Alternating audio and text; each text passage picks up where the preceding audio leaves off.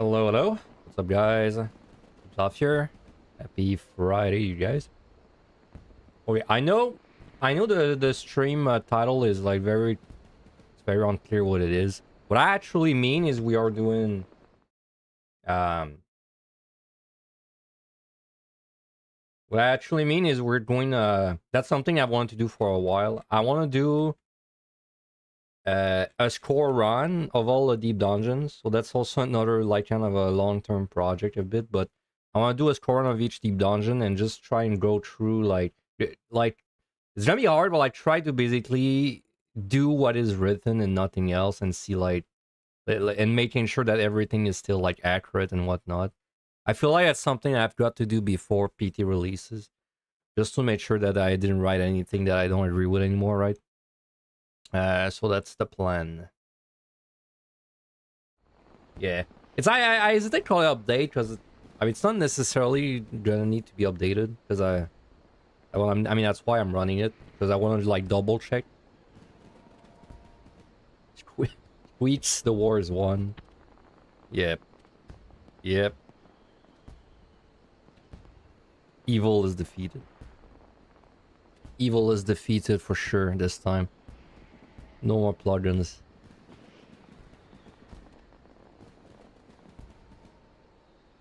Oh yeah, my submarines. I gotta do my submarines.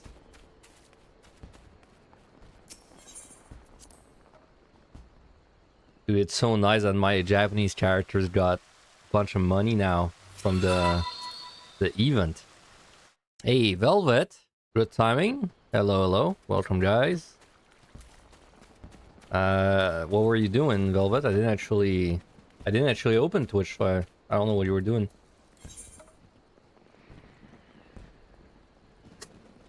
What's up, Alan? What's up, Gently? Money's nice, man. I use the Fantasia on my Japanese character, and then there's like this timer of Fantasia, so I've been just switching between a bunch of different races and see what I want to roll with. Yep, I did 170 million in total. That's a lot of money, man. I'll never have money issues to glam this character ever again. I'll just be buying all the jet blacks that I need.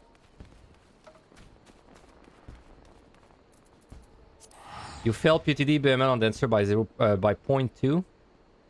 But wrong push timer, so you missed a GCD. I mean, 0.2 is very close. That's like... It might have not killed if the GCD you were using was the first one, right? I feel like if the GCD you were gonna use was like the first part of your 1-2, it might have not even been enough.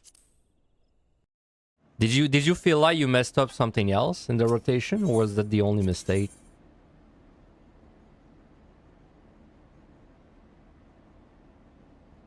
That was a straight auto? Doesn't auto do 0.2 on Dancer? Maybe you're right. It's been a long time since I've done it.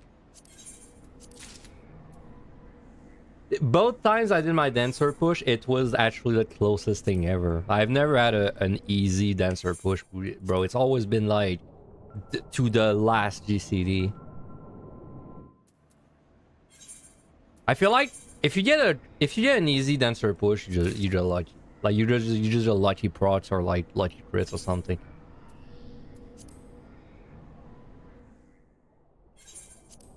Alright, so anyway, anyone coming from Velvet? I know the title of the stream is confusing. In fact, I bet when Velvet raided, she was like, I have no idea what Finn's doing, but let's check him out. Please remember to sub and subscribe, sub and like. But let me just finish sending that last submarine, and I'll tell you what we're actually doing.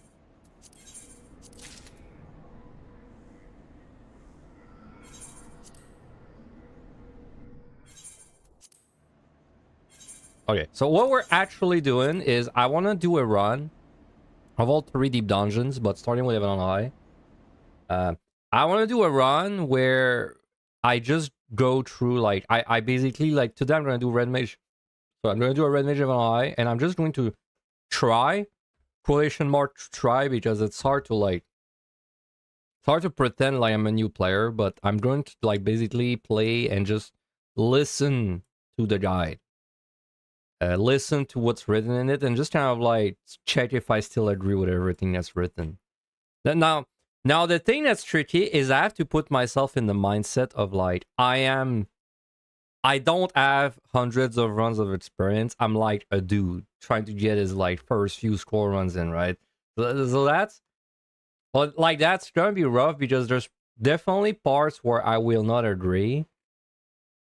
But because I'm trying to get like big juicy scores, like just so I have to like I have to try and basically be a bit objective about it. Yeah, it's like check. I'm doing a check. Like I was like because I was briefly reading it earlier and seeing like do I still like is there even a point of doing that? But then I did see like a few things, right? Like, I remember seeing a line there like, for example, like this: use a sign of a safety on 415 if you have a console. I don't know if I really agree with you. I also saw another site related one. I said like try to keep all your sides. Don't really agree with that anymore because the side rate is low on 3140. So like there's definitely a few things that have to be like switched. So but yeah, it's gonna be a multi weekend project. But that's good because once I do that, the only thing I would really need to do is I just have to have a fucking astral run because that's literally the only VOD I don't have. Well, it says I don't have a Picto VOD, but I mean surely I've done a Picto run and I just haven't put it in. Like there's no way I don't have a Picto VOD, right? Very weird. But yeah, like all I would have to do is an astral score run and then the guy's truly like finish for a while,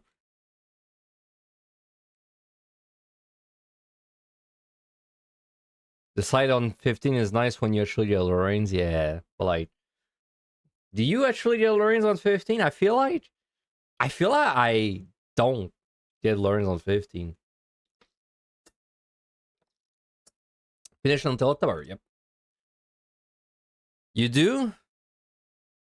You do? I feel like it's better for me if I keep my sides for like 16, 17, 18, 19 personally.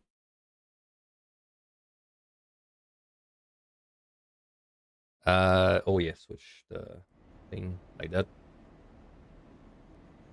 So yeah, I'm not gonna go through the sections, like all the sections. I think this could be its own stream. Like I have all these other sections like objectives, basics to know, blah blah blah. But I just want to go through like specifically the dungeon parts. And yeah, like do you guys think Red Mage is a good pick for this? I want to play a job that's like mid for scoring, like not too strong, not too weak. I feel like Red Mage probably middle of the pack. You guys agree with that?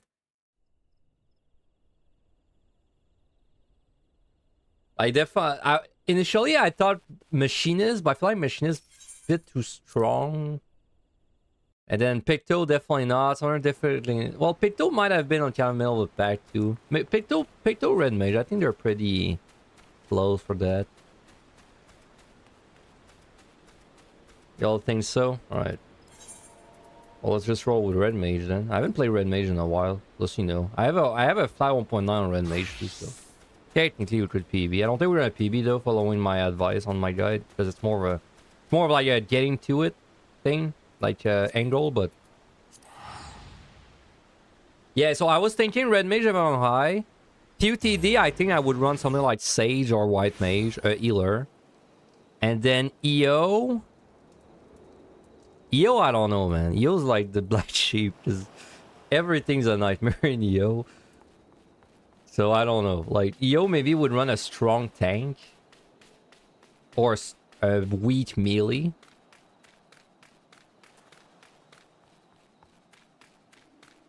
Yeah, strong tank or a weak melee.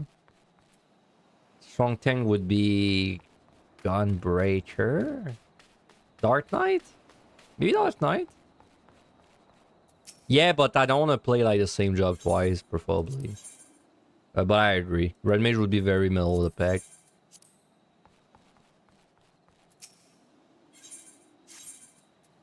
There we are. You know what's funny is I almost wanted to do a real score run today. I might have done it if DDT was updated, but it's not. So I'm like, what's the point? I don't want to... you know what sucks for today's run is I will not have like a DDT screenshot to put in the guide. Well, I guess it doesn't really matter, honestly. It's not really a... We're just going over, like, the written guide. It's not really important. Okay. So, okay, how do we do this? I guess we read each section before I go in, and then once we've read it, we go in, we do it, and then we just give it a read again and see if we need to, like, change anything. Yeah, I think that's the way we should do it. So let's just put some music.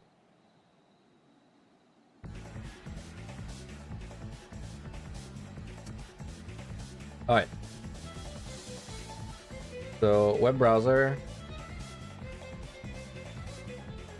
There we go. Okay, so FLI. So I'm just gonna go through like the specifically to that deep down sections. So FLI, TLDR, FLI. So written from the point of view of someone that's trying to get their feet into scoring. If you are interested in reading in blah blah blah, you want to return the way of doing things. So I recommend you full tilt up to 70. No, sorry, I recommend you full tilt and speed up to 50. 150. I think that's fine. That's still, I still agree with that. I say the 5160 speedrun is optional. I still agree with that. And I say the full tilt 6170 is optional. I still agree with that. And then I say play normally for the rest. I do agree with that. Though play normally it implies going for the what you call them, the reveals. So maybe I should indicate that somewhere, because I do talk about the reveals like you know, in other spots of the guide, but like specifically this place, I think maybe we should add play normally plus reveals plus reveal map, something like that.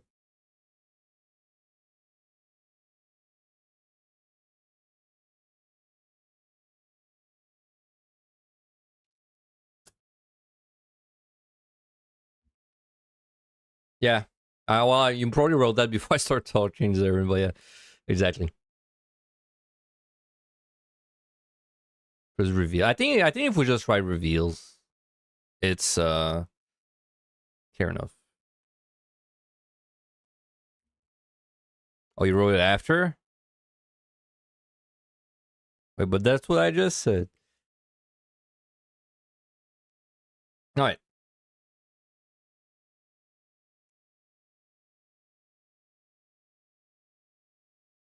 Now, important question, is this for someone wanting to get into the number one or just wanting to get into the board? No, that's...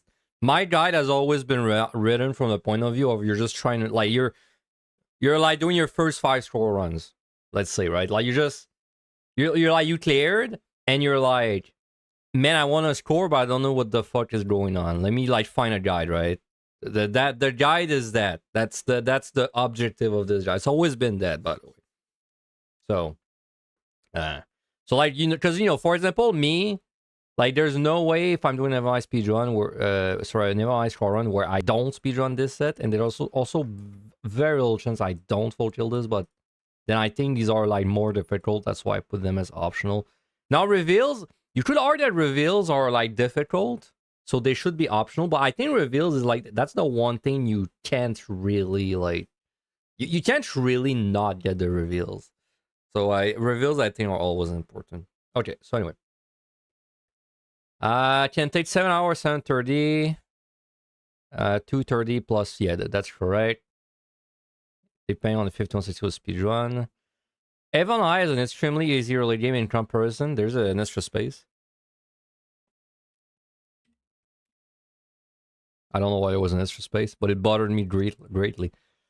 Extremely easy early game comparison to the other deep dungeon. Deep dungeons. Yes, right. But the RNG swings hard. True. Early on, you will be wishing for bedrooms, and later on, you will be wishing for match sites. Very true. Based. Alright. This is a great place for anyone who loves bait swings in RNG and quicker runs. Also known as the McDonald. I still agree with that. So someone reads that, and they're like, oh, I want to start with something that's not too hard. They're probably gonna go with Evan High after this description. So that's good. So 110 full kill / speedrun. So I recommend to use a strain and a steal as soon as possible. Oh yeah, the way this is structured is this is the thing you do, and whenever I write in blue there, that's like the justification for it. That's always been what the way I'm doing it, right?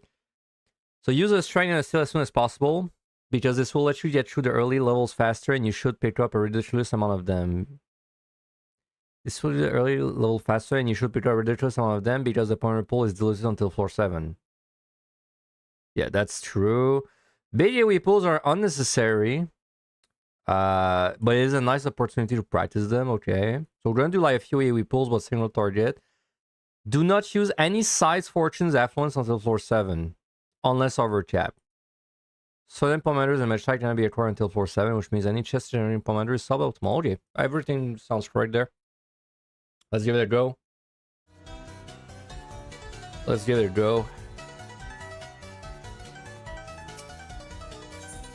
Am I on red mage? I am. What glamour today?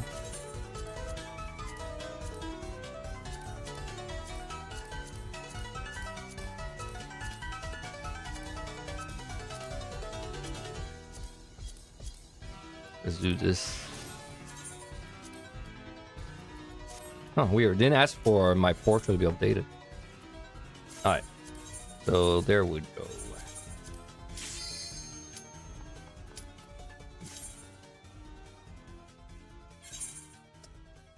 I made some tea.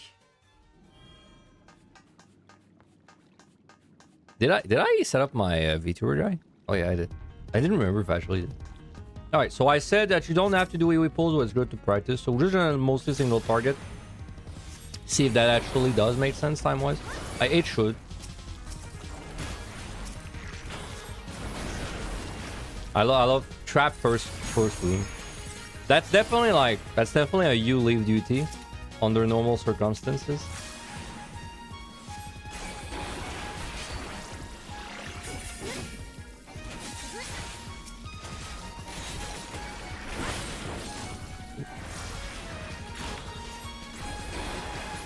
It'd be really funny if I actually PB'd doing this, because I don't think this is really like 1 point. I don't think this is really 1.9 material. Like you could with a lot of match size, but it's not really written for that.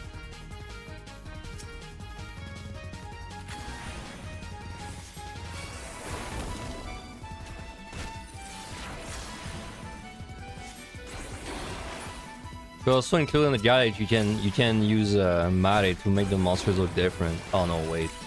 Is it too soon? Is it too soon?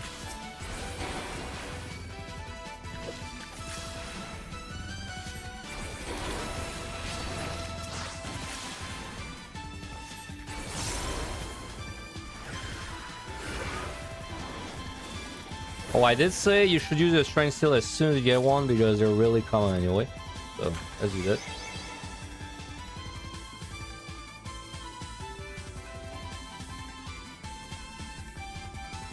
Dude, I was reading up on that Mare stuff. That plugin was a lot more invasive than I thought. I thought all it was is you just share a code between, like, you just gave a code to your friend, and then now your friend could see what your mods. Apparently, this was this whole system where you had to like log in, but like you had to basically link your Discord to the plugin, and then they could, and then it would give them an ID to associate you with, and then they could at any time ban you from using the service with like the ID basically. Weird, man. I'm less sad it was removed after reading that, honestly. I thought it was just a peer-to-peer thing.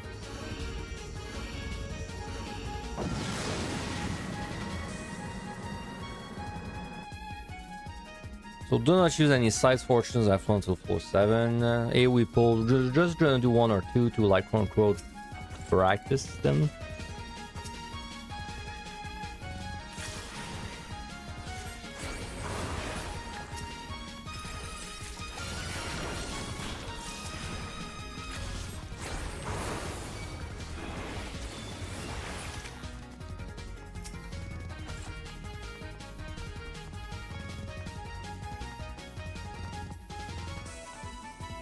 You know, it's kind of weird I don't have a line about respawns in the 110. Maybe I should have a line about respawns. In POTD, I feel like I probably mentioned them at least once.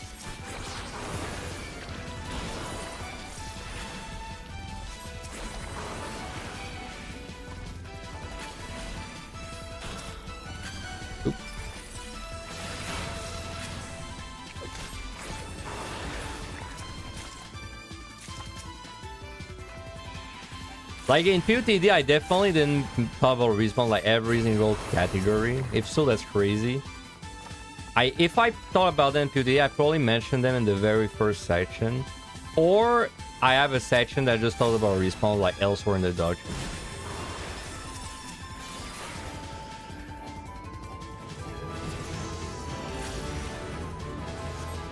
Will I speak 5160 in this one? I mean, I said it's optional.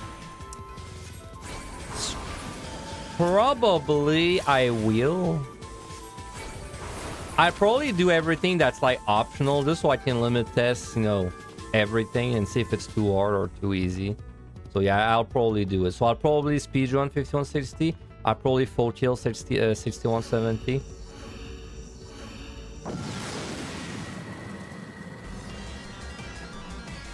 It's better to try and limit test, but like, you know, on the higher end rather than the lower end.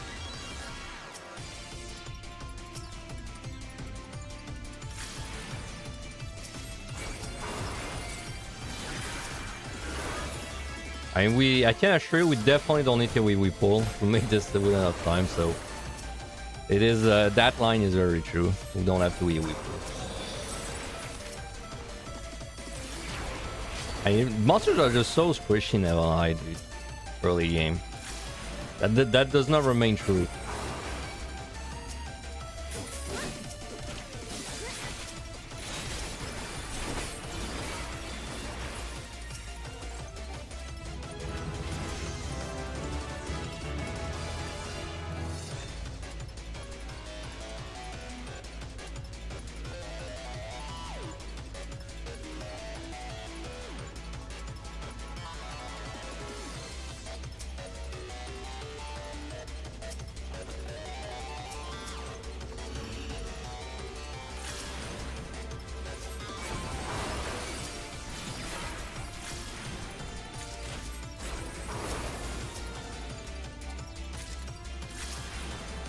I didn't actually edit my Deep Dungeon video this week, man. I've been playing this game called Ellen. It's great. It's great, man. This game is actually insane. I had this game gifted to me by my friend a long time ago, and then I played it a bit, but I really been getting to it this week because I watched Seth's video about it. That guy is so funny, man. And that guy is so funny. The most dangerous thing I've done in that playthrough, in my save, is I equipped a loot, like a thing to play music. I went into a town, and I had never played music before. I went into a town, and then I started playing music, and I got instantly killed because like 10 people threw rocks at me at the same time.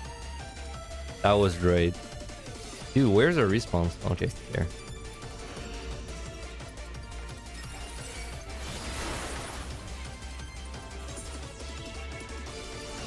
Actually going to a dungeon is less dangerous than just playing town in the music. Because then if you play music and you're bad, you just get pelted to death, man. There's gonna be a level 50 guard that just throws a rock at you and then in the law, you'll say something like the guard minces you to gore.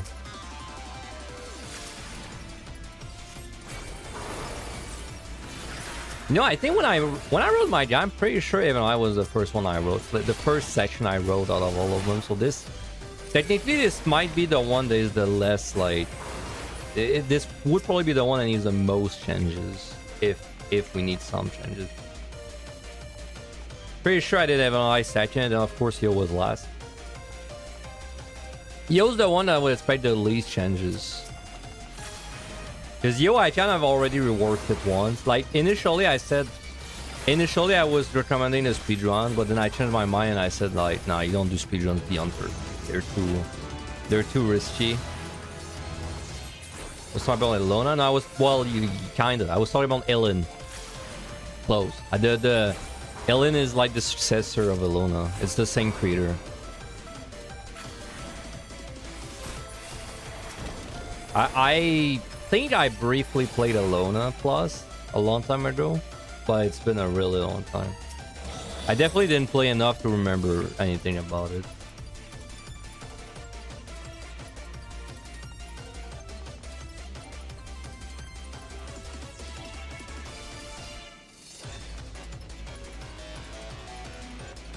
I made 2 characters. I mean, my first character I made in Ellen was a fairy wizard. That was a nightmare. Like, I really underestimated the HP penalty. I had 4 HP like the whole time. Like, I played this character up to level 10. I had 4 HP the whole time, I think. It was actually insane. It was like everything would kill me instantly anywhere. So then I switched to playing a... Oh man, what are they called? A Nefu? Like Fox girl, basically. Like, I play a Fox girl, and she's doing pretty okay. Might try to stream it to you. I don't know, would Ellen be a good stream game? Maybe it would be on permadeath. I was thinking I might make my next character permadeath, because that's kind of like the end goal, I feel like. Maybe. I might be in the guide to include common clone and drill and viable 6-7 speed. Oh no, my guide is like... My AO guide is... It's like you speedrun 4K 130 and then you don't speedrun anything else. And I don't think I can be convinced to do otherwise, honestly. Like... It's way too difficult if you're trying to like get star on scoring, man, to do anything else in EO.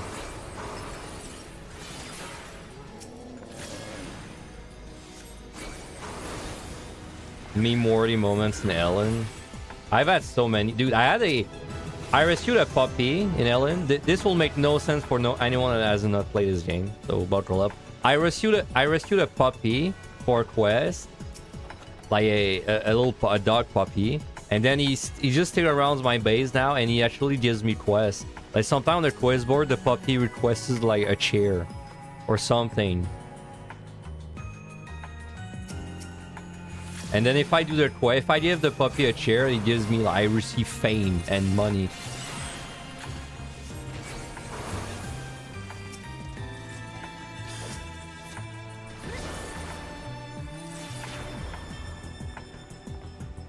Oh yeah, also you could hire NPCs for your base.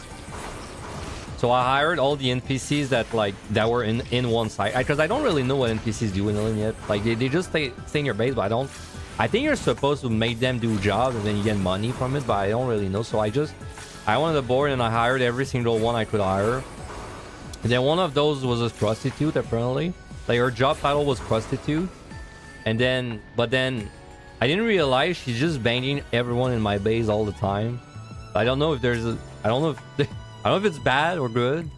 Maybe it's making people happy in the base and then they produce more money or something. I don't know, but she's just banging everyone all the time. Maybe she's training her and now she's gonna become super good at her job. I don't know, bro. Ellen is a crazy job. Sorry, it's a crazy game, man. I don't even know 5% of it at this point. You feel like most people in Detroit get drones doing a minimum 4 speed, because otherwise it's boring. But it's not really a, like... I mean, it's... You know, as long as I have the throwaway, like, do what you find fun line, it's... I don't really want to write things with having in mind that it's for fun. It's just for, like, gay. It's... Okay, let me put it that way. When I started scoring, there was no resource anywhere, right? Like, when I started scoring, I basically had to scrap through, like, the scoring, like, Bible thing. And then I just kind of scrapped through like the Elitia VODs, and then that's how I learned to score. The guy I've had was always the guide I wish I had when I started. So like, would I have wanted myself to speedrun 3150 for like my first speedrun of VO? Hell, like, I think 4150 maybe, but like 3140, absolutely no way, man. There's no way I would ever recommend that speedrun to someone that doesn't have experience already.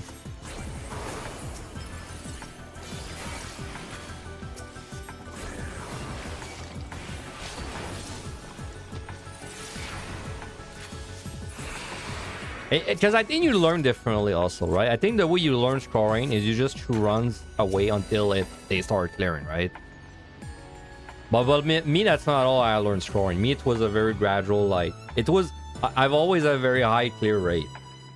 But then it's just like I started reading more the more experience I got.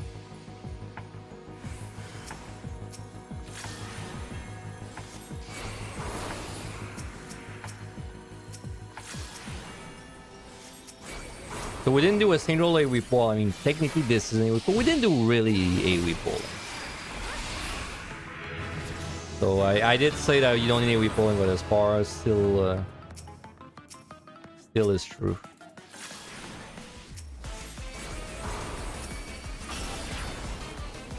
Wow, they all died.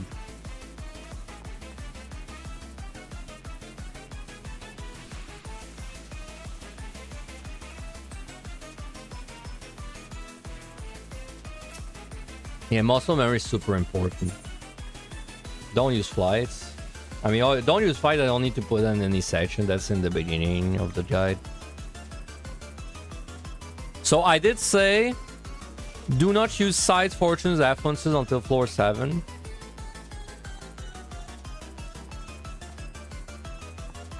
So that means we could use a fortune, a side, and affluence now. And I'm pretty sure in the beginning of the guide, I wrote like, you know, you may definitely want to make sure you use them if they're at 3, for sure. And then if they're at 2, it's kind of like a judgment call. So it would make sense to F1s the next floor. So we'll do that.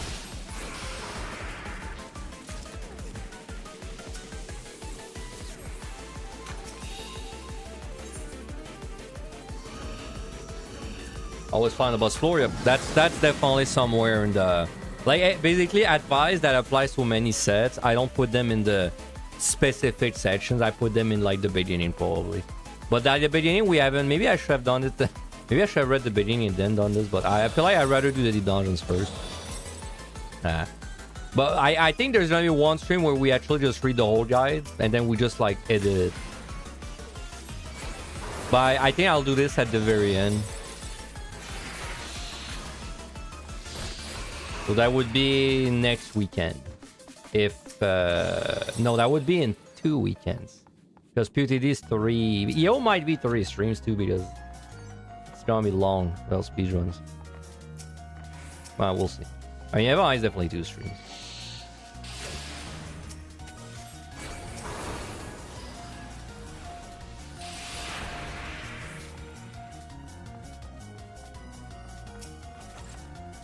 So I see every time we go for crazy, we pull on this 110 and then I lose a run 3 times in a row because I just keep pulling shards. See how unnecessary it is? We're just single targeting, man, and we're like what, 8 minutes ahead or something? I can even go for the shiny. Don't do that in your scroll.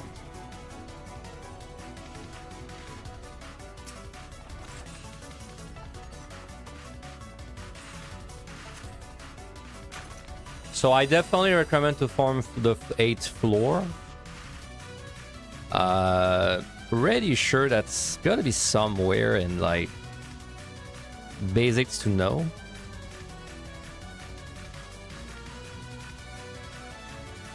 General guidelines.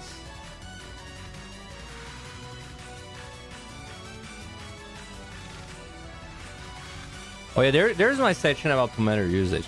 I said when one of these commanders is at 3, it's usually ready to use it as soon as you go to the next floor. True. When one of these commanders is at 2, you want to be smart about its usage. Here are some questions to ask yourself before using one. Sight. Are you on a high value set? Are you at the last floor of this current set? Is the current floor bigger than average? Affluence. Are you going to be able to use extra palms right away? Are you currently capped on multiple point generating palms? Do you have time to check more chests? Fortune. Does the current floor have more monsters? Did you use a site and found Lorraine's? Is there a treasure room? And altar is already on a high value set. Do you have time to deal with mimics?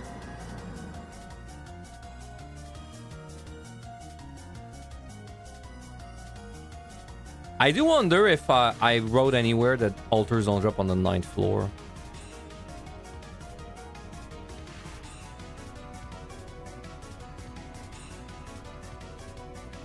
I'll put that. I'll write that in the notepad because I might have not written that anywhere. So let me just new tab. Altars don't spawn at X9. Okay. Oh, nice timing, bot. That is the guy I'm currently editing. Good job, bot. Dude, this is really shit for scoring this set. This was a lot of 3 rooms, I think. I do recommend you farm the 8th floor, but like, I mean, not in that situation though. Like 3 room, and we would have like 6 respawn or so, and we have only 1 fortune. That would be a reset. That would be a reset. If I was trying to get a natural good score, I think I would have reset this, yeah. Or at least I would have complained about it non-stop, which essentially is a reset for stream.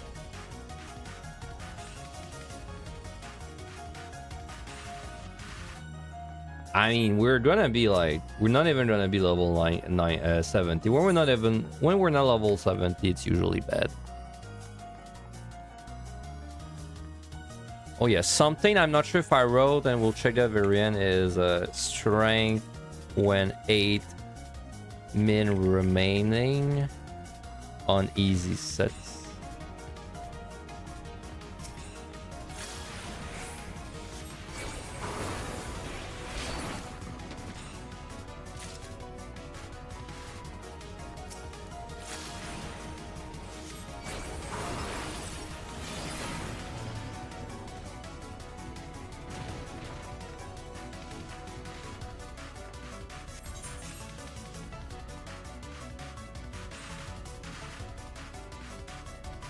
You know, maybe this weekend we'll do this today and tomorrow, and maybe Sunday we do a spinning Viper MLI run to try and see if we can do the special mission in MLI. Which, even if I do it, I don't get any reward. It's just for fun.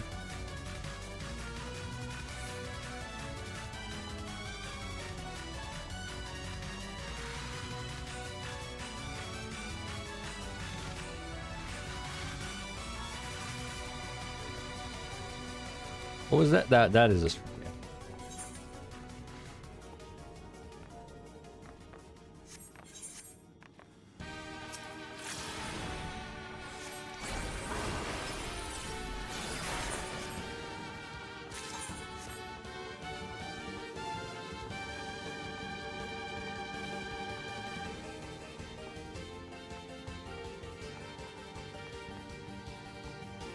Man, I'm still on the fence about hiring someone for PT, like to make my videos while I'm playing PT, bro, because it's gonna be such a grind. Like, even right now, it's like, even doing 1 video per week is already a grind to me. Then like, what the fuck am I doing when PT releases, man? Like, stream 5 days, edit 2 days. But I want to play, that's the thing. I want to play all 7 days, dude. But I also want to build up my YouTube.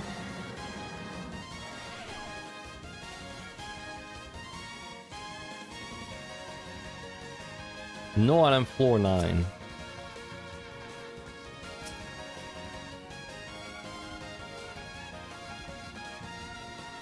So that's a good example of, like, it might actually be worth it 70 points wise.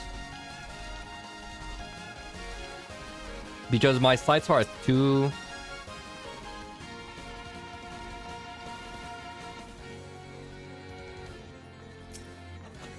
Oh, that's interesting. I wonder if I wonder if you would cite this for point. I feel like this is a 5 room. I feel like this would be worth it.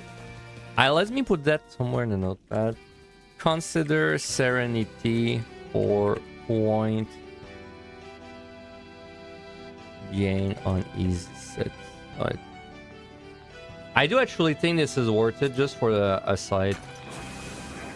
Because there's basically 5 floors in that set where we don't really want a site. And I know there's one strain I can't pick up, so that's actually 400 point loss.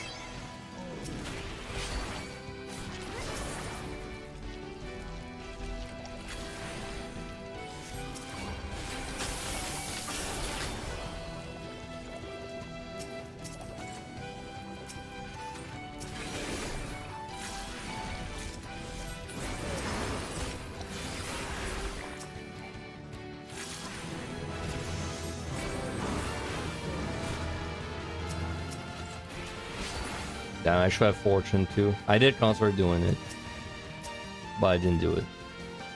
Try to listen to the guide, dude. The guide said to use it.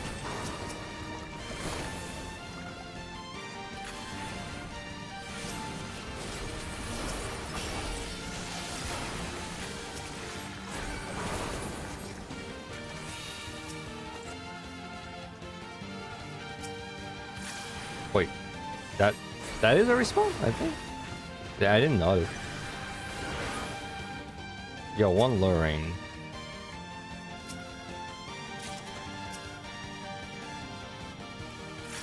Is that treasure room? Wow, it is.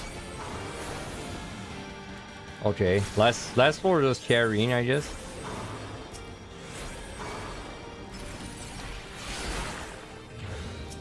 Is that gonna let me get level 90? I think it will. Good floor, yeah. That floor saves 3 rooms, basically.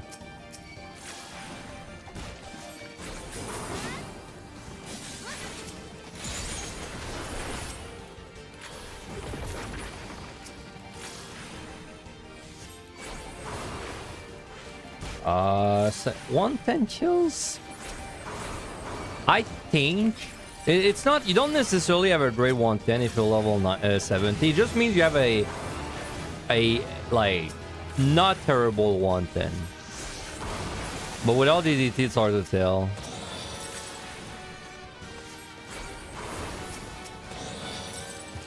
Without Mare Momentum, it's hard to tell. No, wait, what's it called?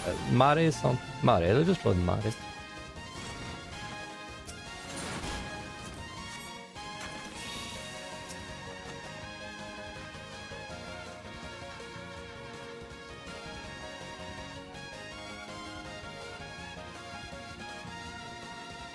I've really fortunate this.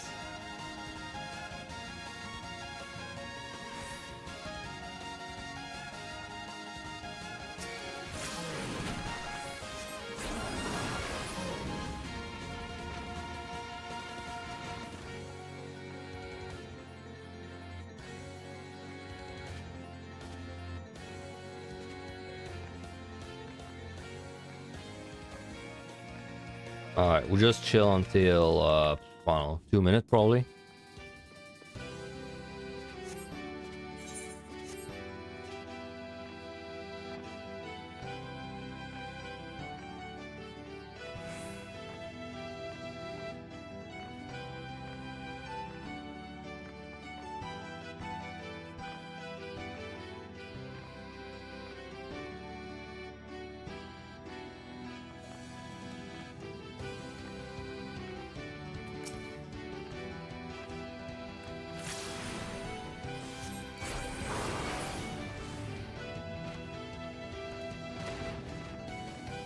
Not really keeping track of the response that well.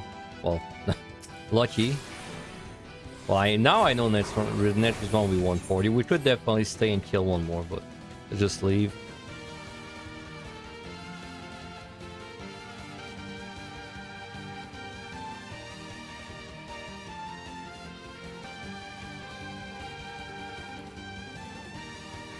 I wonder if I should mention Jog in for context of a score. I don't think Jog really. I mean, yeah, you gotta be more optimal about your jogging, but it's not really a scoring thing. Say everywhere thing. I don't think it's worth to mention specifically.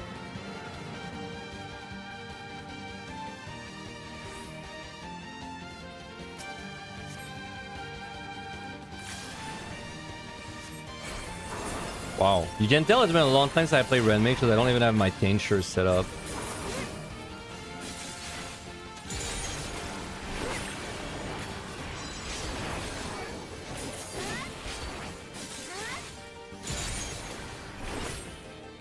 Didn't use my burst. Nice. My buff, I mean.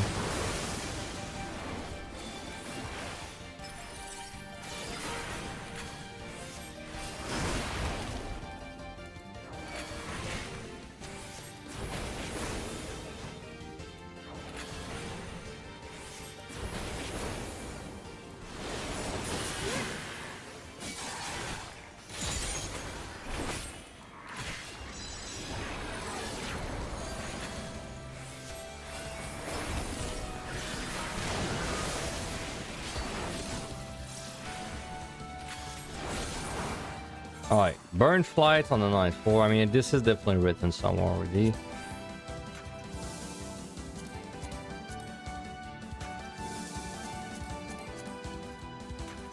Burn intuitions, I think I might have actually not written it, so let me just write it in this notepad. Burn intuitions.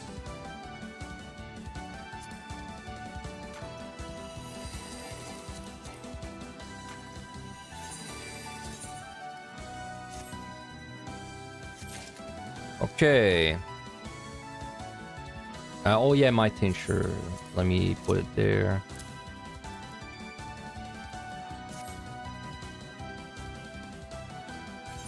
That does remind me, I should probably adjust my HUD layout for Red Mage too. Something I've been trying to do for like all my jobs is making them like, well, like that. Ew, that's ugly.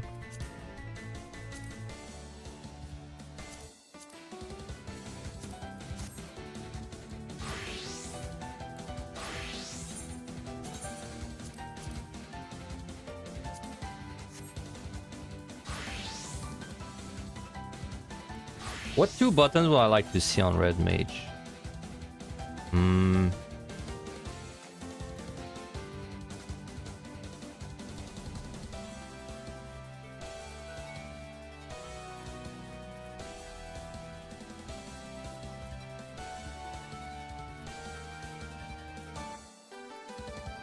I don't know, honestly. Maybe like the dash, like the dashes, honestly, that's it. Those. Everything else not really important.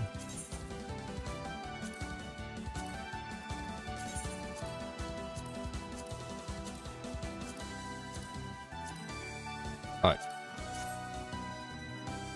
Okay, back to the guy.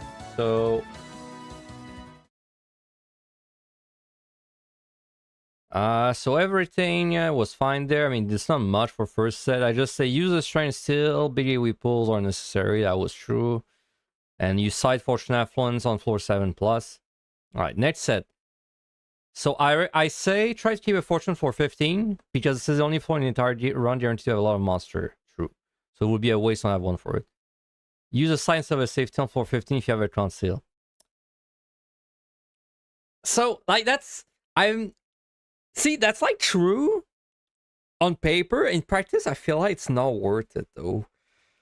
But, like, I read this and I'm like, that makes perfect sense.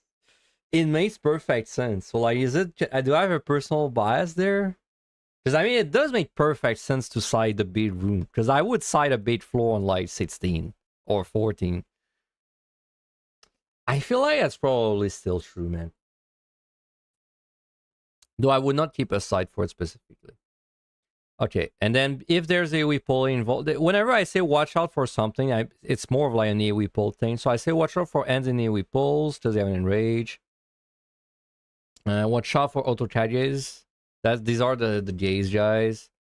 They have two spells which have a long cast and they will spam it. They will just stop. They will just keep stopping. Keep stopping. Interesting way. Just to word it anyway. Keep stopping their trash and it will be hard to actually get them inside the dead ball of monster if you drag them over a long distance. Watch out for the shield enemies on Qs. They hit quite hard and can easily overwhelm you. On Qs, that's the stone, guys. The fuck is a Shioname, man? Is that the turtle? Compendium. Evan.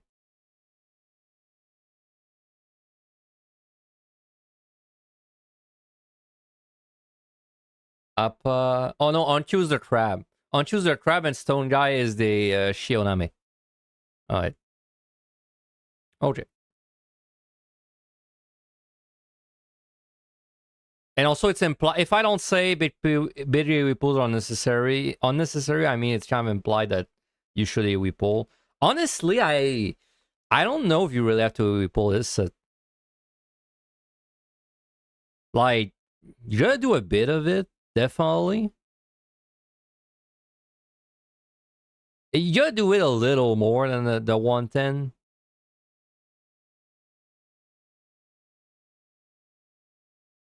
I think it's fine to AoE pull this set. Okay, let's just go with what's written there.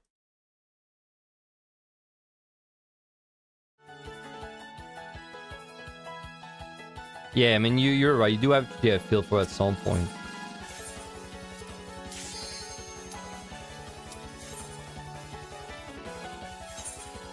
Okay, so I didn't really talk about anything commander-wise. So it's just basically we default to like my default advice, because when it's at 3, you should really use it.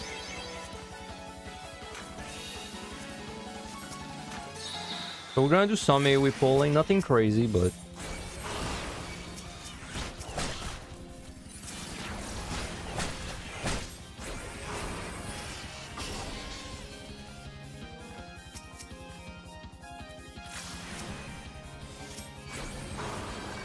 Wow, that was 3 kill. It opens with 3. Interesting.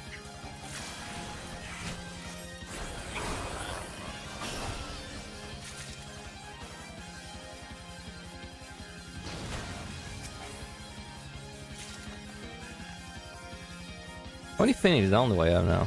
26. Hey, it's 1,000. It's 1,000 gil per feather.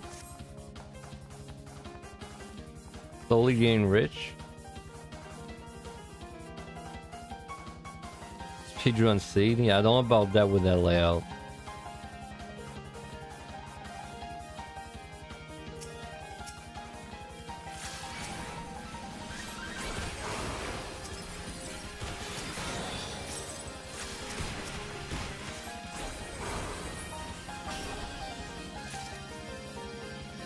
I think we shouldn't really hug the walls like that during the we pulled it. That is a bit more advanced. I think we should kind of like take 2 all the way mostly.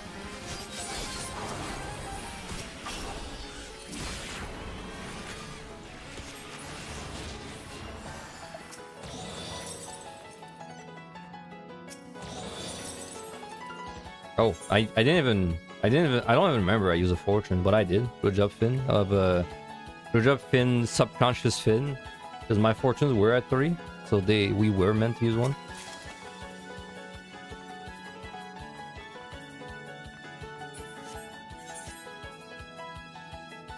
The layers of patrol that I saw going there. Yeah. Now on this set, you definitely need to AoE pull a bit, because I've had times where I run out of time on this set when I'm like chilling too much on stream. So you do have to AoE pull for sure.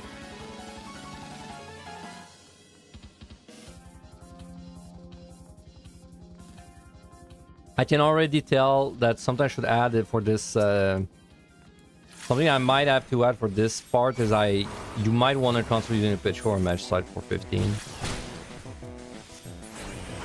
If time isn't like super great.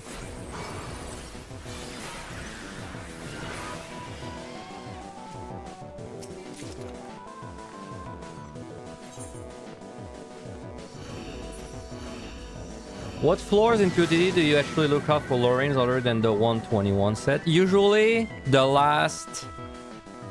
as soon as it's the 4th floor of a set, I will side if I have like 3 or 2 of them. The only other 2 sets that come to my mind for lorraines is let me remember. It's 44, 45, 46. Feel like they always have a high lorraine rate. And then the other one is like the late 90s also feel like they have a high lowering rate. And these are the only two other sets I intentionally keep sides for. Otherwise, I just side for big, like, big size.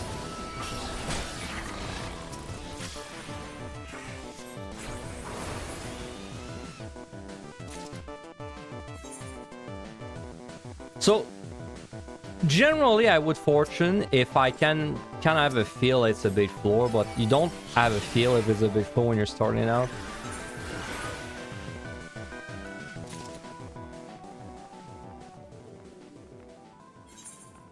Probably want to keep the fortunes around 1. Like, probably yes. I wonder if it would be worth it to include that chest thing in my guy, but like, not make it complicated. Just say something like, oh, if you spawn in a room and there's only, like, if there's no chest in the room, then you probably want to fortune if you have 2 of them. As like maybe a throwaway thing. I don't know. It's a bit complicated. Okay, well now we definitely fortune the next floor. Nice mana management, by the way.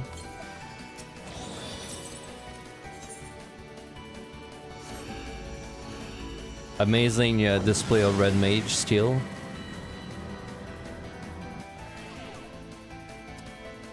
Right, so we fortune that pretty much no matter what. Very low on darkness. Yeah, I'm just such a nice guy. I can't build up my darkness. Can't build up the darkness of my heart. Definitely not because my Q is just more easily pressed than my E.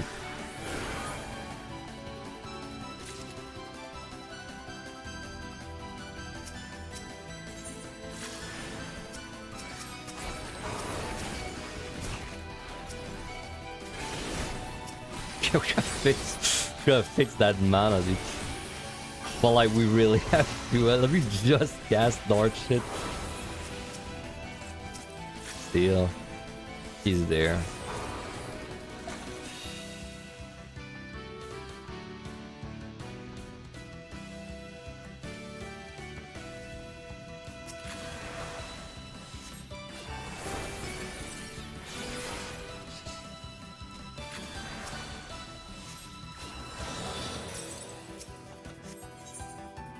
Two affluence. I feel like 2 affluence is almost a, like, you guarantee 1 affluence the next floor.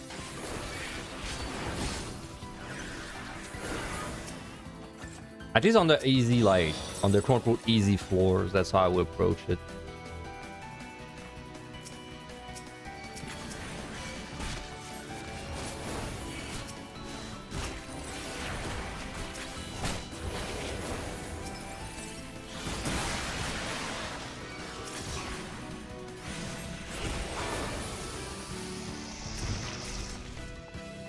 Side, and we're entering the part where you can cite a set.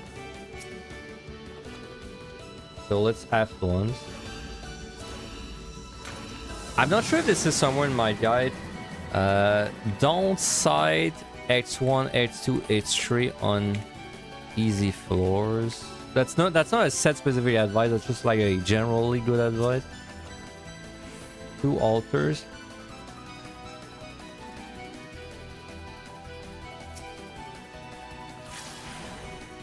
Do I think you should build up your altars on this set? I mean, yeah, but 2? Would I recommend you keep 2 altars and not use it?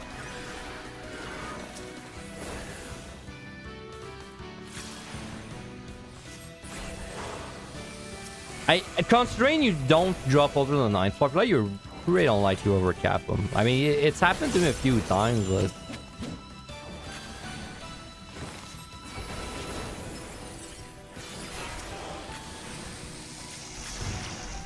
I think, you know, as I'm doing that, I think there's gonna be a lot of changes to, like, the general advice section. More than the set-by-set section.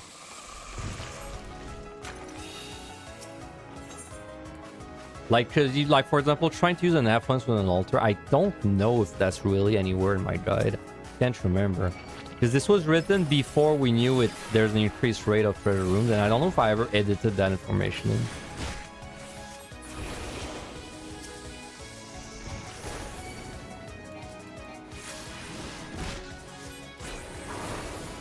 We should really make a video like scoring. Yeah, we have one. I have one, but it's like a long VOD. I should really make like an edited video, guys, for it at some point in my life. Yeah, my Gunbreaker video, I definitely mentioned like it's not really. I don't think it was made with the scoring guide. Was it? Did I show myself reading the guide during the Gunbreaker VOD? It's been a really long time. I don't remember.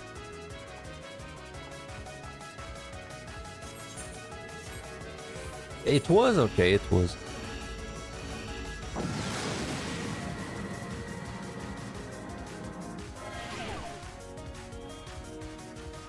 Alright, so I do recommend you floor wipe this. Wow, that's bad. And we're definitely not doing this like that. So I did say if you have a conceal, you should side over. We don't have a conceal. We're just in a safety. I'm tempted to just tell people match side this, honestly. I mean, you should obviously fortune this.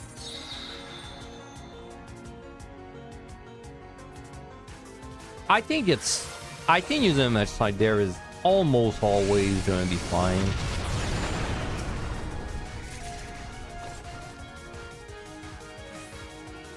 And if you don't have a match side, Petri. Like, I would probably say Petri this.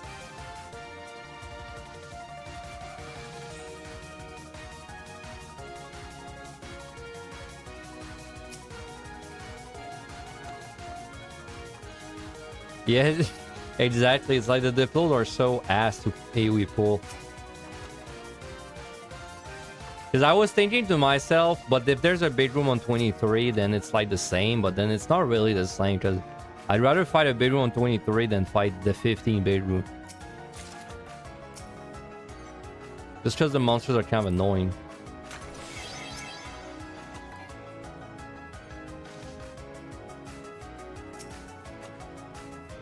Never punish. Look inside 415, it's whole Diplos. Every time.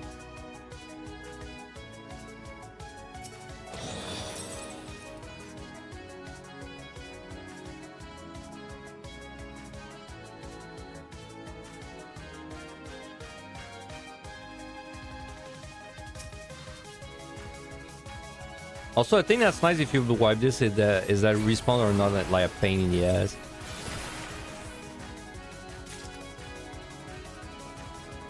Just like you basically just see which ones respawn, kill them, and leave.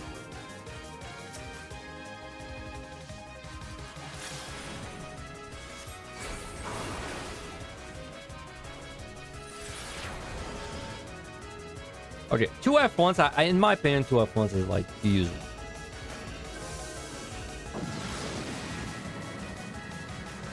Is almost always and use after with alter Petri or Magi. Well, Magi Magi better than Petri, better than which, well, better than AoE pull 415 big. Sorry, I'm writing like just notes so I don't forget.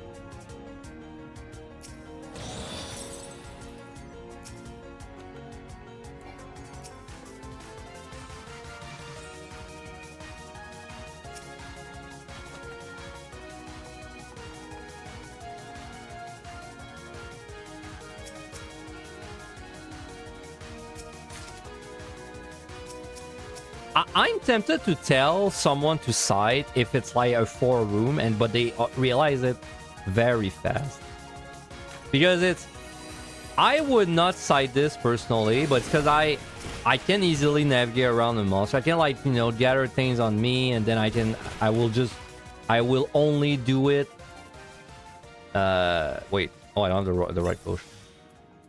Like, because for me, it's gonna be easier to explore and then decide at the end of the floor if I do something. But for someone that's like not used to it, it's probably good for them to just side if they have to, especially. You probably want to make them side as soon as they have like a reason to do it.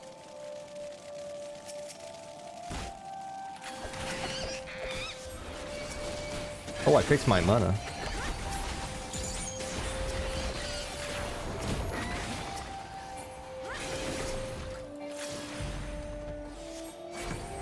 Is it worth it to alter 15 if you have a 2+? I mean, it's not. There's not more value of altering 15.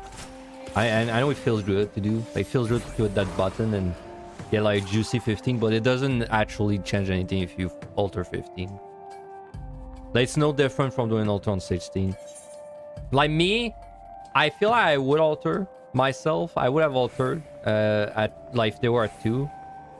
But like, there's not really. There's not really any, I feel like it's probably better just keep your altars for like in the next set, the 26 part, right? It's the kind of thing that I don't know which one is the best answer because I don't really have data to prove or disprove it.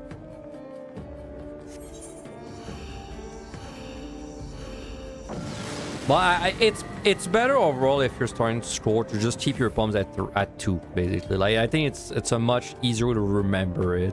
Keep your pumps at 2 mostly. So we shouldn't stray away from that concept too much.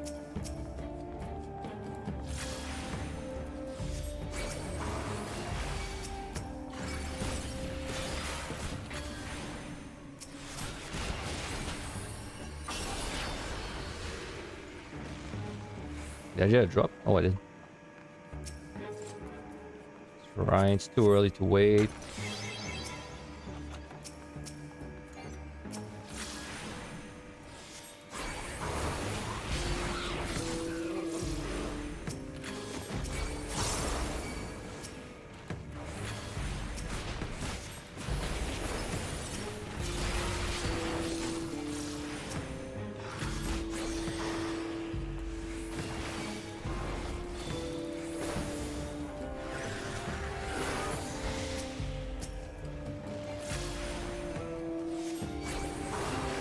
Wait, I skip a chest.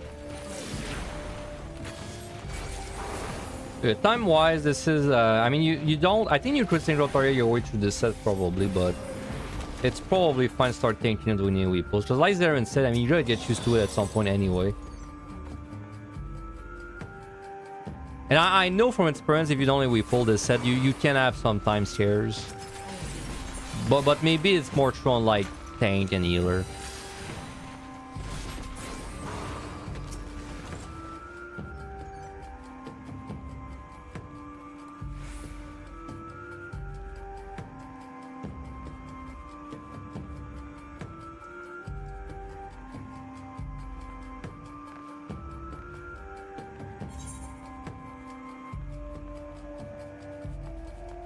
Bait floor. I see that's a floor.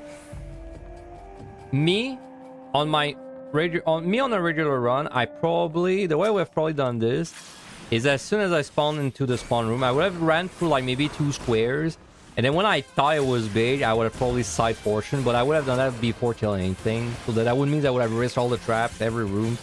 I think this is kind of too advanced stuff like that. Hey, what's up, Snake? I think this is stuff that I have to be careful about writing about in the guide. Like, as I feel like this is too much for someone that's just trying to get like their first runs in. Oh my god! Well, remember that line about be careful about the shield enemies because they hurt? Well, that was the truth. That's fine. It's not gonna take too long to climb back.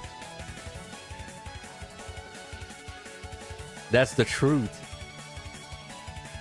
Damn, bro. They fucking hurt. I don't have a food buff to be fair, but that hurt. I would have definitely survived with food buff. Dude. On the bright side, this was kind of a shit run, so maybe we'll get a 1.9 accidentally. No, I didn't have a steal. I did not have a steal. Which honestly, I should have used one because I was at 3.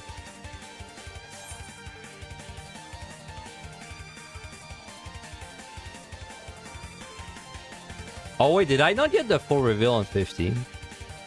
You might be right. I might have actually missed it. I was too busy talking. Okay, well maybe this was truly a run of all time then.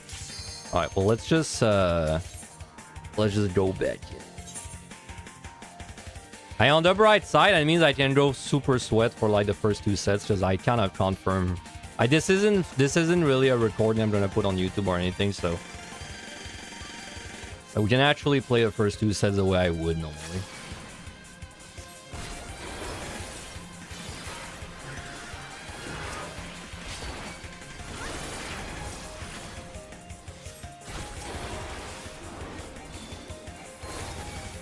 Yeah, we just did a light run, man. We're gonna do a darkness run now. By the way, did you know silvers can't explode until the 4th floor, I believe? And that's only true for like the first set for some reason. I guess they were like, now that the player has done 3 floors, now we can make the silvers as well for the rest of the run. He's done enough. He's had enough floors to learn.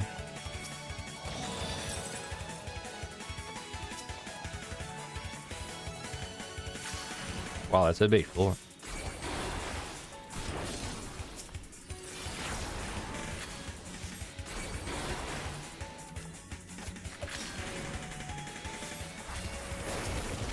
Oh my god, that's one of the most insane floor ones I've seen, man. In MLI. What the fuck? Max size treasure room.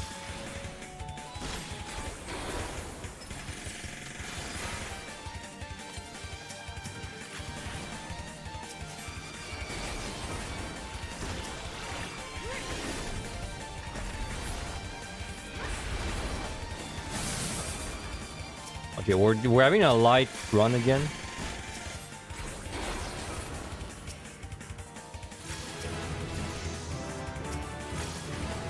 Wow. Did you see what happened? My jolt was interrupted because it leveled me up and it gave me the next spell.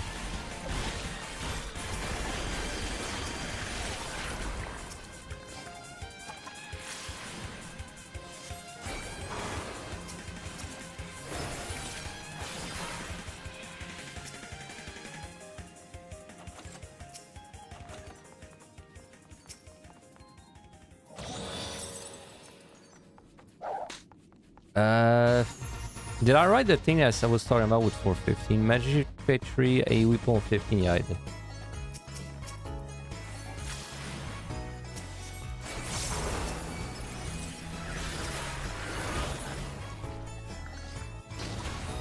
Cool. Pretty sure this one's a wall trap. Like there's one in this corner, I'm pretty sure it's a wall trap.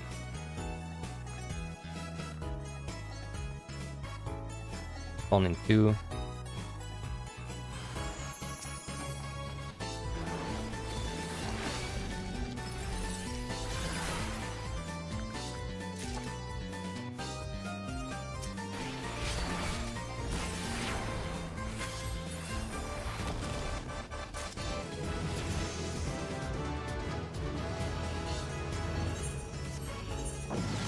Damn, I want to steal.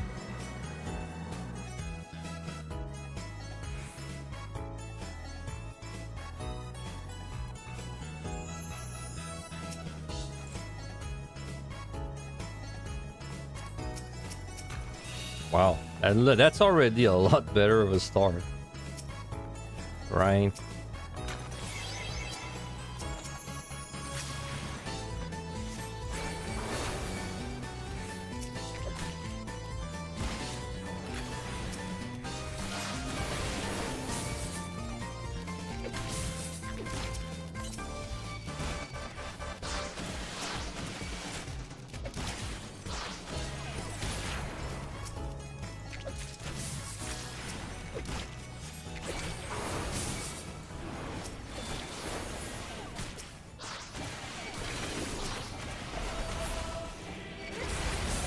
Okay, I'm gonna be honest, I don't know how much mana your AoE is anymore.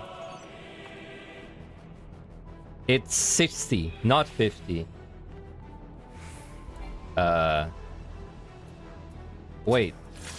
But I don't think that's true, because then how the hell could I get 50 white mana? I just did it. Is it like because this upgrades now?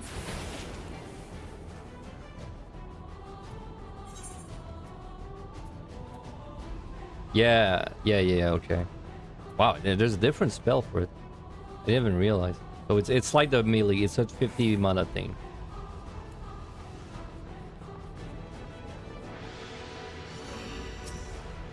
Oh, PoE music. Y'all seen that PoE 2 like stream, man? I didn't see the stream, but I read like the patch notes. It's pretty good. I might play PoE 2. I didn't think I was gonna play PoE 2, but I might actually play this lead or whatever it's gonna be. They seem to have changed a lot of things that I found annoying. The big one was the thing where you can't have the same support gem in more than one spell. They removed that dumb thing finally.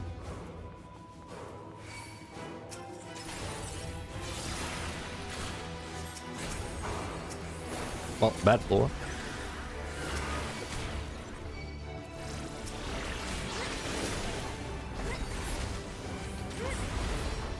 Oh yeah, and this manification doesn't give you the dodge anymore. It's now it's a thing. It gives you a buff. I have to remember that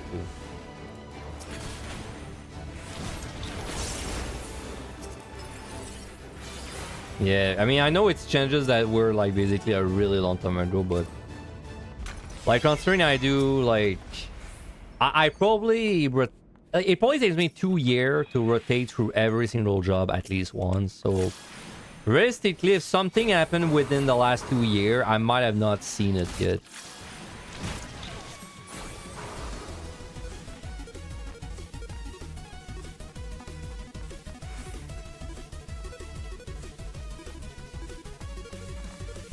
Or plus, it probably takes me like if to really assimilate a change, it can take me more than 1 run. Like if we're saying it takes me 2 runs to kind of like take in a change. Then it could even be like a 3-4 year thing for me to actually, you know, adjust to a change on the job. But then by then maybe something else changed, so it's a never-ending process.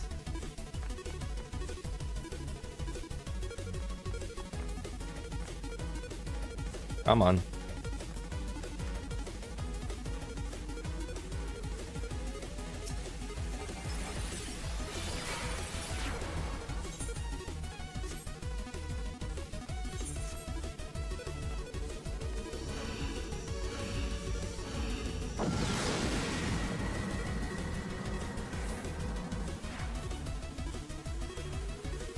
Can't believe how much I blew up against the stone guys. That was four monsters, I think, total. That wasn't that many. And I saw it coming too, because I'm pretty sure I used Ultra Potion like right before I died, because I kind of saw it coming.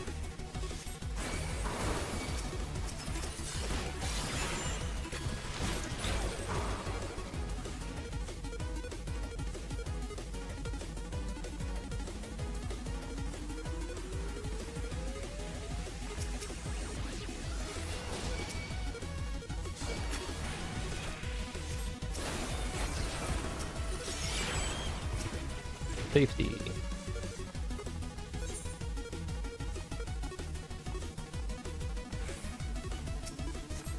Oh, big floor again.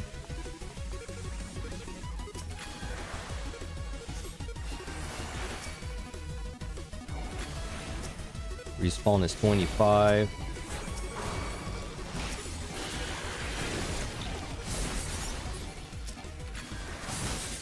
Dude, what happened to my combo?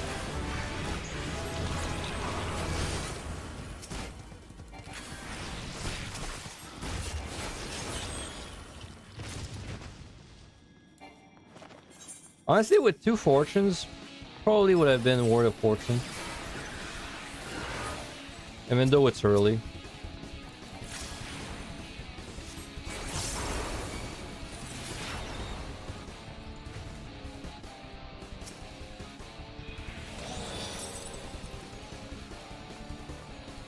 What did I say the respawn was? 24, I think.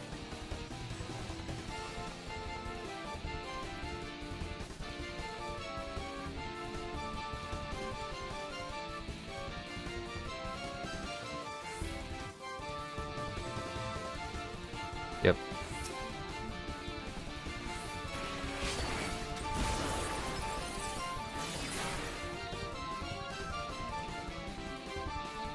You know, if you kill a monster in exactly one GCD, like you kill it as you pull it, for example, with a reassembled drill, you don't actually use a jog.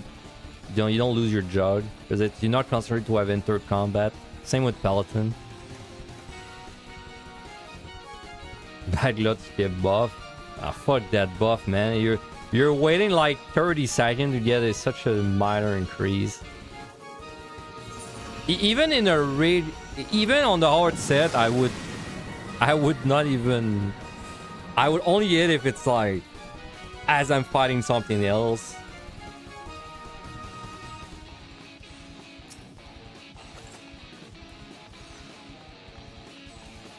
Yeah, it should really be like a long thing. Like 5 minutes is, or if it's 5 minutes, it should be very strong, right?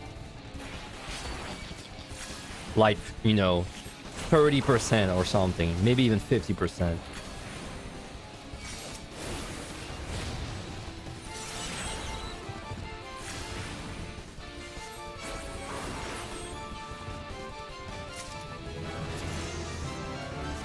Can you imagine if they were a 50% buff? That would be very nice. Like, you'd be very happy to see them. Not really early game, but then, you know, starting from 60 plus, if you have 5 minutes, 50% buff on to your damage, or even defense, even healing, like they'd all be really sick if they gave you a big buff. I think I would prefer the damage one though.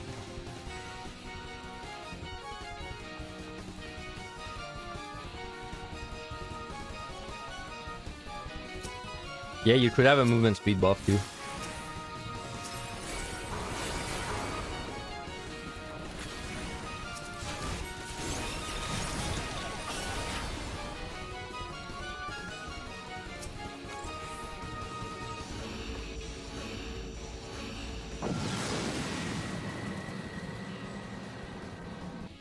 Can they spawn on any set? I think the highest you've seen one is 4150. Yeah, they can't spawn on any set. I've seen them on the very last set.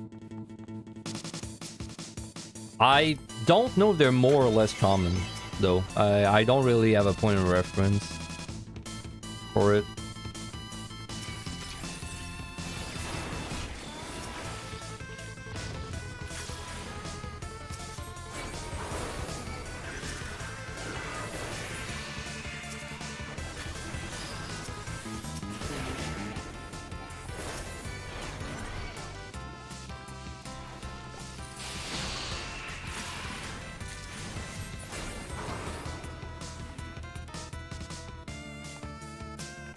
Or a big floor. Very good candidate for a scythe too. Yeah, I'll wait one floor. Cause there's gonna be a floor where I'm gonna spawn hella response.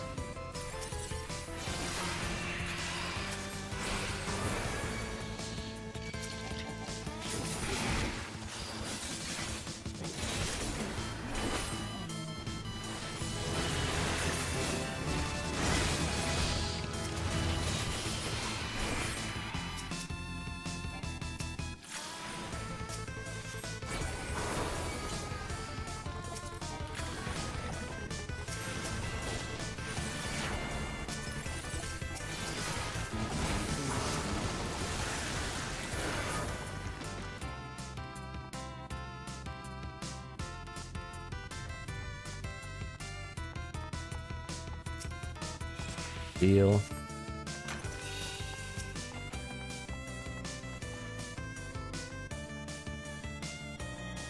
Dude, respawns are such a chore without the DDT. I don't even want to think about them.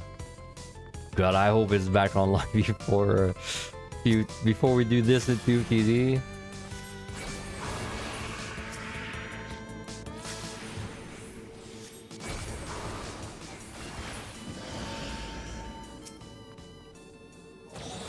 I mean, realistically, the best way to go for respawn is just to do it like legit. Is you want to write in the chat like the time that you zone. So like for example, I just press enter there, and then I type 45:26.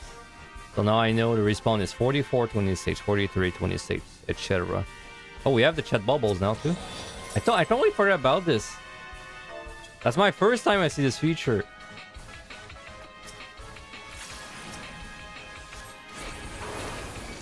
Okay. How big is this? 5. This is at least 5, so let's cite fortune.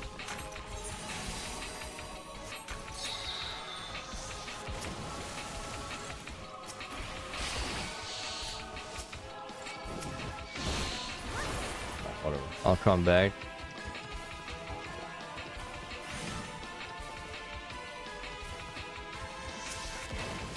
Oh, treasure room. Nope, it's not. It really looked like one. Come on. That was a treasure room in my heart.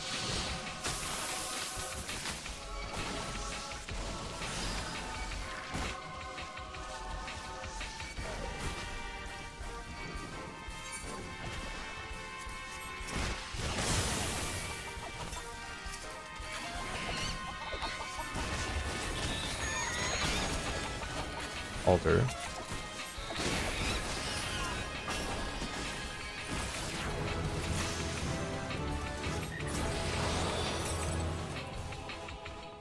There's kind of a good argument of farming respawns with fortune on this floor. Because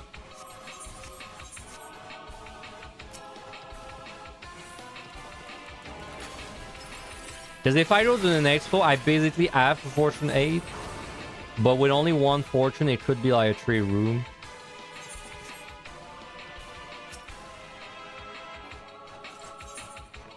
Yeah, it makes more sense farm respawns there. Plus, we have the respawn time anyway. It's 30 exact.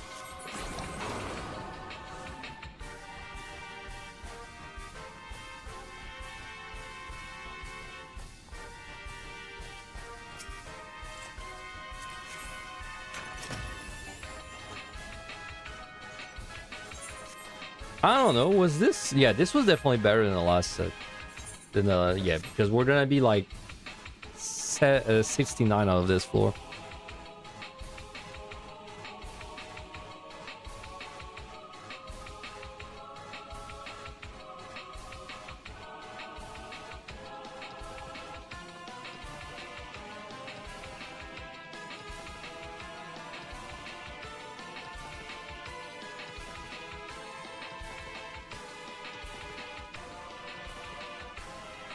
Try just reading a bit on the side.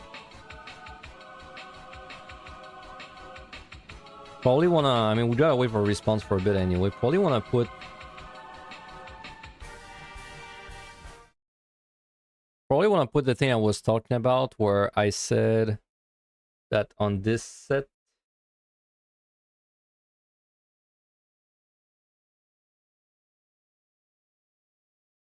Oh wait, it's not there. It was like lighting behind.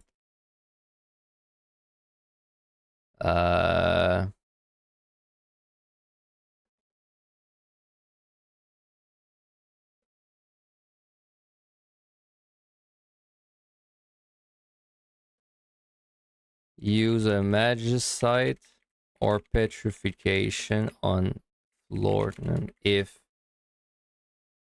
you can afford it. And then the reason for this is the big room, the guaranteed big room will take time to do and has bad options in it. So it's not a bad idea to wipe it clean, not fall behind too much. There we go. That's the only line I wanted to add so far.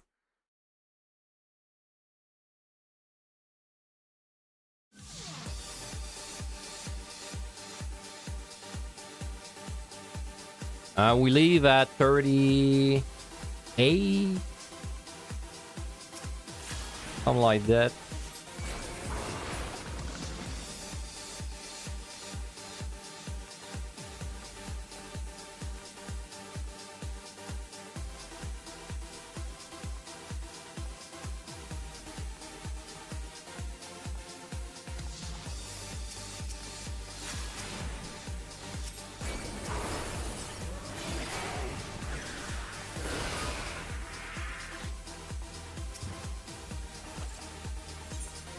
Ooh, sight.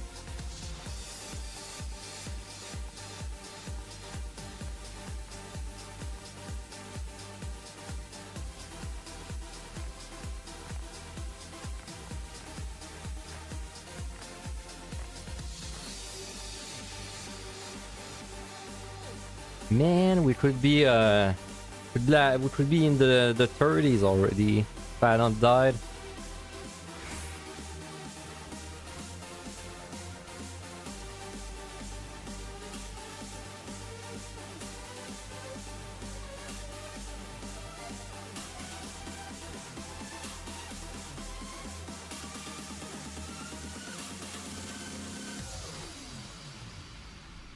To be fair, I don't think there's gonna be a big difference in the way we do things for the early set. I think it's gonna be mostly when we reach 61 plus, where I might disagree with my previous written statements. Because it's my especially even on it's not like there's a big difference in the early floors. The big differences is mostly just like we found out you can drop alter on the 9th floor and that kind of stuff.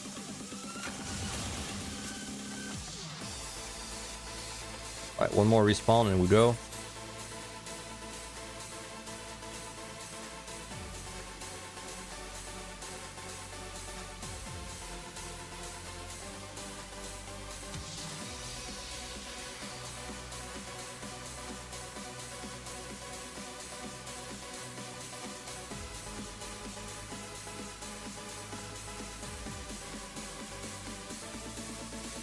I'm gonna check, dude.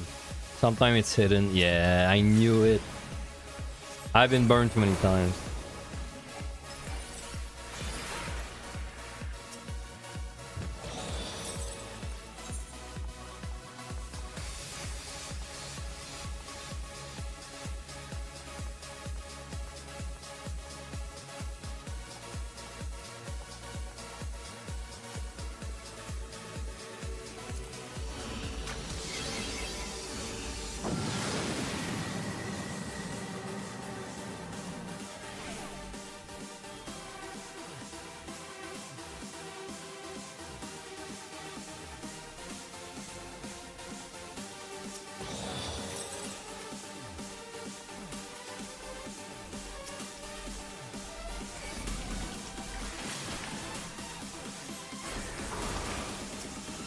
We might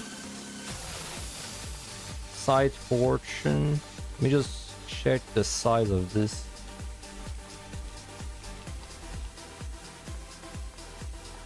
Nah, not worth it.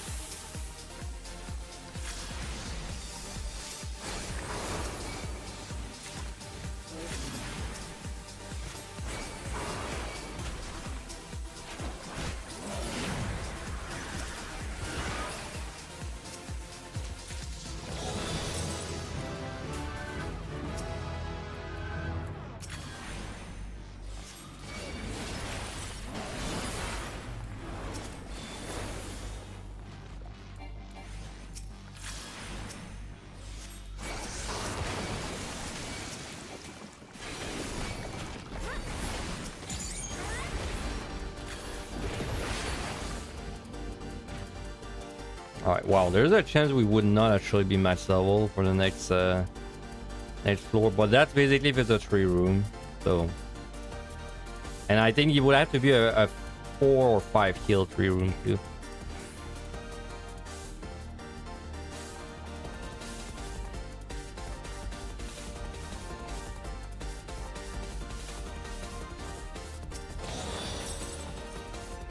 Come on, where's the respawn?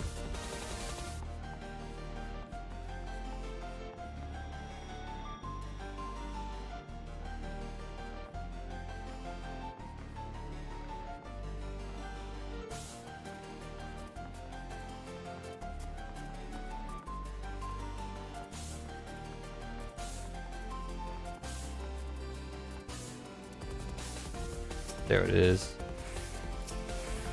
Ooh, maybe. Love see that. I love it less when it's CO early game, but I love it a lot in MLI.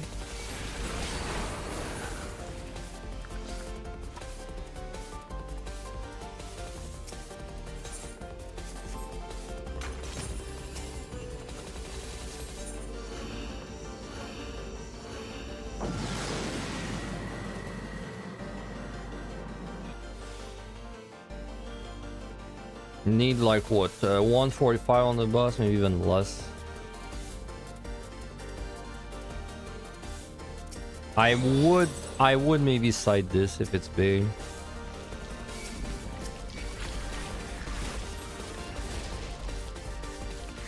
And it's at least 4. We can... Keys there have come back. Let's just explore a bit. That was risky. Could have been a trap. If it's 5, no, it's 4. Okay, never mind.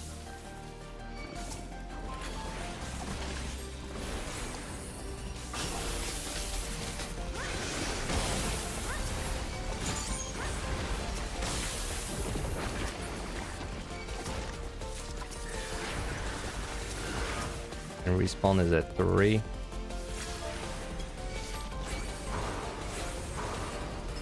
Wait, wait. Interesting. If you write like, if I write 3 in the chat, like just the number 3, see it shows like the chat bubble. Or if I write like a symbol, wait, why did it work this time? Oh, it's because it doesn't work in combat. Is that why?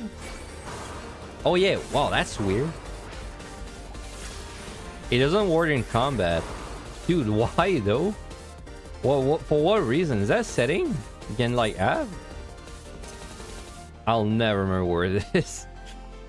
There's no remember where it is. Is that a setting? Can you have it total in combat? I guess they thought people would find annoying. I don't find annoying though.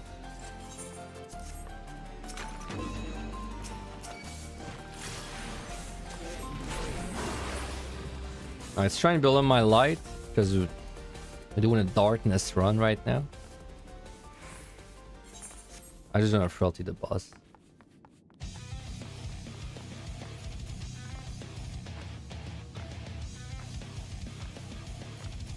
The plugin works in combat. Don't tempt me.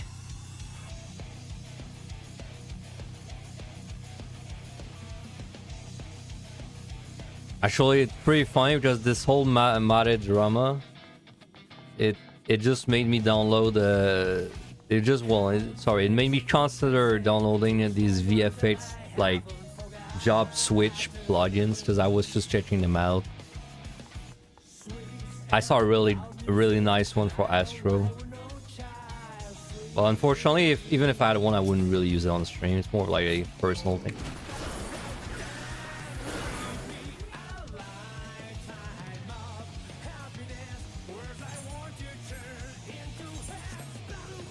We got a darkness situation.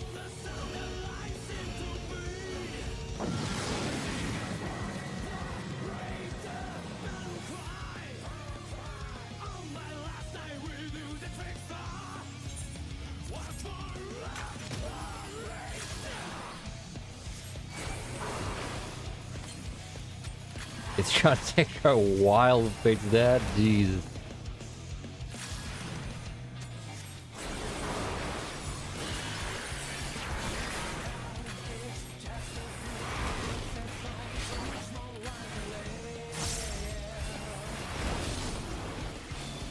Alright, finally.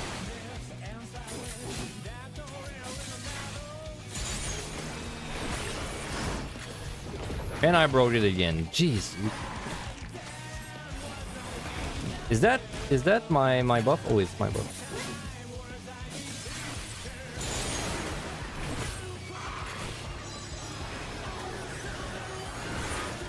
Alright. We're almost back to where we were. Yeah, I won't open the document. I don't have to read anything. I'll open it at the end of the next set.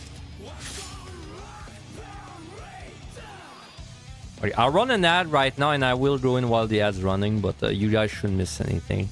I just fall a bit behind on ads. You have one that chooses a Twitter Quint in 2v. That's rather cool, honestly. I assume it's the 2v like 14 model.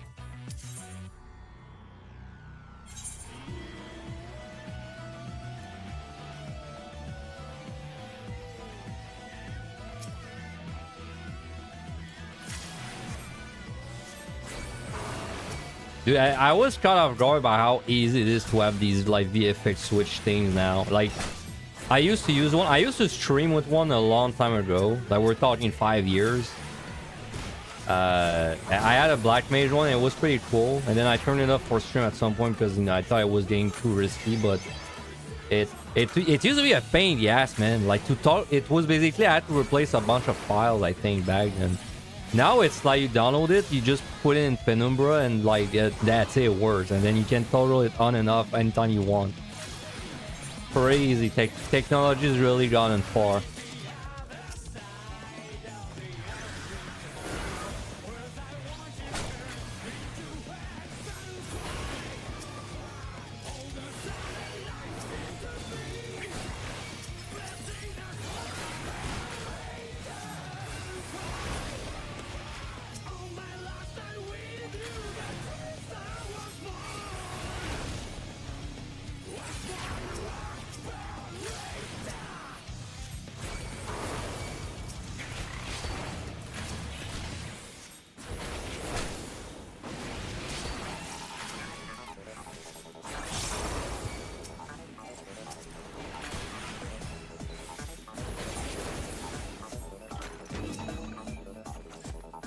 That's a, you know, using safety when it's at 3 is also not a bad thing to do in a score. Maybe I'm gonna add this there.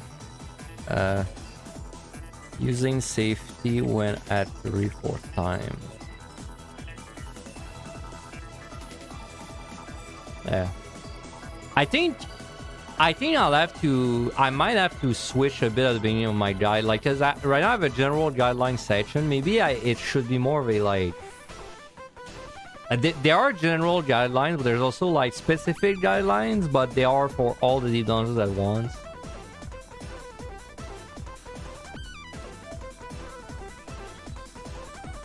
Yeah, maybe we should split in 2 categories.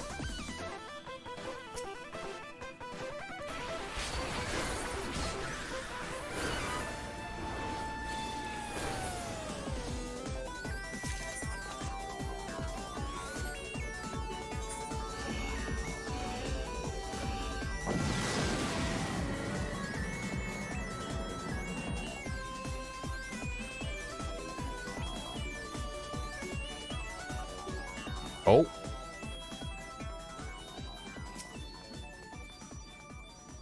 I mean, we have safety this. Yeah. Okay, I mean, I'm not lie. If I get like 3 bedrooms in the 130, maybe this would become a real score run. This is not out of the question. The greed of man knows no bound.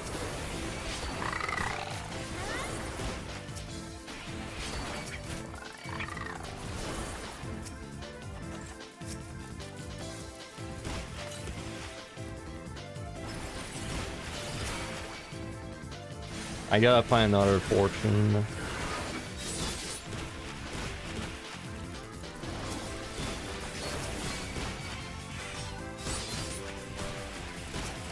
Not opening that yet.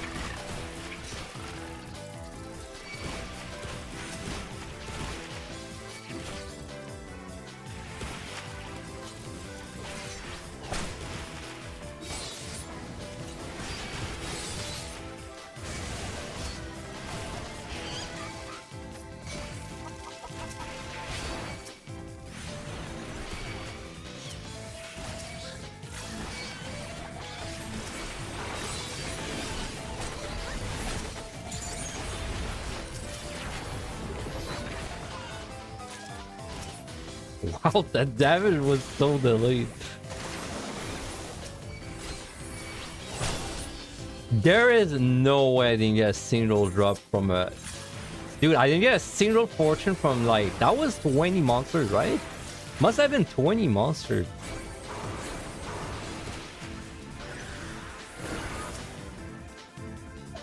Altar. 2 altars. I'm gonna use 1 probably.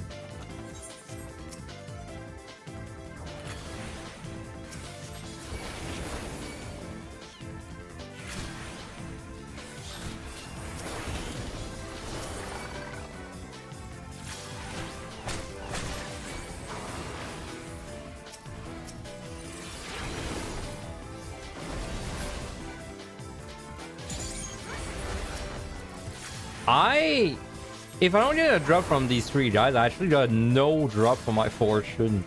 On a big room, I got 1. Kinda wish I didn't get 1, just so I could have complained more. Man, of course I get 1 thing. I think it's a site.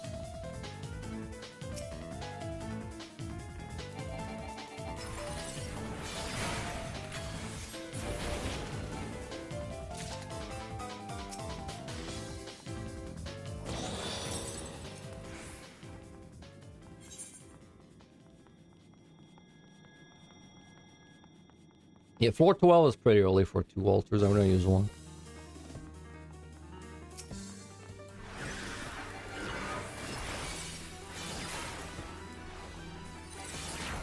Dude, always the last thing that gives you a chest. Just so you have to waste the time and go back and grab it. I mean, it's not a waste, of course. You'd rather get the chest. But still, always the last monster. I swear the last monster on the floor has a 60% fortune rate instead of the 15%.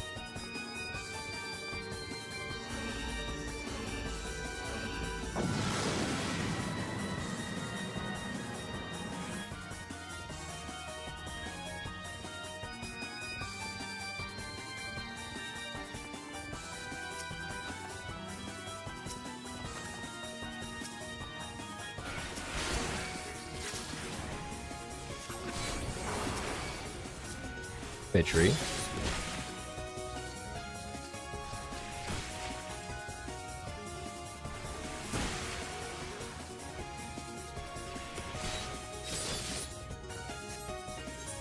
Oh, I didn't alter. I said I wouldn't. I didn't do it.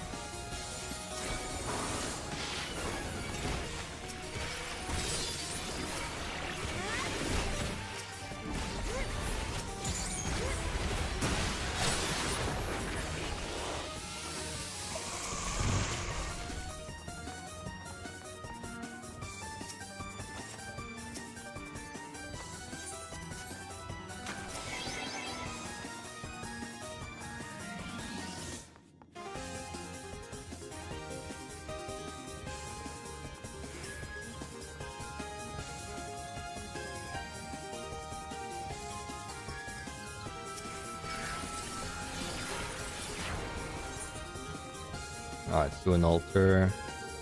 And very likely to be a site too.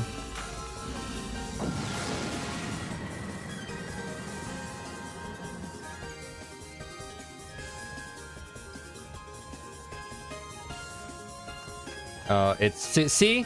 Because there's no chest in that room, you know it's a 5 room. That's a bit advanced though. I don't think that's something we'd put in the guide. But it's really nice to know for me.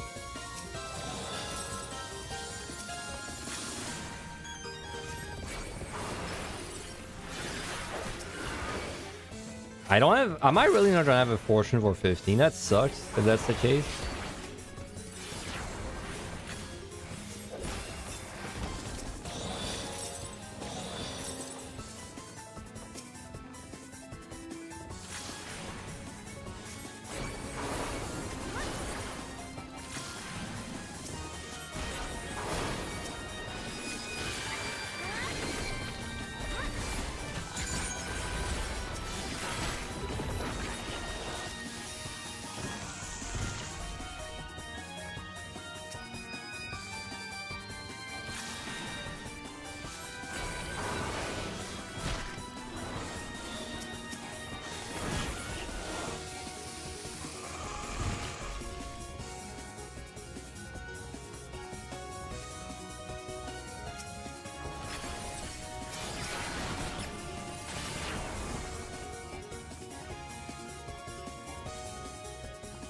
I have no idea when the respawn is happening. Didn't write anything.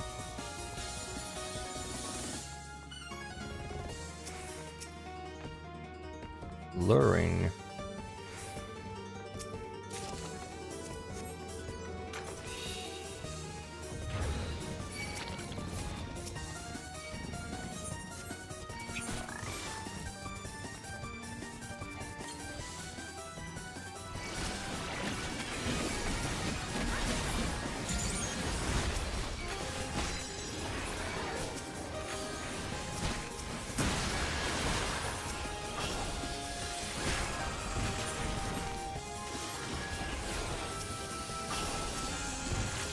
Damn, so it's really gonna be a no fortune 15. I'm gonna run through the entire floor and check all the gold before I actually probably match slide, I guess.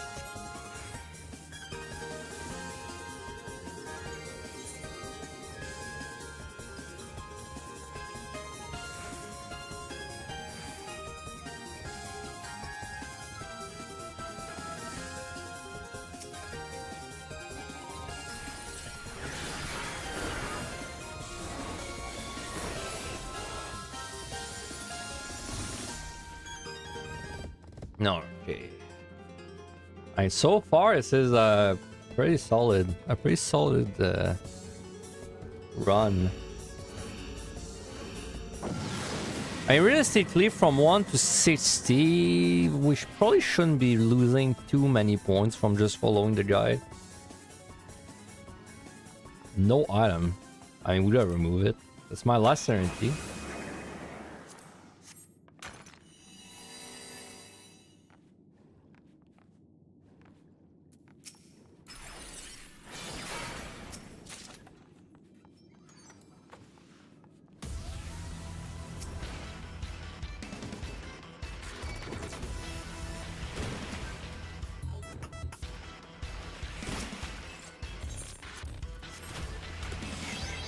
I'm just gonna match slide this. I just want to see if there's a fortune before.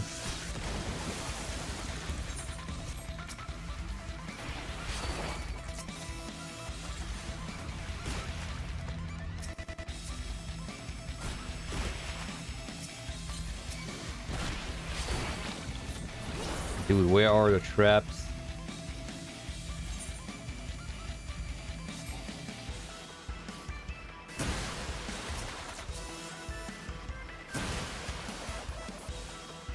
See, another side 15, another no lowering 15. I swear, man, I swear there's a pattern to this. Yep.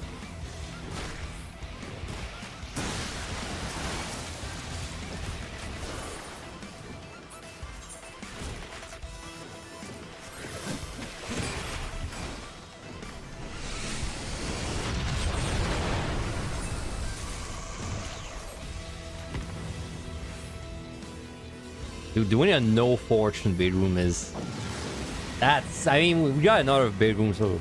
We can't really complain about doing a no fortune bedroom when we just did a fortune bedroom, but... That still, feels bad. Also, I can't remove this... No, I don't... You're totally complaining. I don't know, but like, we did a 12 bedroom.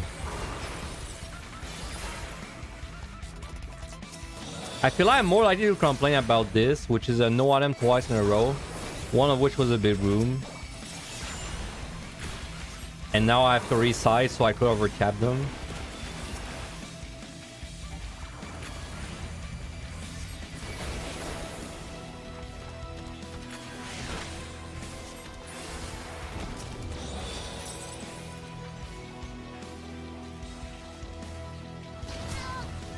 Nice. That must have been a wall trap too. That felt like it was on the wall. It respawns at 50.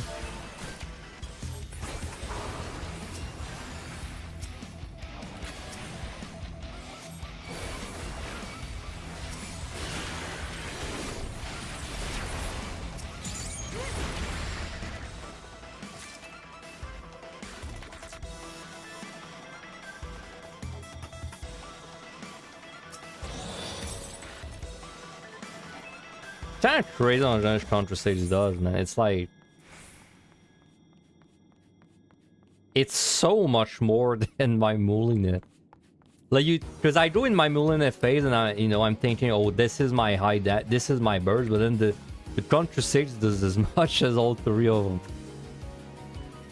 If not more. 130, 140, 290. No, it's a little less, but they're close.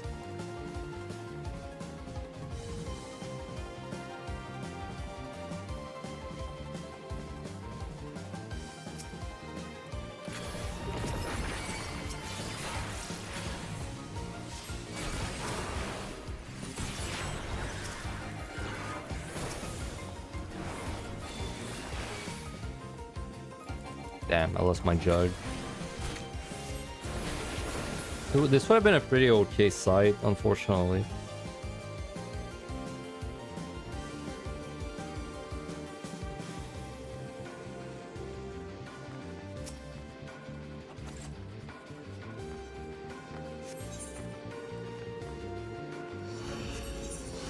Red Mage HoHs are kind of crazy potency-wise. They sure feel like...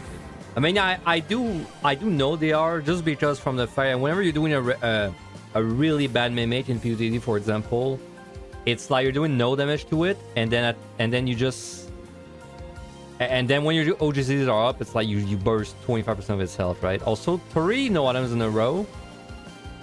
Very cool. I can't guarantee the last 2, man.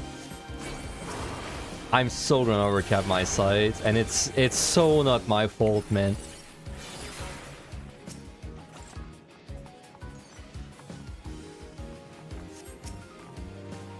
Man, the other game 3 no items in a row there we fucking go. Dude, the other game no item 3 times in a row on like this low of a set, that must be not even 2%.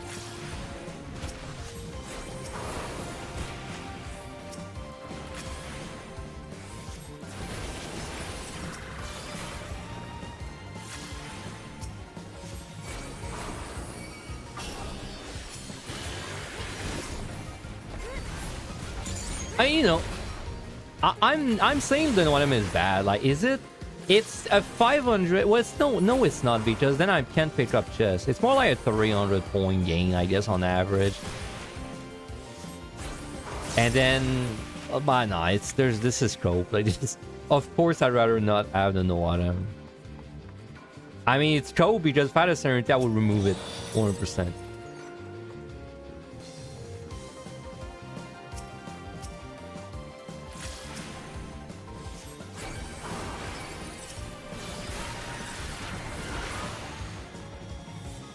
White Mage as size is as high as that, right? Isn't it 500 for White Mage as size? Also, I assume we're excluding like the Picto OGCDs because you kind of have to like use GCDs to use them.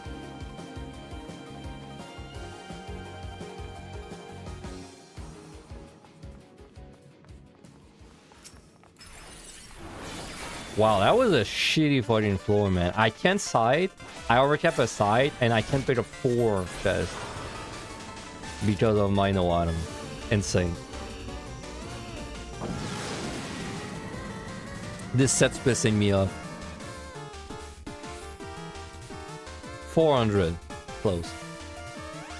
Okay, no item this time. I mean, I gotta side even if it's a 3 room. No choice.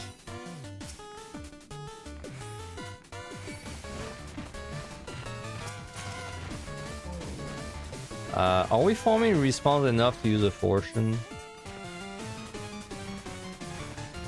Yeah, with the luring.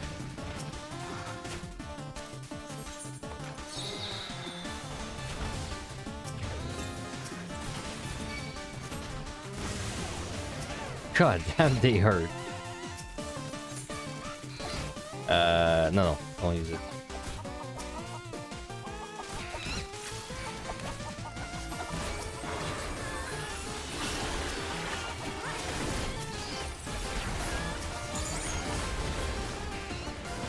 Oh, okay. Fortune paid out this time.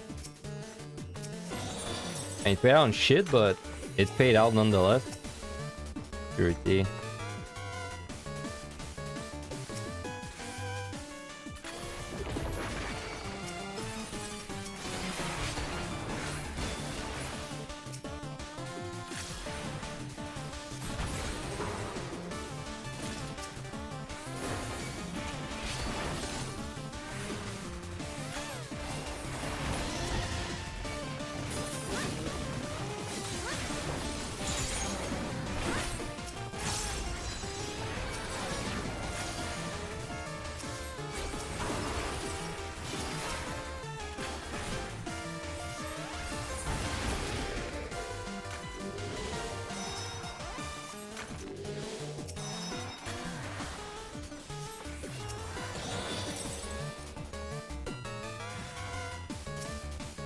25 respawn.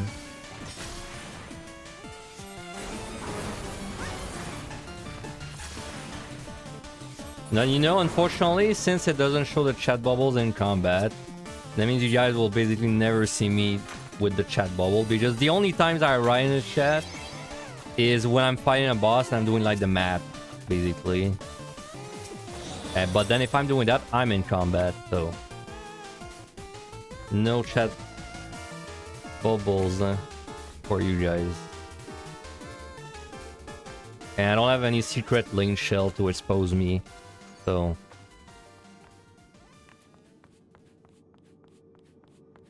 Well, I used to, but they're all dead. No one's playing in them anymore. They were part of the DT bad crowd. I'm all alone now.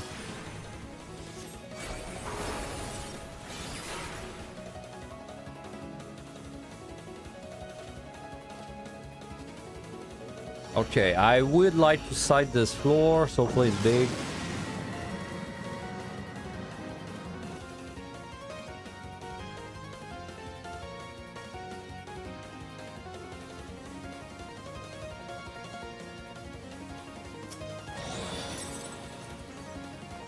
It's 5, I think, minimum.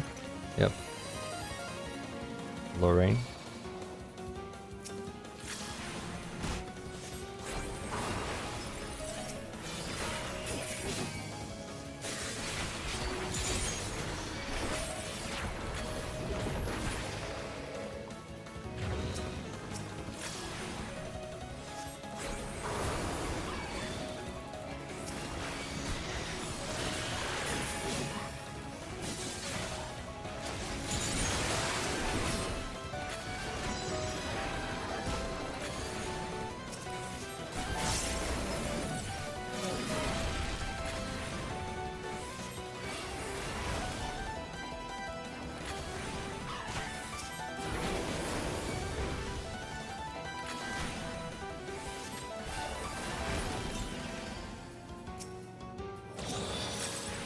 Bro, no match sites. What is this? A speed run? What is this? The typical speed run?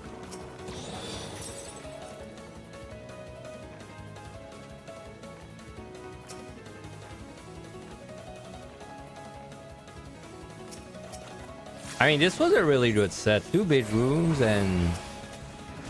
Well, there was that one stupid part with the no items. Outside of that, this was pretty good. 2 Lorraines there too.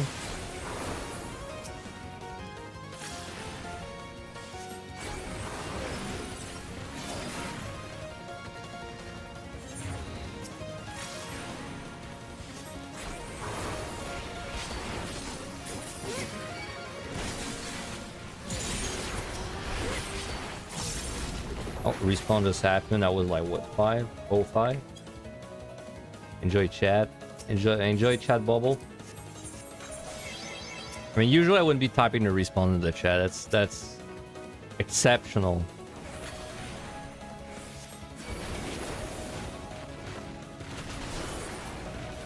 Alright, so we just kill respawns. So this section, I mean, I already added the thing I was talking about.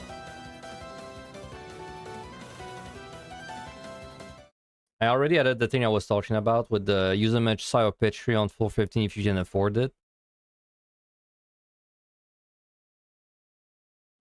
Watch out for hands and Huey pulls. True and proven. True and proven.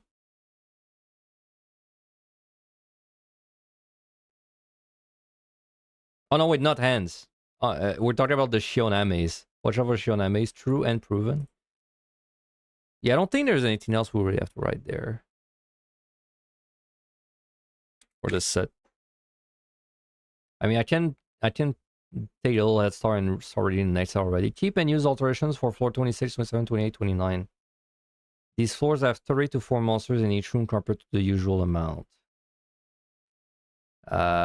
This in combination with the fact that this is the last non-high value set means that this is one of the most optimal ways to use your altars. Very true. Burn most of your chest generating commanders.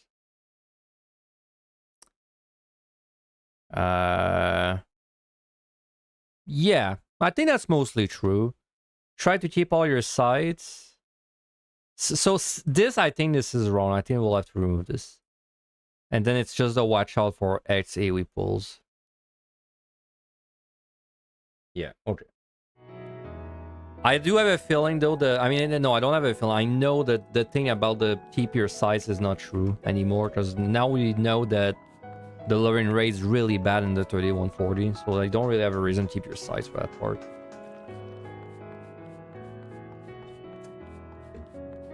Yeah, what's up, you show? Managed solo EO the first time earlier, congrats. On what job did you end up doing it?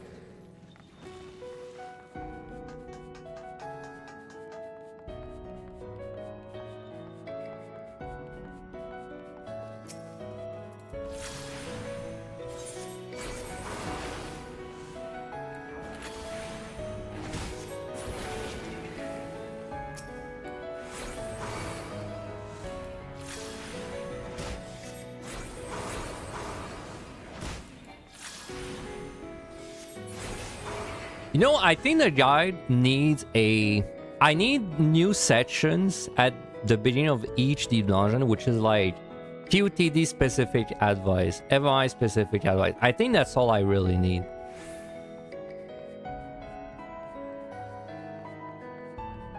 Yeah.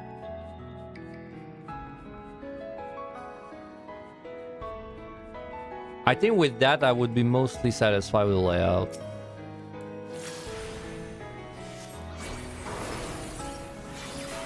Because also that would be the best place for me to talk about like using Petri, like, you know, in a specific way, using store in a specific way.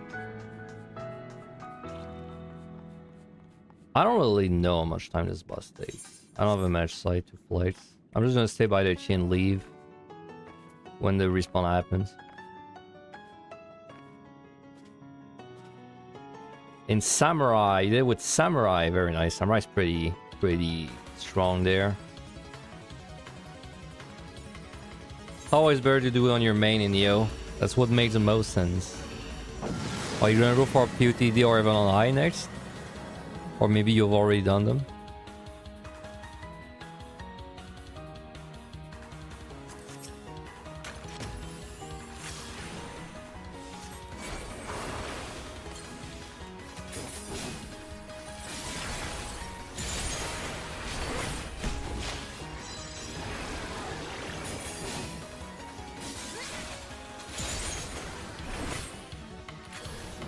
I forgot to use my fucking buff this whole time. Nice.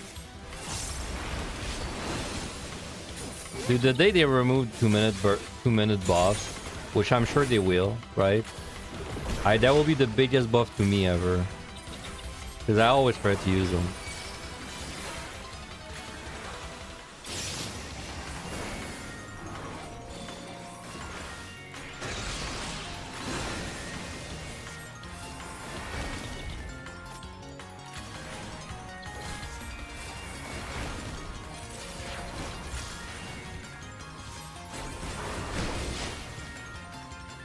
Huh, wasn't sure if we needed the frailty, but maybe we did.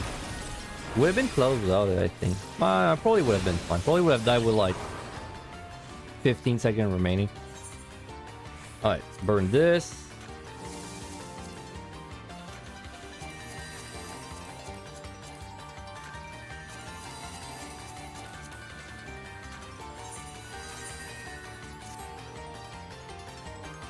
Okay, so let's just briefly look at this real quick.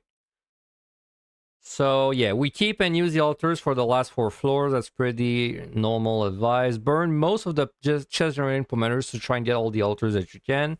That's also true. Try to keep all your side. This is just not true. This is just not true.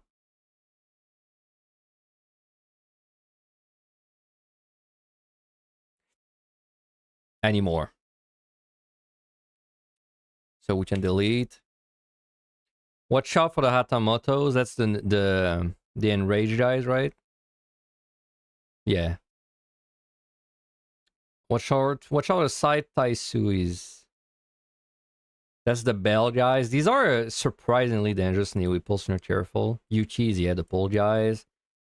You usually, yeah, you can not back immune them. Boss cloud mechanic can be matched immediately for uptime.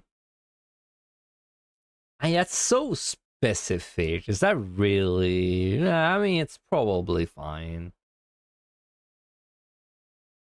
Yeah, I think that's fine. Keep that. There's anything else I really want to add on that set? Like,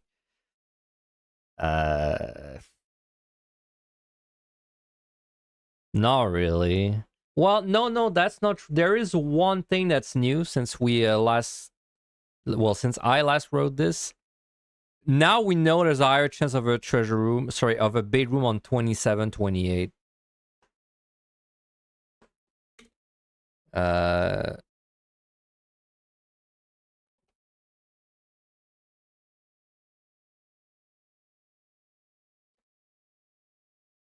Floor 27 and 28 have a higher chance of being a bait room.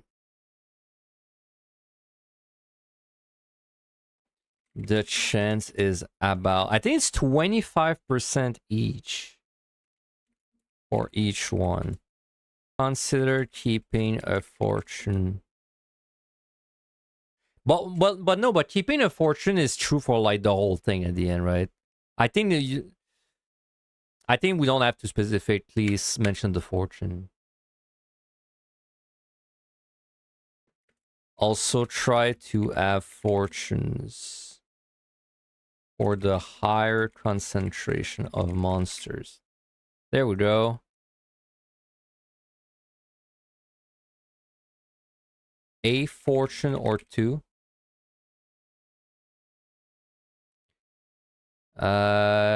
Yeah. Okay. Sounds good to me. So I'm just gonna be right back real quick. And once I'm back, we're gonna keep going. Probably still doing 60 today. Maybe 50 if it's like too long, but should still be able to make a 60 event with the little oopsie we had. So anyway, be right back.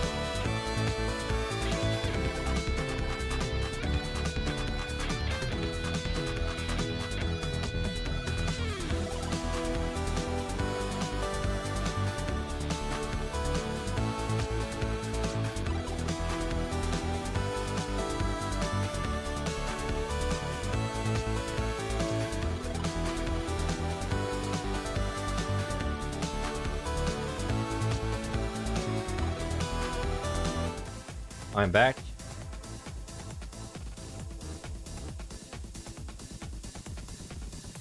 Your best try if impunity is 193 on machinist. Pretty close. Pretty close. POD can be pretty evil in the last set. I've had runs. I've done runs. I have no challenge basically, and I still barely clear on the last set, despite all my experience. It can be pretty rough.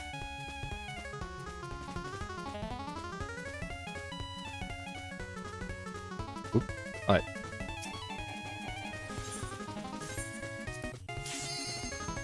Okay.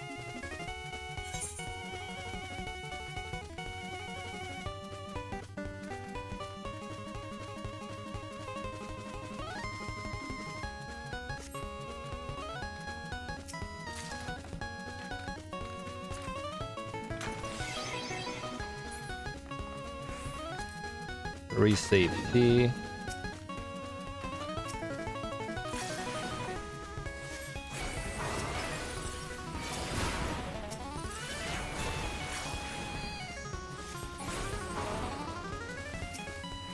Three-room opener, not great.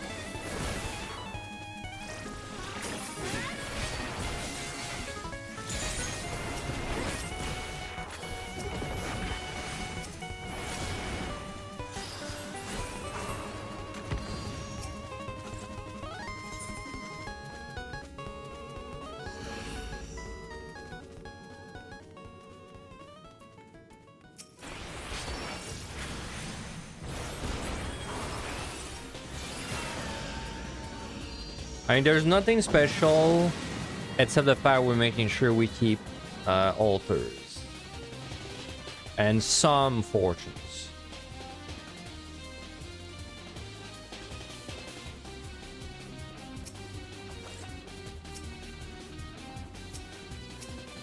Wow, we're getting 3-room again, I think.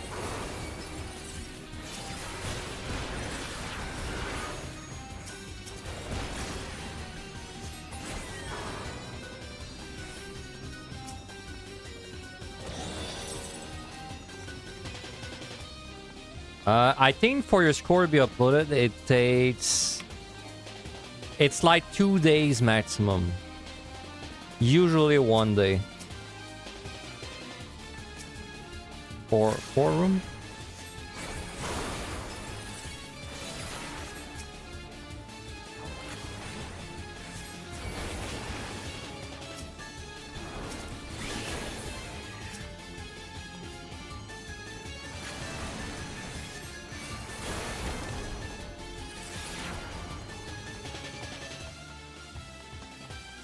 Yeah, 1699102. I'm really not sure in EO. Like, EO is weird because it's the least popular, but it's also like the most scored, I feel like. So I don't know if that gets you on the leaderboard on Samurai. I bet on some data centers it does for sure, but maybe not all of them. I mean, you can easily check if you just go on like if you just check on the official leaderboard, you can just check for your own data center if there's anyone that has well, lower than that.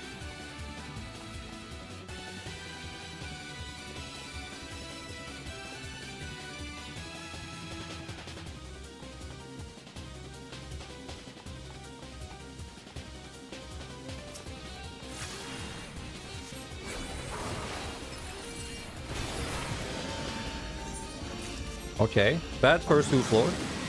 Its Ivy Climber has been broken for a few days and no update if they've been asking about that. No, they were it's their first clear and they were asking, they were just saying what score they got.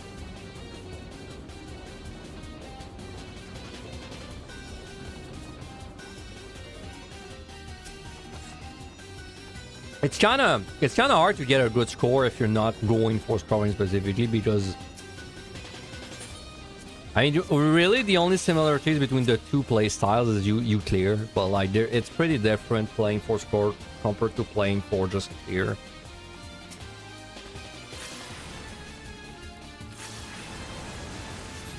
Did I just crack open a cold one? If by a cold one you mean a 7-Up Zero Sugar?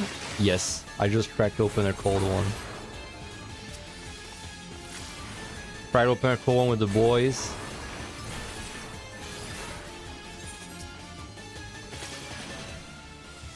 I'm intentionally not going for like crazy polls, by the way, just so we can like I want to make sure that it's not like too difficult, basically. So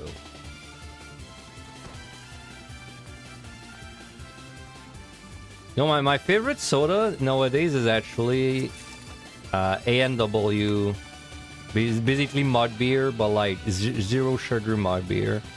It's like it's zero sugar, no caffeine. And it tastes basically the same to me.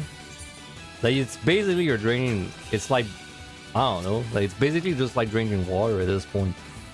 Like if you read the nutritional thing in the bag, there's like no nutrition in it. It's like all zero, man. And then there's not even caffeine.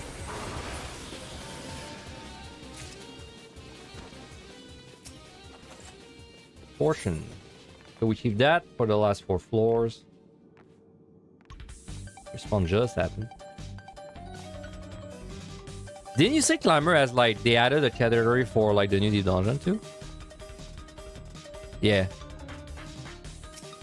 Well, I guess it is getting updated. It's just something broke and then it's not been fixed yet.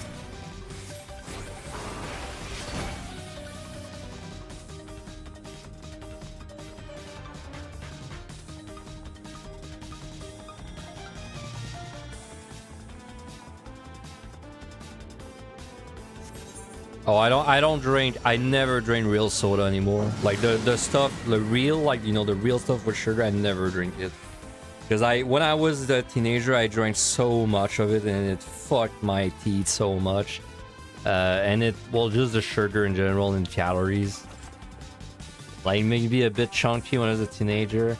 Now the teeth getting fucked part, that's still true, but it's less bad with a straw. But like the sugar and calories is too much, man, in soda. It's like so not worth it. Like, cause when I was a teenager, I would drink every day. I would drink 250 milliliter of Coke every day, because it was basically what I would do. I would go buy one on my school on lunch at school, and that's like way too much sugar and calories. Like when I went to California, I must have waited like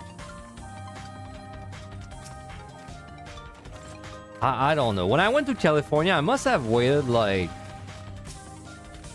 200. It's hard to say, like 220 maybe. And then when I came back from California, I waited like 160. I think I lost so much weight, which is funny because I wasn't even eating that good in California, bro. I lived there for 6 months. I wasn't even eating good. Like, bro, we were in a gaming house for like competitive esport gaming. Like, we were eating fast food all the time. But just because I wasn't drinking soda, and then I wasn't actually eating that much food, just because of the lack of eating food plus not drinking soda, I lost like 60 pounds. And I didn't even realize when I came back from California, I didn't even realize I lost weight, man. It's like, it's when my old friends saw me, they were like, wow, Finn, you really lost weight. And I was like, wait, I did?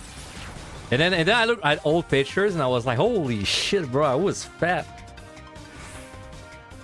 Now, unfortunately, I've put on a few more pounds since then. I think I'm at 180 right now. It's like a little too much, my taste. I think 180 is a little too... I would prefer if I was like 170, 165, but... Dude, I swear I saw a monster there. Schrodinger's monster. I swear I saw a monster respawn. I'm drunk. You lost 10 kilograms in like 4 weeks. Yeah, bro, I'm telling you, soda is like... Soda is actually evil. It's like an evil invention. I bet... I bet...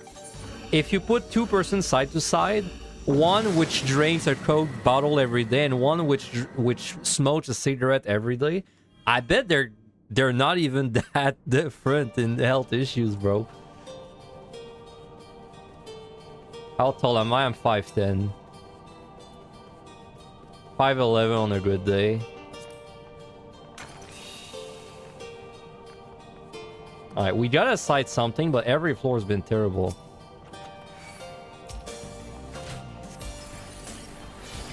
Like 5'10", 180. I don't like that too much. I feel like I could easily lose like with 10, 15. And then I'd be bad. But still, I'm not trying very hard to lose weight. I have my walking pad I do a few times per week. And then I don't eat that much. I eat like 2 meals per day. Oh, that's a good... Well, that's an okay side.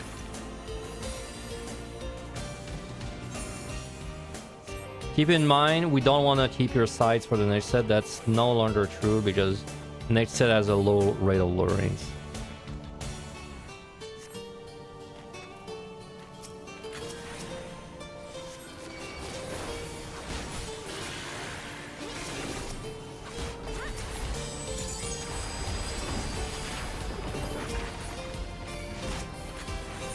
No, I was going to the gym like a year ago. I was even talking about it on stream sometimes. I was going to the gym 3 times per week, but bro, I'm not built for the gym. Like I'm not. I stopped going after a few months.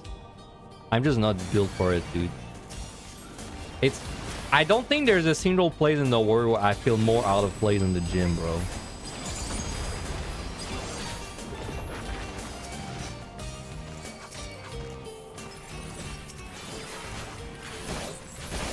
I'm not a gym bro. Oh, respawn is 50. Good to know. What the hell is this?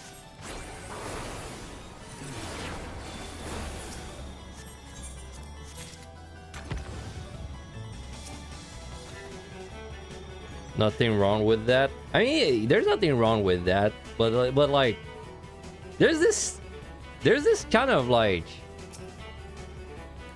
I don't know. I feel like people, it's very black and white when someone is like saying the gym is good for you. It's like, I feel like it's not everyone is just built for a gym, man.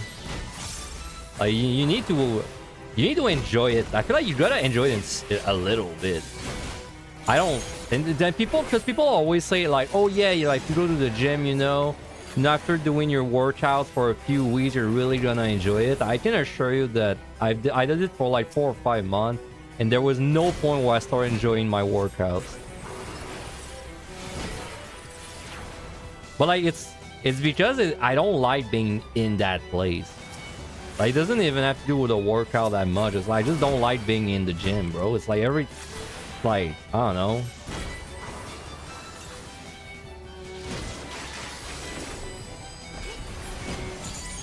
It's like I don't like sweating, and I don't like, I sweat a lot and I don't like sweating when everyone's there. It's like I don't know. I'm not built for it. Not built for it, dude.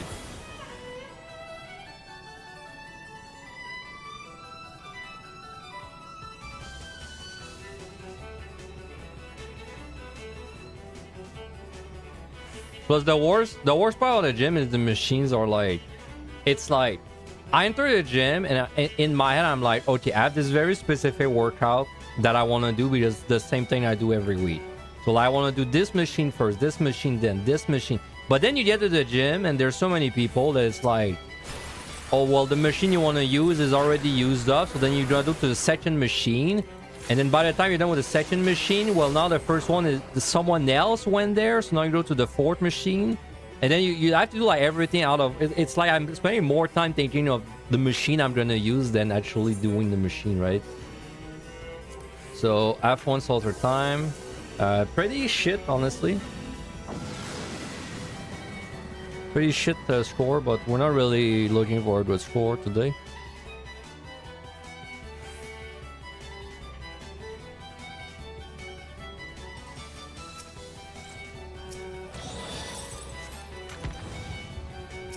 Sounds like you haven't found a workout for you yet. You should keep searching. We'll see, but that's like gym bro talk. Like, but I found a workout I like.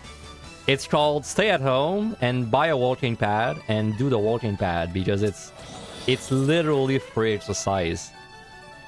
Right? That's my dream workout. Is the walking pad. Best purchase I've ever made for like working out. No contest. We're unfortunate because we have 3. Way too introverted for the gym. I think it's kind of like that for me too.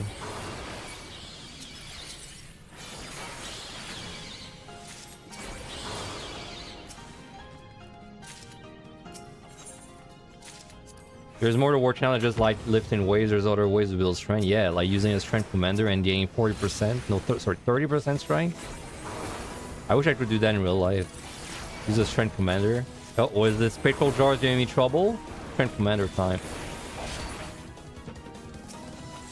Honestly, I would pitch read the spectral jar.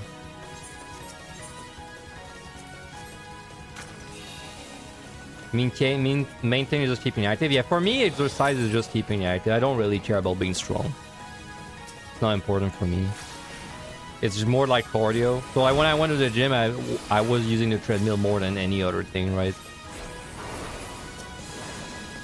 But then, you know, because I'm at the gym, I'm like, oh, I might as well do some weights. Because otherwise, you know, why would I go to the gym just to do a treadmill?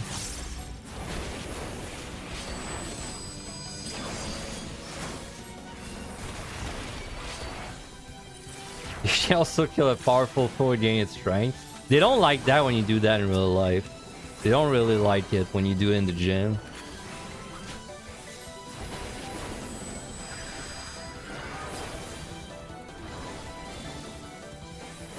Real thing is your diet. For like losing weight, 100%. For cardio, I don't think you can really cheat it by just having a good diet, right? Like, I think you still gotta do some cardio. And you can definitely be healthier if you don't just eat fast food all the time. Well, I think if you want to have good cardio, you kind of have to do exercise for this.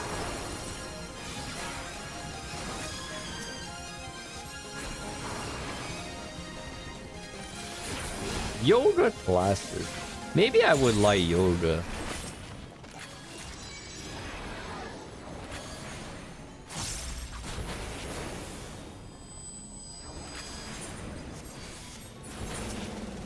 Man, no altars. We have to side because we have 3. Cool. Was that a wall trap? I have a feeling it was a wall trap. We gotta be patient there. Because if I pull a monster, it's GG. I can start playing OTL, a real Canadian.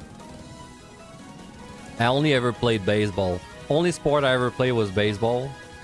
Well, like only sport I ever played for longer than like, you know, 1 class in school was baseball. Because my parents, they had me in the baseball like kind of summer camp. I mean, I'm gonna be honest, I hated every single second of it. I really hated it, bro. I remember I was like, I remember whenever we had a match soon, I was looking at the weather forecast and I was like, bro, I hope it rains. I hope it rains and I don't have to go to baseball. Oh no, I did karate as well. Well, I don't even know you say in English. Karate? Like martial arts. I did martial arts summer camp. That was fun. I would do martial arts again. I enjoyed it. Baseball though? Fuck that shit, man.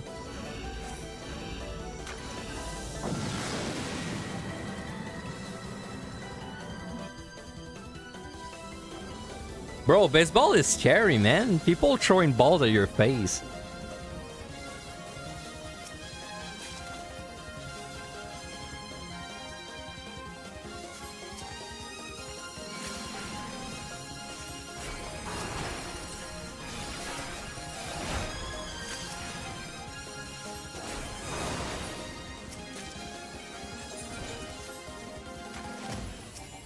MLI is definitely the best deep dungeon, just like learn scoring, man. Like, it's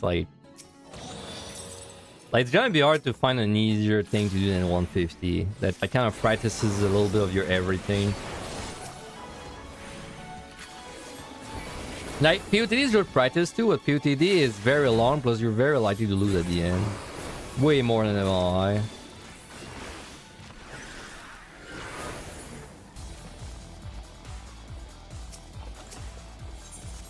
first mesh site. No, second mesh site. I use one.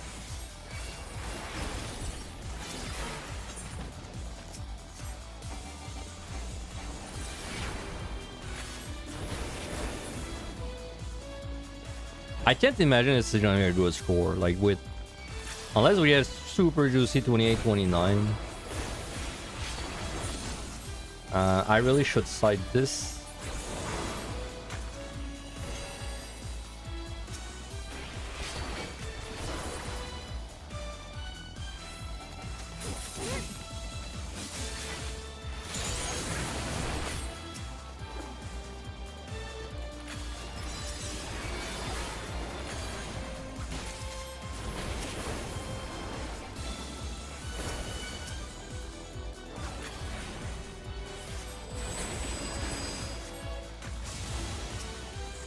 Yeah, respawns are very tedious in 2TD.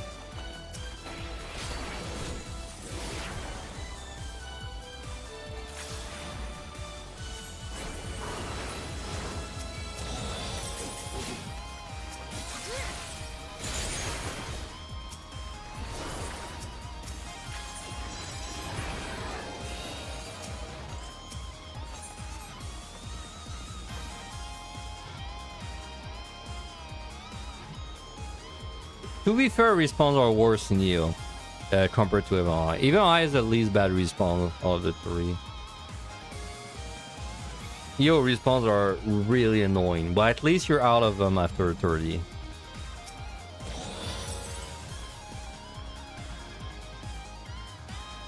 Alright, respawn in 10.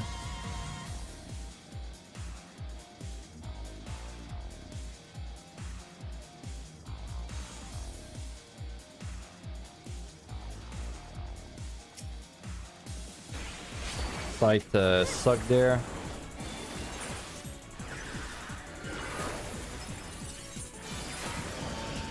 Now we really got a site, fortune.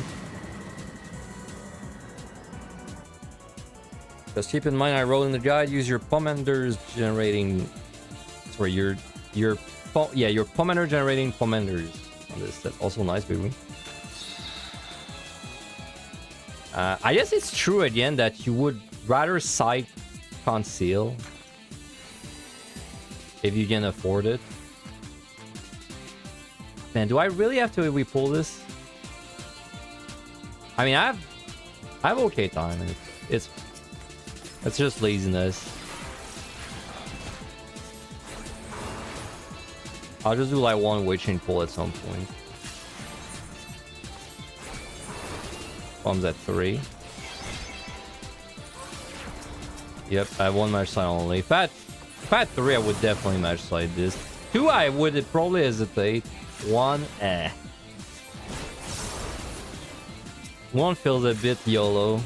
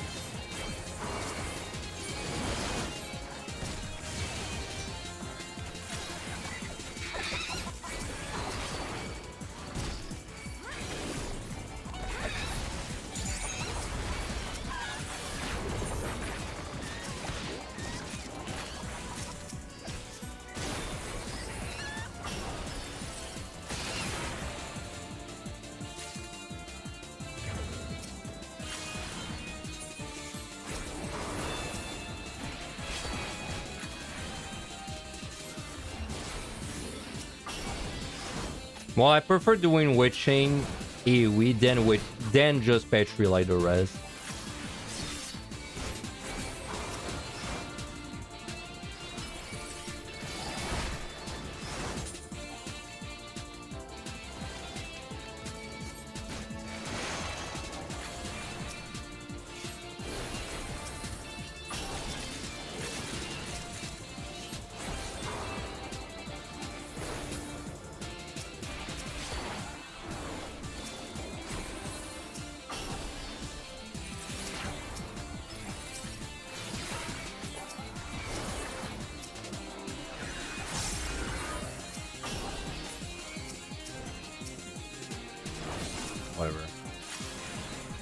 Alright, now we loot. Last floor is gonna be like a bit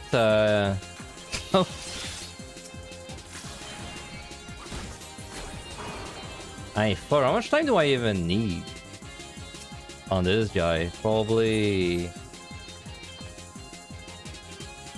two. With frailty, it's probably like 2 minutes. Conceal. I only have one key. Interesting.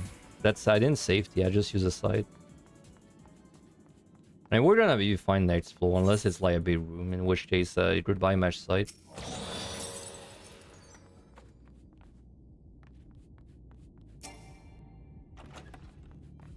Welcome mesh site. Well, I don't know, man. Like, see, this is this kind of situation I feel like you would really not want to be in if it's like you're trying to learn your scoring. We really need a like specific to deep dungeon section, and then in the one for Evil we really have to like talk about the bait rooms and their impact on like and I'm talking like the earlier floors where it's like quote unquote easy. Like, we're really gonna mention that you gotta hurry up when you do them or you're gonna fall super behind. I don't think it's really specific to like that set. Use a left side. You would do that normally.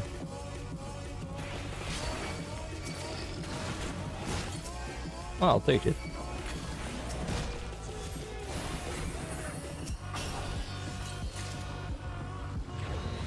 Oh wow, actually good options.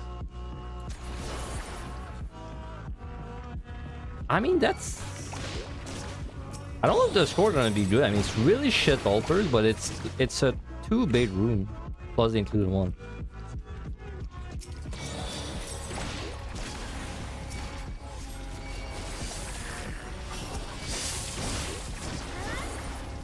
I feel like it's still gonna be kind of shit.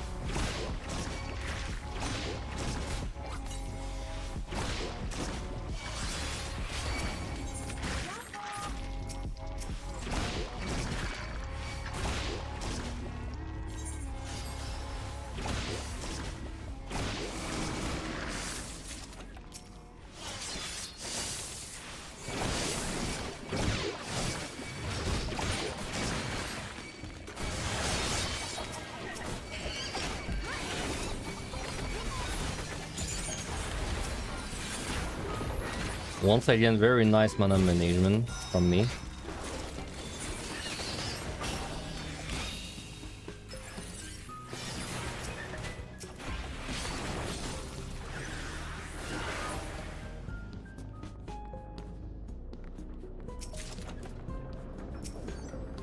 I don't know, what score is this gonna be like? I'm always way off without DDT, man. This is like this feels like a 494.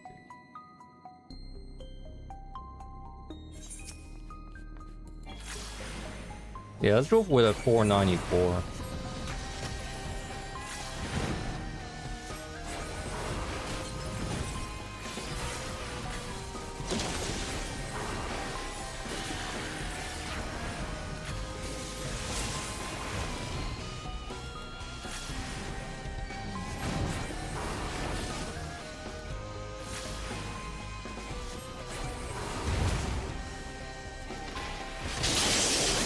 My mana is not correct.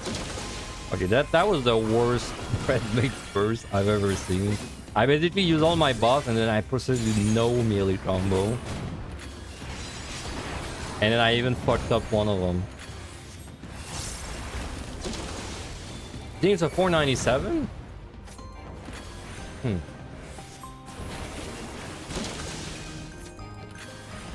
I don't know, dude.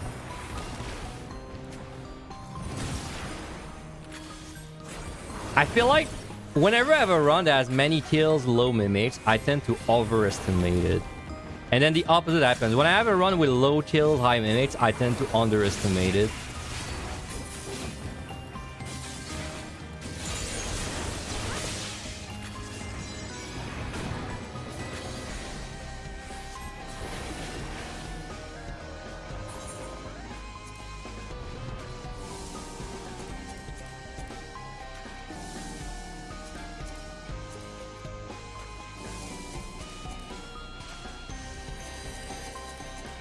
Let's see. I'm taking a nap during 120.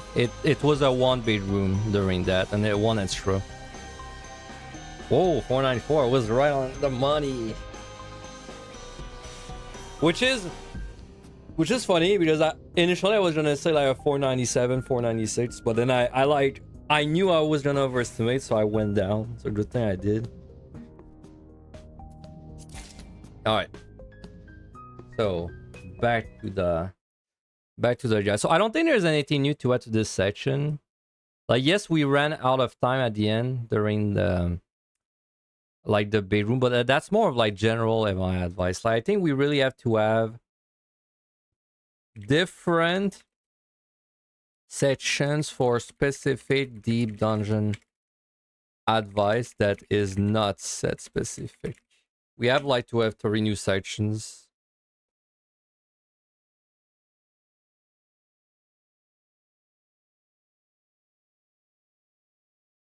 So what about this one? So this is the last easy set with annoying traps. Response are 10 minutes. Yes. From this point on until the end, the floors tend to have high amount of rooms. True. Try and find the key as quickly as possible to minimize bad tricking. Science safety is also provides significant time gain while you walk through the middle rooms. Yeah. And that's the only advice. Well, I can already tell there's one new line to add there. It's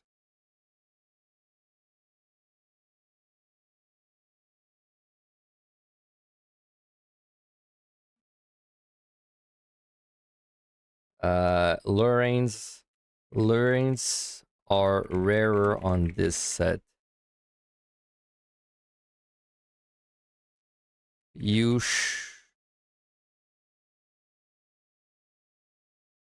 Yeah, I think we just add safeties there, and you should try to not sight if the purpose of the site is to find lurings. Or you would overcap.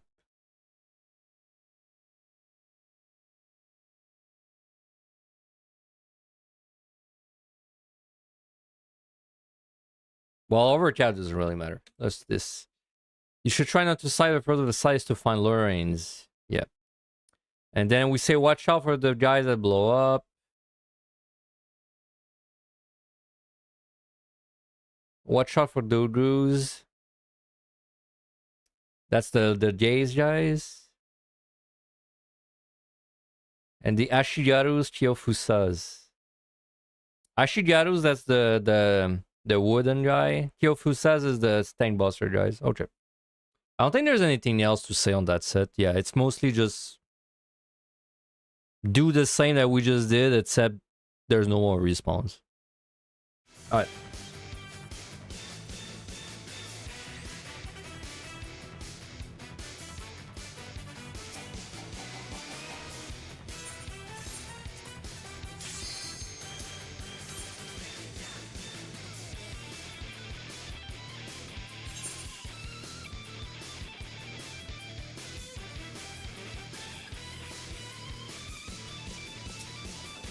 I flew.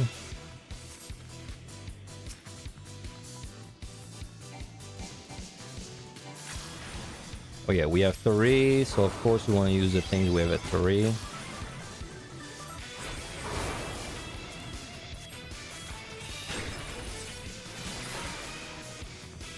It's pretty nice run for me too, honestly. It's like going back to the basics, you know?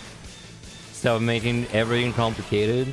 Like, you know, that's kind of interesting going through these early floors and early sets, and I'm just doing single target pulls, and it's fine on time, right? Mostly fine on time. Especially the first 2 sets. Because then it's I do that, and then I ask myself, okay, so then what's the point of doing crazy? We pull the first 20 floors and using like 20 potions for it. If I can just single target my way through like everything. Pretty good reality check for me.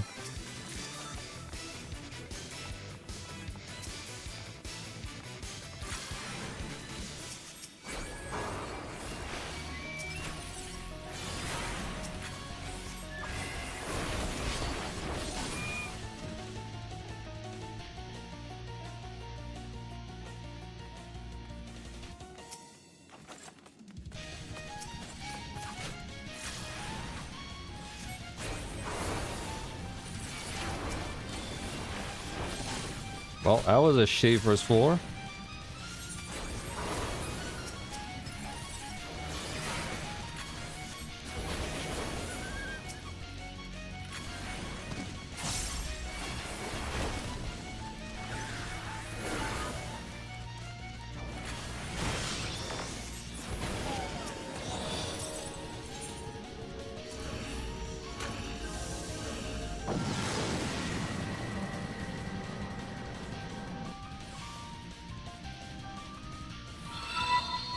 Hey, Jordan, thank you for the raid. Oh, big room.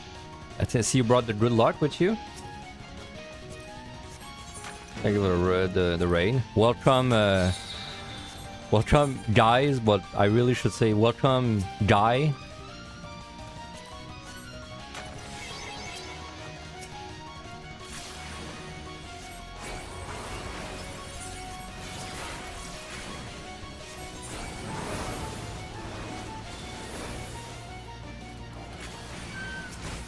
Something that's nice against these explode guys is you can actually just chide them. In the big room, you just chide them non-stop and they will not hit. You have to be kind of close for them to actually kill you with the thing, so.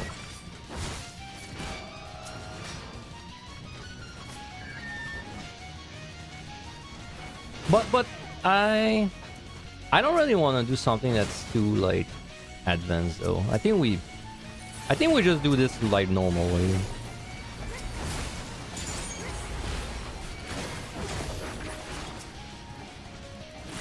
Like, as I was thinking, oh, I'm gonna do like a one pull for this. I'm gonna pull everything, let these guys blow up, then wait chain. But maybe we'll just play it the way you would clear it as a, you know, as a normal player.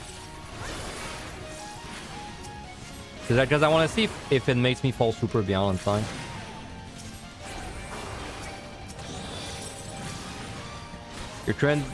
Your trend save as 8 bedrooms on Astro. 8.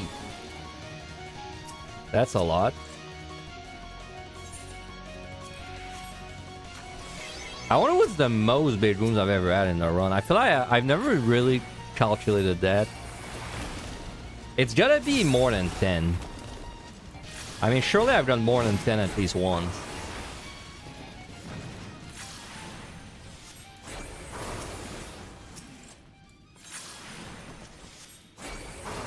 Yeah, 150 going to 91 plus. Do the deep dungeon challenge thing. I try to do the special challenge for Evan High from the Japanese people, and then you'll become very good at doing big rooms with nothing. Because you gotta do them all the time with nothing. It's a real training experience.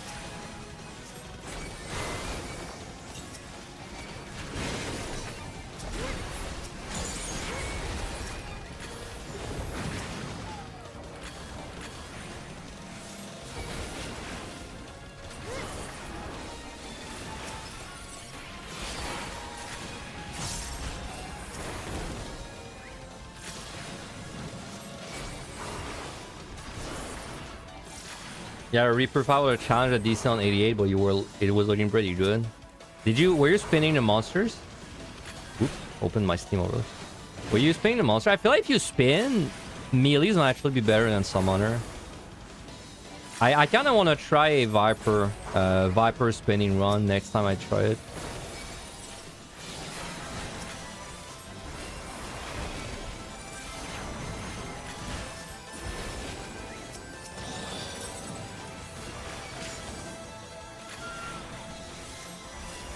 Okay, it didn't really make me fall behind to do this, but the first floor was pretty small.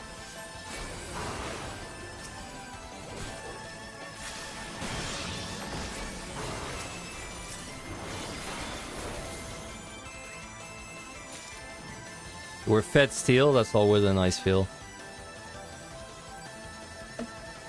I mean, I did 2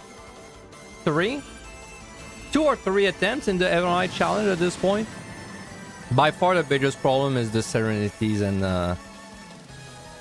well, the Serenity. It's like the biggest problem is how many things you have to deal with a bad debuff floor, because like you really just have one Serenity, one match site, one Petri, and then one Steel, and that's it. So all you have to happen is you have to have like 3 or 4 bad floors in one set, and then you're completely drained dry of everything. That's what happened on all my runs.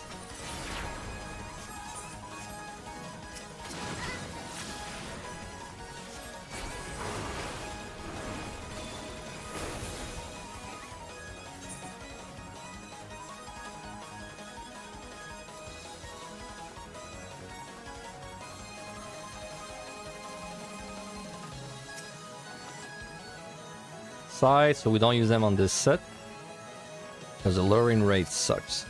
You could use them for time, but like you would rather not.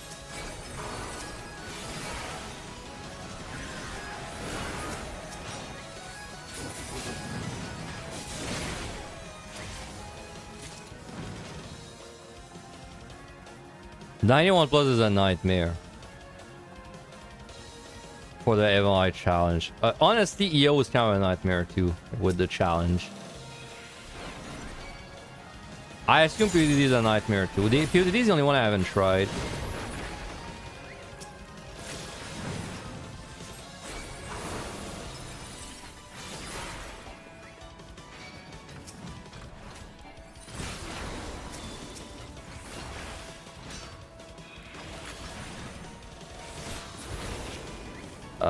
Serenity.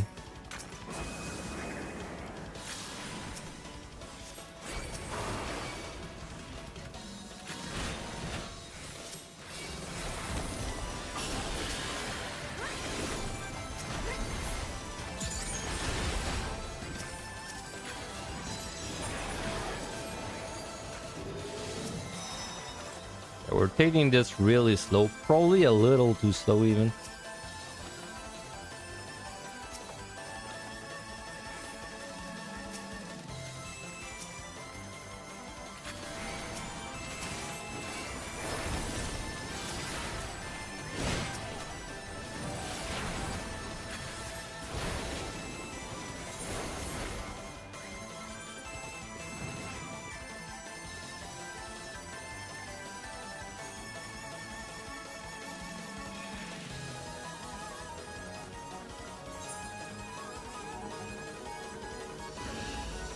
Challenge definitely brings more fun back. Some of your favorite jobs are not as much of a challenge anymore. I really enjoy the challenge. Like I knew I would like it going to it, but like when I did, honestly, I had more fun than I thought I did.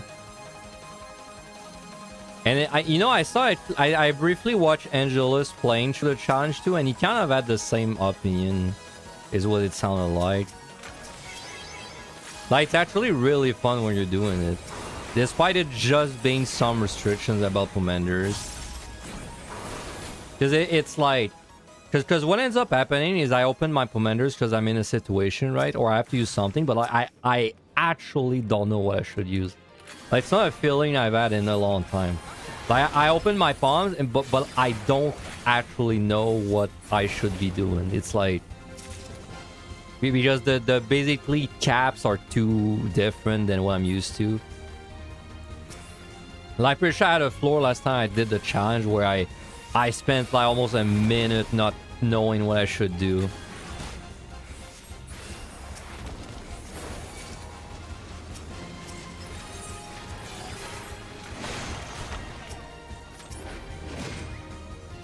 What was that? Strength, I think.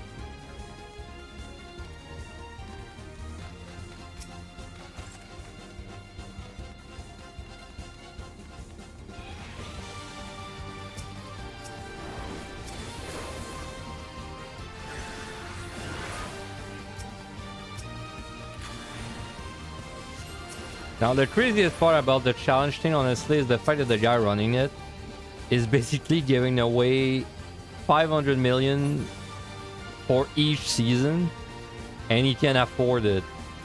Like, 500 million per season, man, and that's the second season, so he's already given away 1 billion, a little more than 1 billion too. Like, that's the real crazy part about this. Like, that guy must have so much money, man. The fleet provides, like, bro, even if you have submarines, that's a lot of money, dude. Like, 1 billion.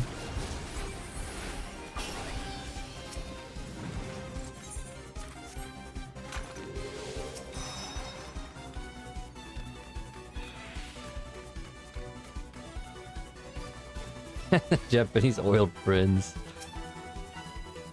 Yeah, it's just the only oil raid in the game.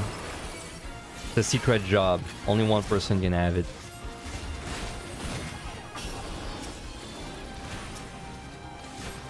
Dude, every time someone says the word oil raid, which is not very often, but like every time I see it, all I can think of is these videos of like sweaty, muscular men just working on an oil raid, right? And they're just fucking shoving chains everywhere. These videos have ruined me, man. They're so funny. You love me some sweaty muscular man. Bro, I don't love him, man, but these videos are fucking funny. And they're just guys working too, but they're just fucking, it's like everything they're doing, man, they're doing it with 20% like, you know, intensity. Sorry, times 20 intensity. They're just fucking throwing chains everywhere. That like everything's tugging at, like, you know, everything's tugging at everything. Every chain looks like it would rip you apart if it grazed you. I'm definitely not built for an oil rig. I'm not built for an oil rig, man. I'm more of a like like, you know, like visual studio kind of guy.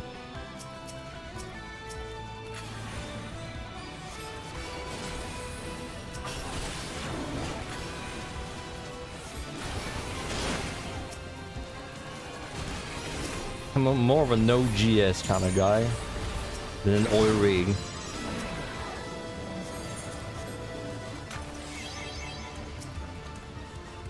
Well, unsurprisingly, this says nothing going on.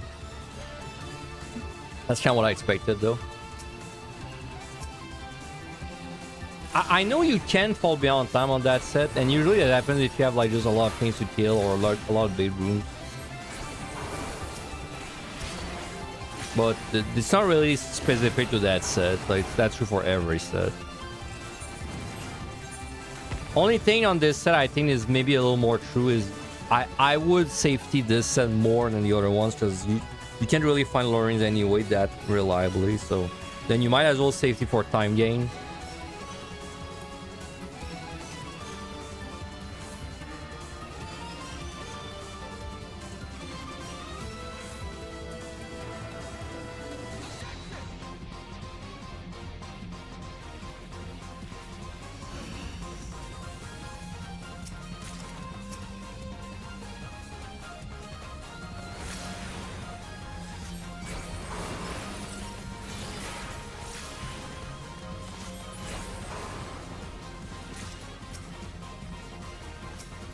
Got a lot of 5 rooms, I feel like. This is a really shit set for points so far. Oh no, wait, we got a bedroom. Never mind, we got a bedroom. I promised her about it. Bedroom kind of makes up for it. Well, a bedroom, though, this would have been pretty shit.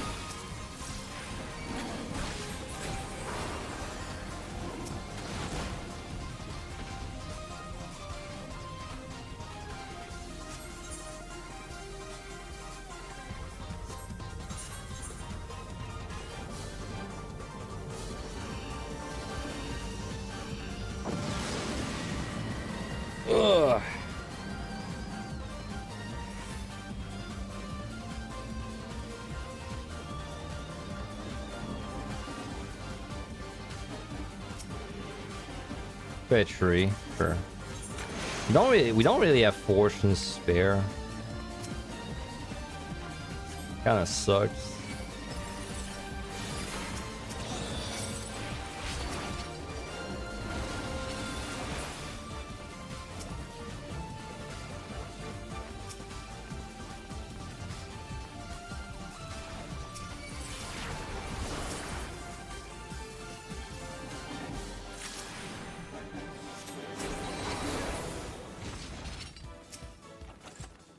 Right, keep those.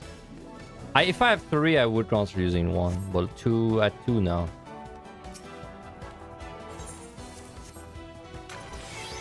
You got another 5 room. Well, maybe it's starting to cancel the bedroom. Like, if I see 1 more.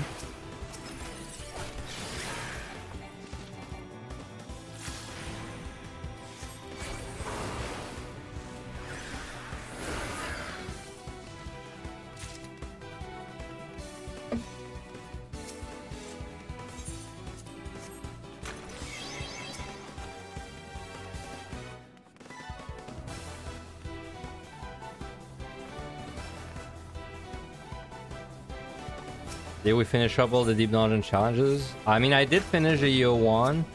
I haven't been able to do the I1 yet, and then PUTD I haven't tried yet, so no, I haven't.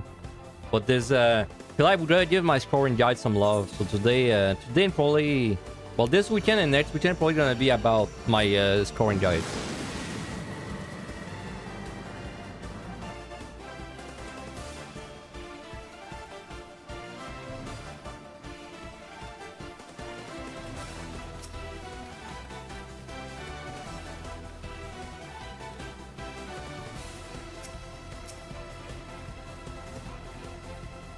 Remember, a min-roll bedroom is 22 monsters. I mean, you want to calculate the odds of getting a min-roll bedroom.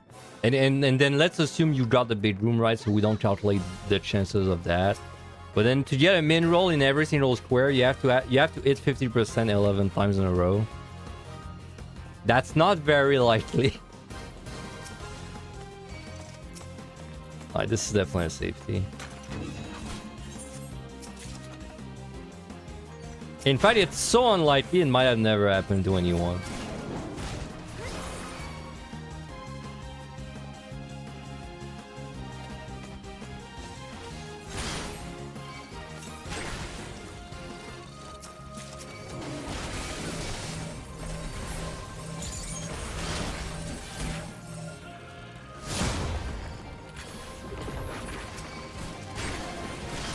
It's not zero? True. Neither is the odds of you punching your door and your fist going through the door, because like every atom link, you know, lines up perfectly. It's a non-zero chance.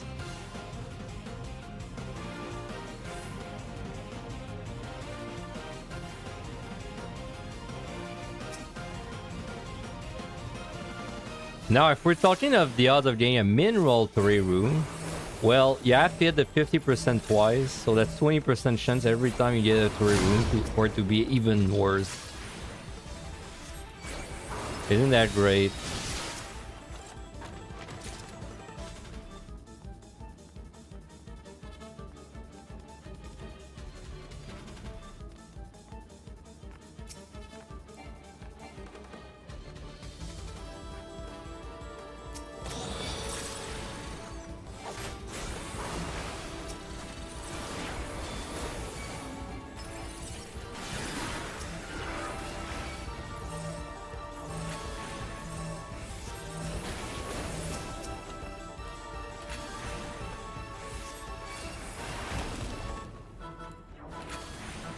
No, I came to a realization a few months ago that whenever you fly, I'm pretty sure the way fly works is it rounds up.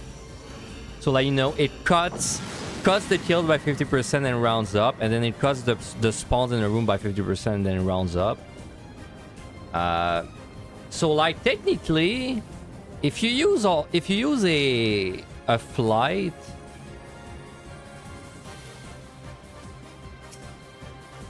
like technically if you use... No, that's not true. I was gonna say if you use a fly in the 91, it's better because there's more monsters. Then it's gonna cut more monsters, but I don't think so, because it would not make...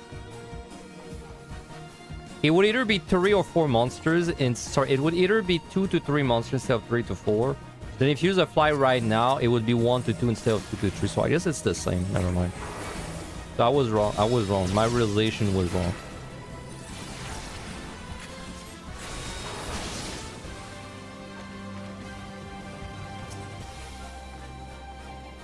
Yeah, well, I think the activation is it cuts by 50% and then it rounds up, right?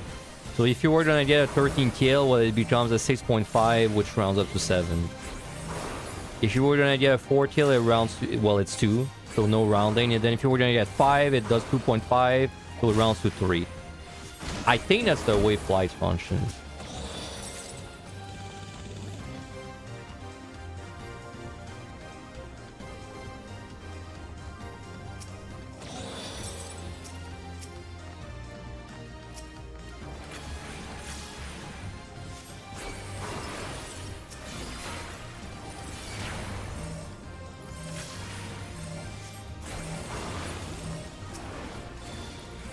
Wow, it's 5 room again. I don't know, man. This set, even with a bedroom, I think it's a bad set. And we didn't even get an altar. So I don't know, maybe it's a good thing we don't have DDT showing me like this disastrous set. But like I said, this isn't a run where we're trying to get a base score anyway. It's just we're just trying to like proofread the... Oh yeah, proofread. That's the word I was looking for the stream title. Just trying to proofread the guide.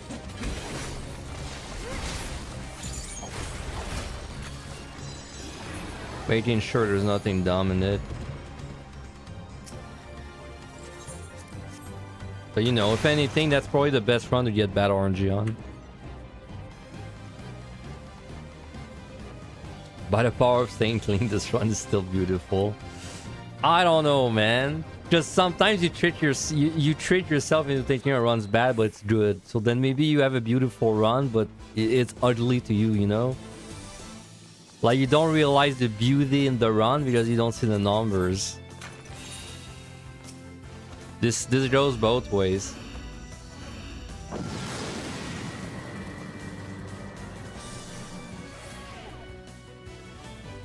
Oh, your runs are ugly. Oh, we got another bedroom. Man, every time I say the set was shit, I get a bedroom. Okay, we're gonna safety this. Should I fortune? I mean, surely I should fortune this despite the no alter restriction. I mean, it's a big room, man.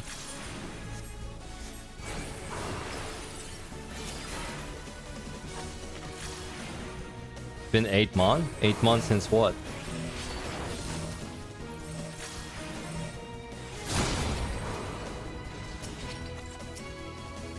Oh, I was missing a mesh site. Well, there we go. Overcap site. Pretty unlikely to get luring though. So.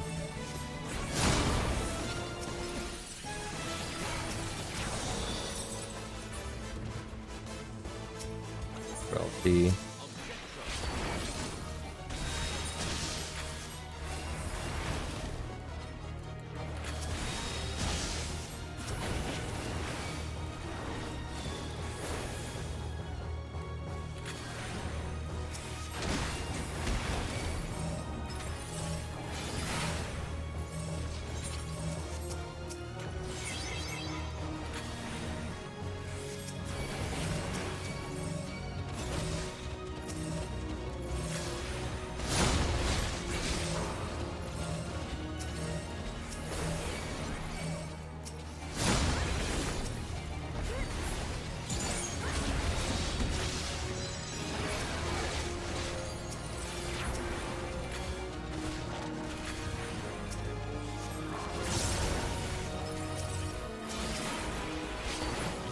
I mean, surely with 2 bedrooms, this was a great set then.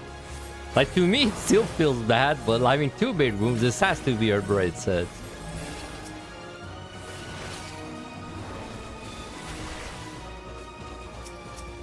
I don't know, like a bunch of 5 rooms, but then you got 2 bedrooms, but then you got no altar. I don't really know what that equals to. I'm assuming above average. Maybe not great, but like above average.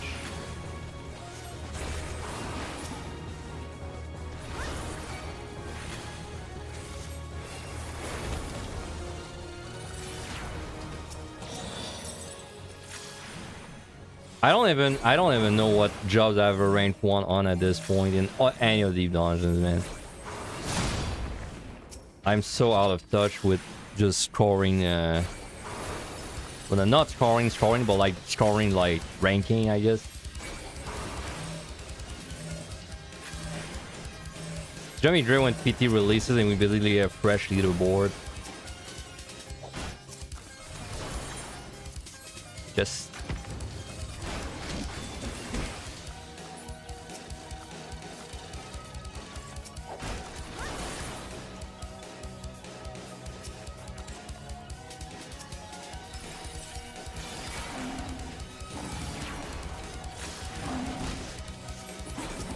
got so many chests.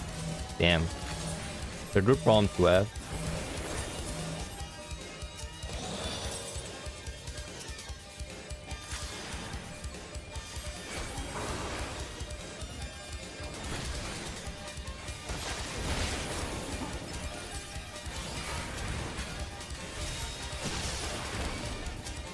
Got 1021 in EO. I don't know you like Io that much.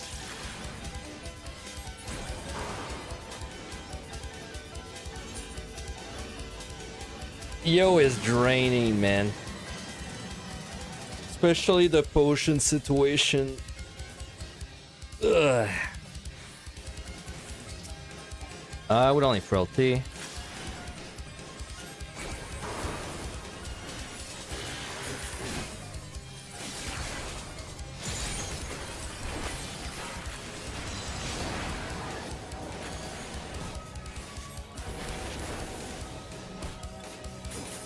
But like, none of the deep dungeons are fun when you're like grinding for really good scores. To be fair, like maybe I'm being a little too harsh to EO there. But I feel like if I was grinding for OP score, I wouldn't really like it in any of the 3 deep dungeons.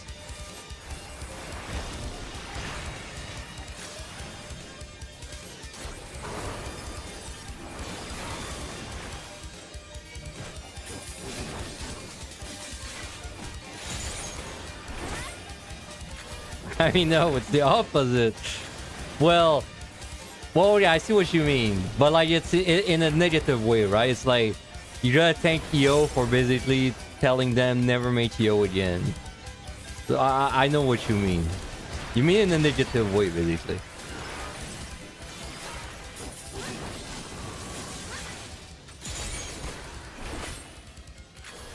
I don't know, man. EO is like, it's a love-hate relationship with EO. I feel like the only reason I hate EO so much, well, the only reason I say I hate EO so much is because it's like the one where I try to get the biggest scores of the 3. Like, I mean, realistically, if I had done Heaven High and I was trying to grind bait scores and I started doing like a speedrun 6170 every other run, maybe I would have also grown to dislike it as much.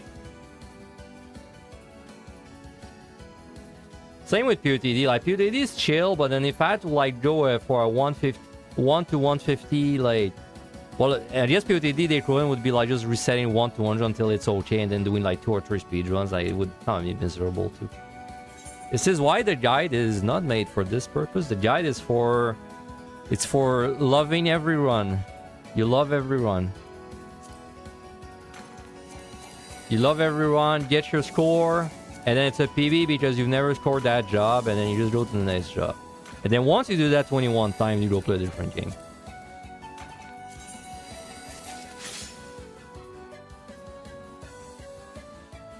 Okay. I haven't had to run. I'll run it when I actually begin the next set because there's gonna be less stuff happening in the next set than right now. Because right now I'm actually gonna read this. I mean, kind of backwards, but is the truth. So, okay, this set was nothing different. Respawn, watch out, Dojus, Ashigarus. Okay, so this one, this is full chill speedrun again. This is the last set with easy mimics. That is true. This is your last chance to burn your altars while risking a time loss from the mimics. Very true. I burn all my altars there. Let's find keep 1 or 2 in the bench is just I'm not finding them back. Okay, so this is the part where we're gonna have to start.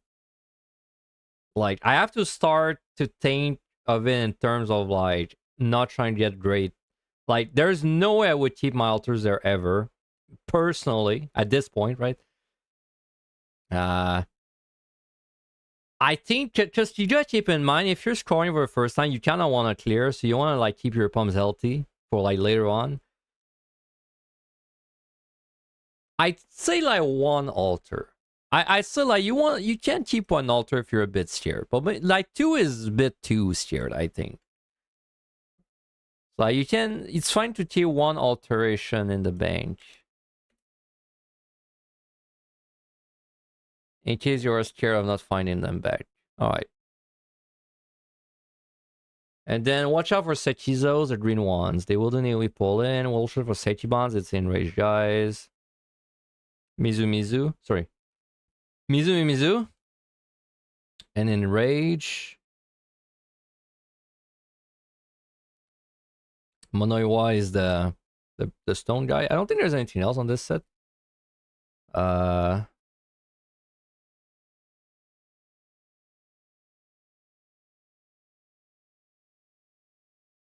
Yeah.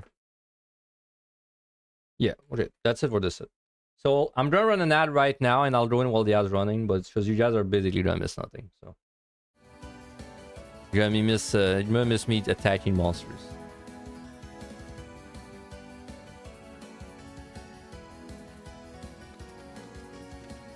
That's not what you meant at all. Oh, really? I was sure that's what all you meant it. They realized PTDMI wasn't working for group content, which is the main thing they made these for. Then they made it and they were like, okay, group are liking this more, but the majority of solo content players dislike this. Now enter PT, so they get it. So if they get it, both trio basically was the way. Wait, I disagree with that middle part. You're saying they made EO and they were like groups like this, but solo players dislike this? I don't think at all that's what happened. I think they think everyone hates it. But like their definition of everyone, I think, is their groups. I actually don't think they think about solo players at all during like all of this process. Because like soloing is an afterthought in PT. At least from what we've heard, it's like they basically said, "Oh, by the way, soloing's still there and it's not changed," and that's it. And then I guess what you would call the pinnacle content, the pinnacle like thing for PT is a boss that you can't even solo, right? So I don't really agree that a single thought was for soloing. I think this is just a reaction to the group. And even more, I feel like it's a reaction to 2130 being like really ass. I feel like there's a universe where if EO was the same but 2130 was not bad, they would have been like okay with the participation rate. That's just in my feel though.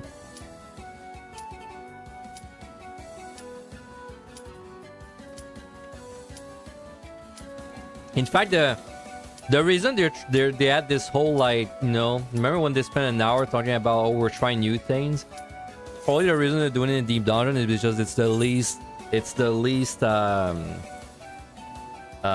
precious content, right? It's like the content they're the least, they would care the least about basically making like, no, not making it fun, but like it's their least profitable content, I guess. It's like their least profitable main content, so they're like, okay, we're gonna experiment with that one, right?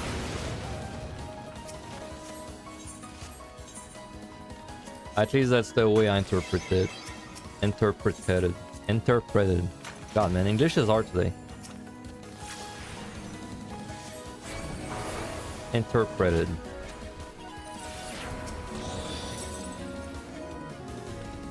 So I think what happened, if we have a timeline, I think PODD released, and then they were like, okay, we'll do Heaven on High. And then Heaven on High, I have to assume if they didn't do a Deep Dungeon in Necromancer, it's because Heaven on High, it was less popular than they expected.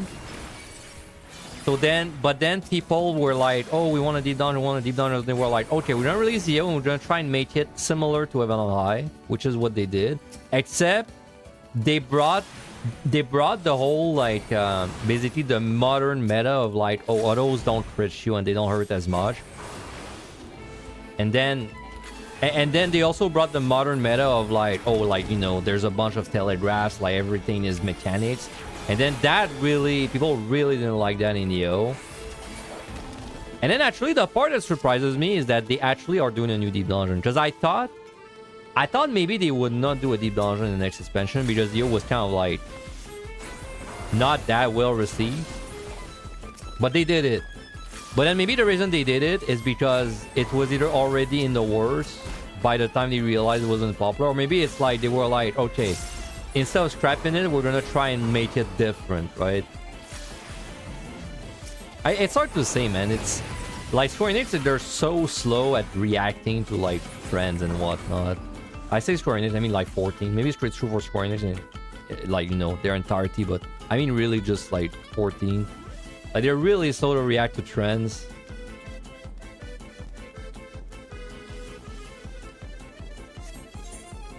I mean, you can be right, Card, but like that's objectively an unpopular opinion. Like I think it's well, I don't know. Like it's Okay, let's not troll bait wars like objectively. I feel like in our bubble that is a non-popular opinion, but like maybe it is a true maybe it is the popular opinion out of the deep dungeon bubble, right? Would I die or crit wish? I feel like I would with this blue up. Let's kill that guy. Okay. 2 mimics.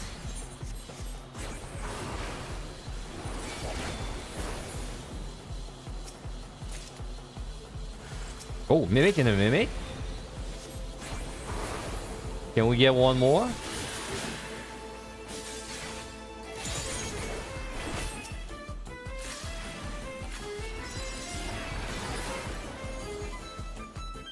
You think it's only unpopular if you're someone more into solitaire? Yeah, that's exactly why I'm not sure. So it's like, in our bubble, I feel like EO is pretty much the least favorite one overall. Like, you know, like, let's say Angelus did a poll in his Discord and he was like, he asked, like, which one is your favorite deep dungeon? I feel like you would have, I feel like EO would be the last one. But then if you ask the same question out of the deep dungeon bubble, I don't know what the answer would be.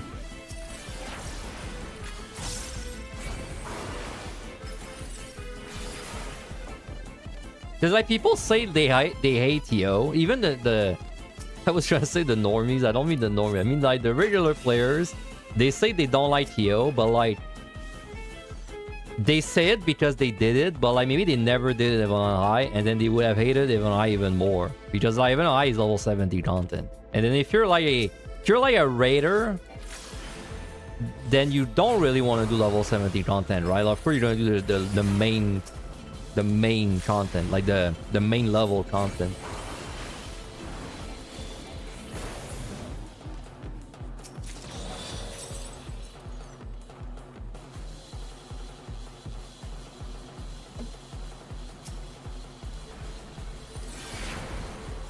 I did 2 group runs in EO, I think, and they were great.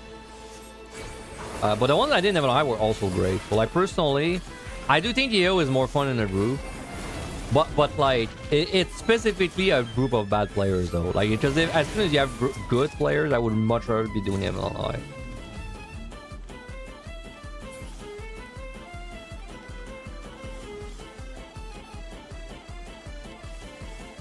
Man, same kinda. Like I really hope that in 8.0 they like made the level sync stuff more like approachable. I really hope, man. It's like this game is really overdue for something like that.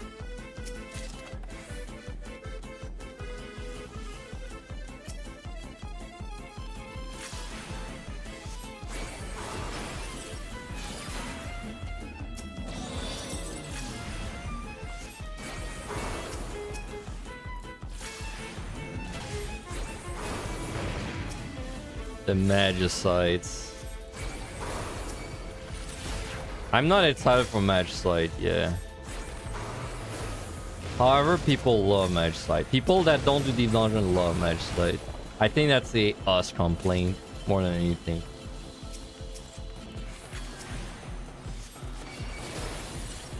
Clones were really sick.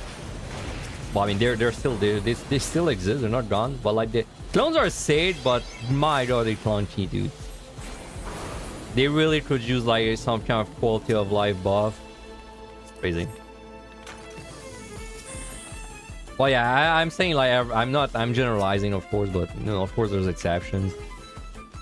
Also, yeah, I think it depends on how much you do and if you score. But like people that score a lot, especially or people that do a lot of deep dungeon, I think they tend to not like the match side over clone. I guess PvD doesn't really have an equivalent. I guess it's literally just match side versus clone.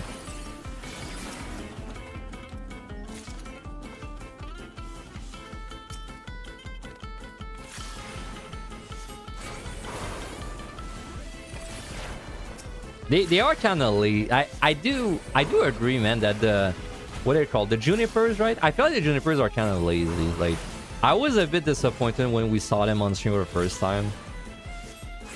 Like I don't know. I feel like they could have done something new, but then it's kind of like a combination of all the clones and the match sites in one. Unless they do like things that we are not even aware of. Now, to be fair, the one that boosts your HP of 50% is pretty cool.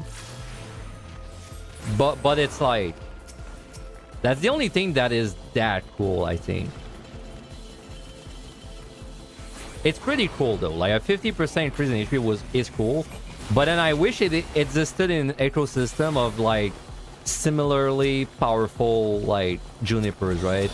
Because the thing is that yeah, 50% HP is cool, but then well, match size stronger, so you know, like it's hard to shine when you got big brother match size next to you.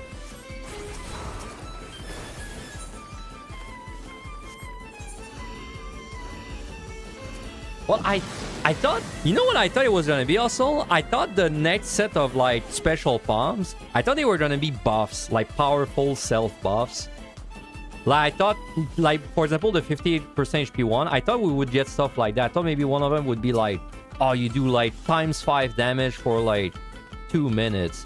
And then the other one would be like, oh, you have like triple the HP for 2 minutes. And then you could, but then you could carry that buff into the next floor because it's a buff, right? I thought we would get something like that maybe. Like to me that seemed like the logical progression, but then it was just kind of a weird mix of clones and match sites.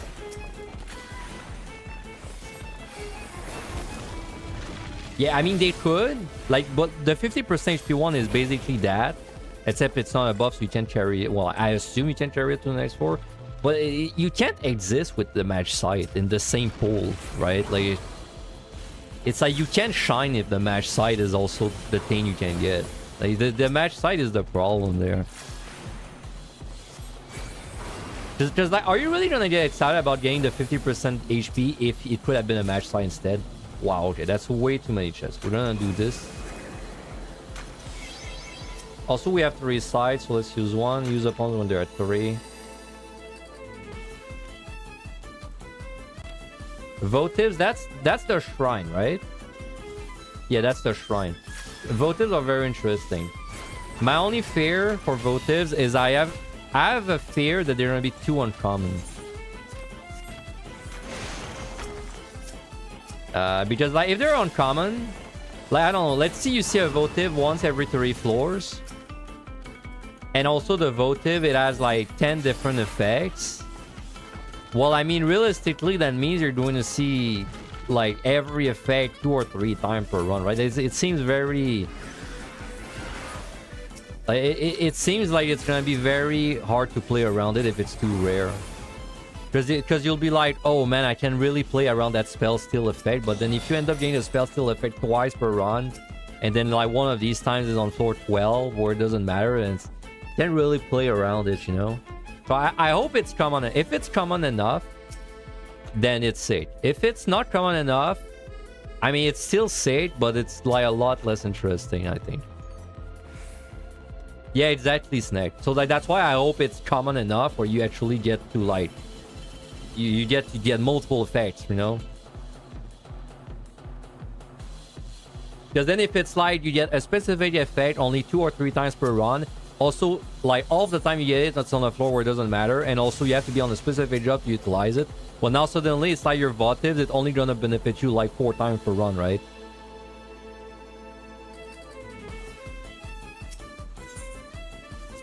Big room for currency? No way, man. That would be actually a disaster. Like, that'd be... You'd see, like, 10 of them per run. There's no way, right? That would be, like... That'd be bad if that was that rare. I would expect... I don't know. Personally, I expect intuition rate. Like you see 3 or 4%. I hope it's that. But I shouldn't say I expect. I'm saying I hope it's like intuition rate. 3 or 4. 3 to 5%.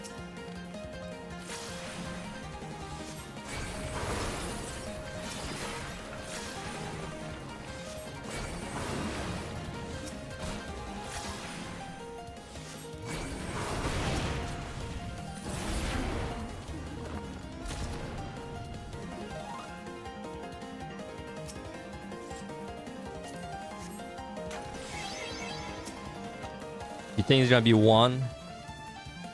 Once per set would be really bad, man. Like if there's 10 effects in the pool of effect and you get 10 per like deep dungeon, you'd be likely to not even see the effect you want once per run.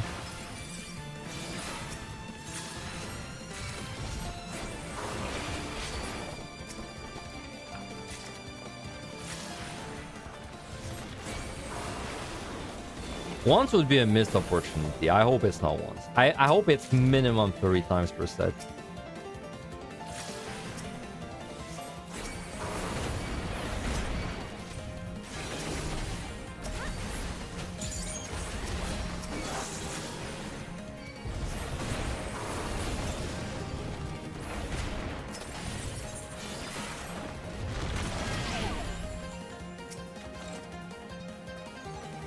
There's nothing going on in that set. I mean, there was also nothing written in the guide, so that fits.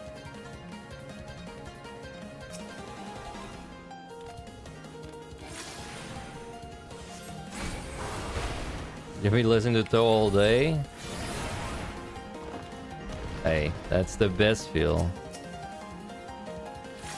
That's right. I've been meaning to add new songs to my playlist, but I haven't done it yet because it's like if I do it, I have to like take care of all the copyright shit, and that is a pain in the ass.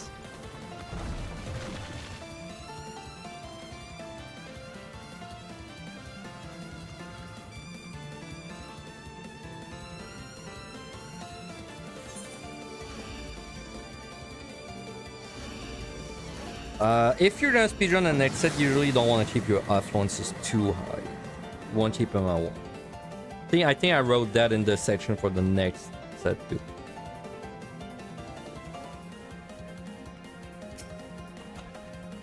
Serenity. Add you the Serenity? Oh yeah, the no item. Right. That's like the third mimic I get on the like open mimic.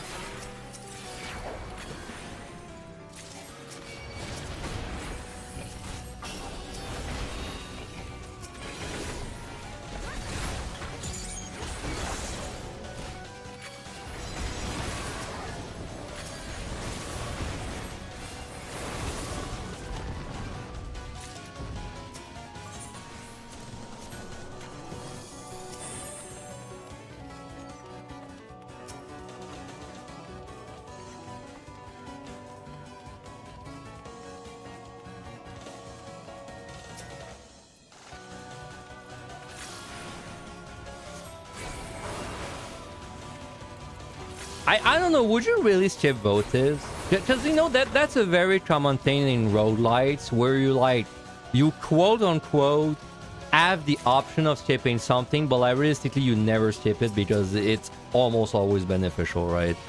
So like votive might just be like that.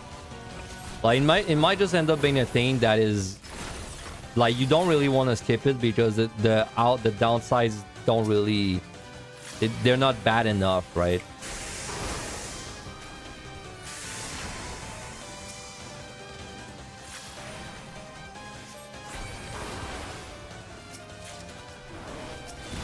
So like, I don't know. I don't know if it's gonna be a mechanic where you really made a decision. I don't know if you're actually gonna make a decision about using them or not, or if it's gonna be more like you use it whenever you see it because it's the benefits greatly outperform the downsides.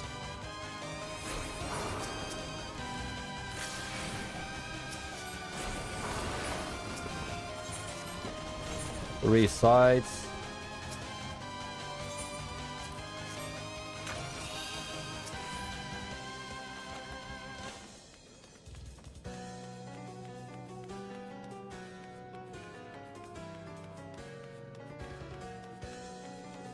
I mean, votive, honestly, votive.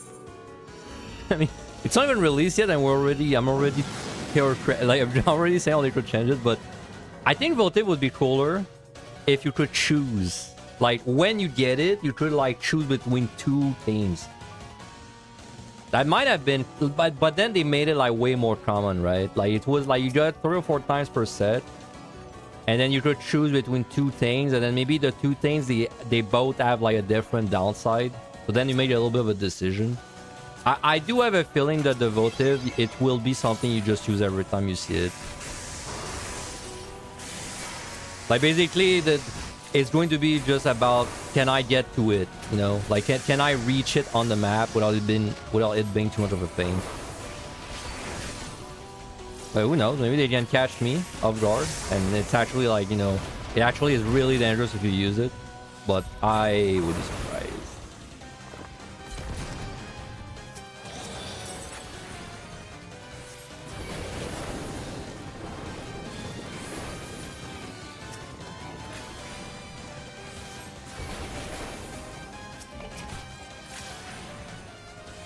Well, the ward first raise is a bit different because it's like you don't know what it can do.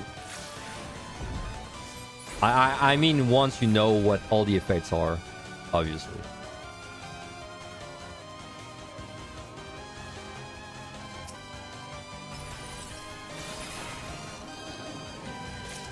Treasure room. I only want fortune, not really in reason fortune this.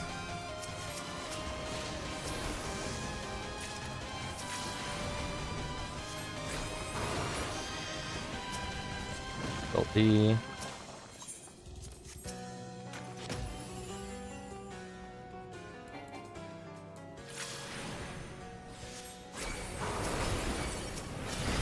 Okay, if we're talking ward first raise, honestly, if I was trying to go for the ward first raise and I did not know the effects that the votive could do, I would probably only open the ones on the way up to 31. And then I would probably still open every single one on the way if my palms were good. And then if it, like, let's say I reached floor 80 and then I still never saw like a really bad effect, I would probably still open them. But only if they were on the way though. I don't think I would go out of my way for them. Because I would be surprised if the benefit is actually worth spending 3 minutes like unlocking it, right? I shall grow big or grow home. That's probably what I would end up doing, honestly. I bet I would be on my ward first attempt. I would be on 486. That'd be a votive. I have no palms, and I'd be like, oh yeah, but like, you know, we can do that. You know, I have a witch chain. It's gonna be fine. Did they say what any of the downsides were? Except the one that was more traps. The only one we know is more traps, right? I don't think they showed another downside. And there could definitely be some oh yeah, hidden map. Like hidden map is I mean, it's cool, but it's not really a big downside. More traps is a downside, but then if you have like 3 safeties, it's not really a big deal, right? Man, this set was shit and now it's good. That's crazy, huh? And we kind of have to cite this too.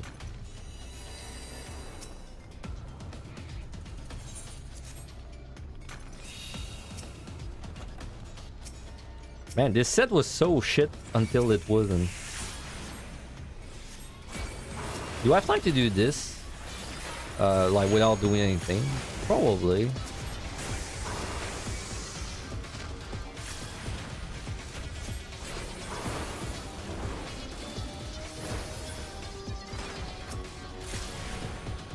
Also trying to votive into 2 lures. Also trying to get like, he's trying to do like the 6170 speed run. He's trying to get 3 votives that give him like 200% damage, and it's gonna happen 2 runs in a row. And then from this point on, it's gonna be like, he's gonna be praising the good word of like the guaranteed never fail 6170 speed run. Just you wait. Yeah, it's viable. It's the common votive. The common votive. Luring. 90 minutes per run. Listen, these were simpler times. I was young and foolish.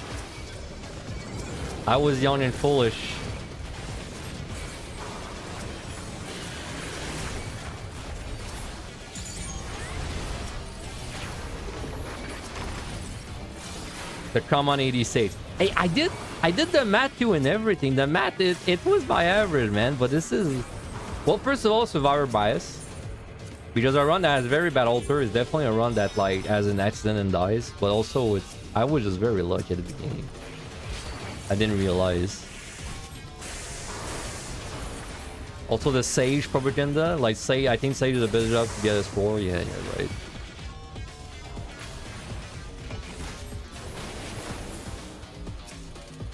The boys, the Mizus. I think I'll have to do an AoE pull.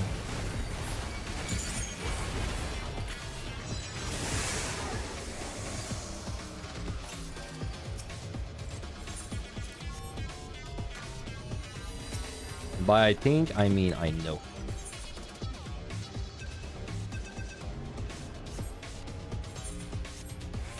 Probably just switching.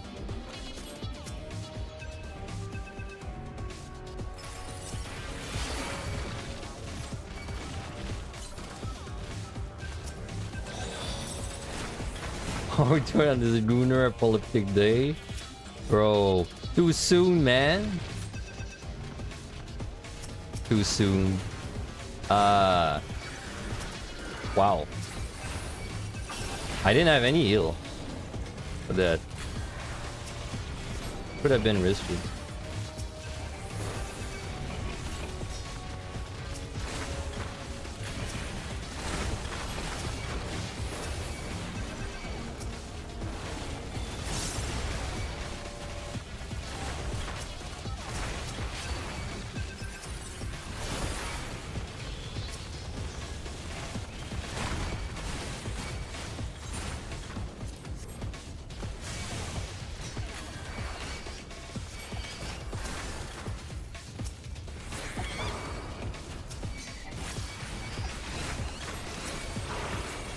Dude.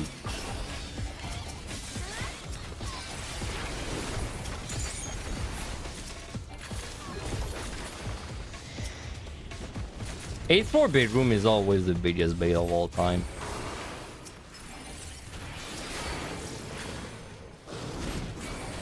Anyway, I'm doing pretty good. Finally giving the sport guide some love. I mean, it's not that it was like wrong or anything, but it's like it's good. Give it like proofread basically.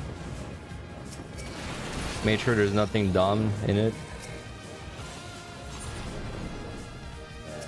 But I safety. Time isn't so hot. Nah, we don't safety. Always punished. I mean, this boss is a 215 probably, with like nothing.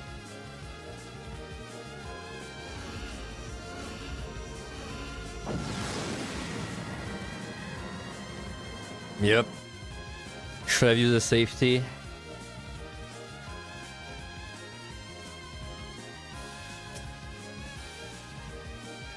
I might side this. He's there.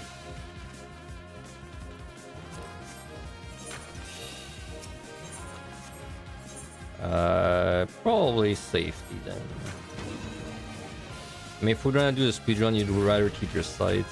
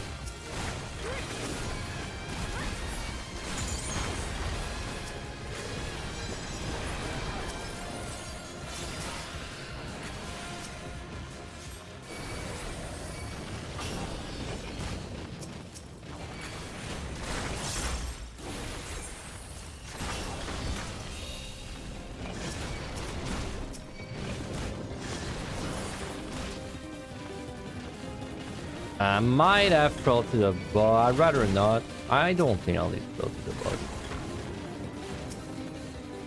This is actually one of the hardest 150s I've had in a while. I feel like we keep getting bait rooms at the very end of the sets.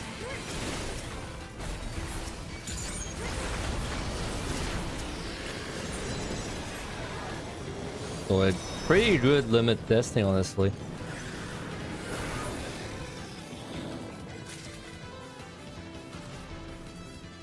And then we have a something.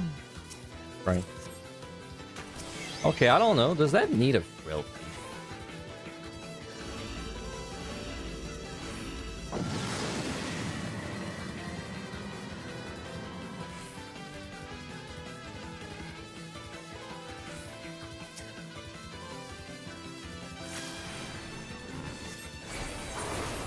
I have a feeling that I do.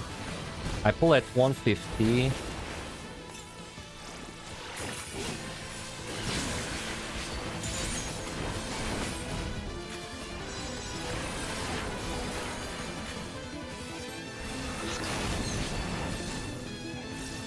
Maybe I don't.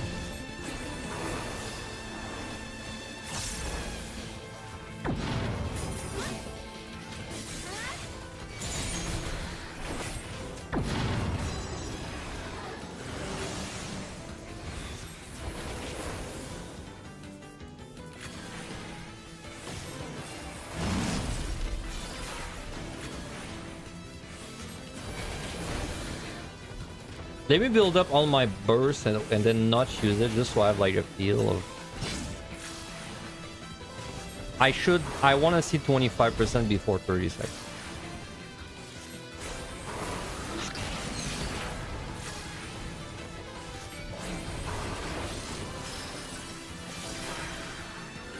Okay, we're good.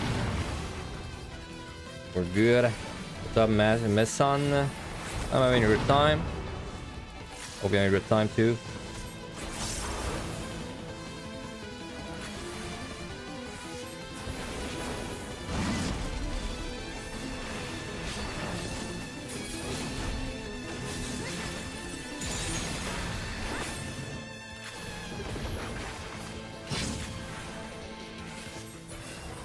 All right.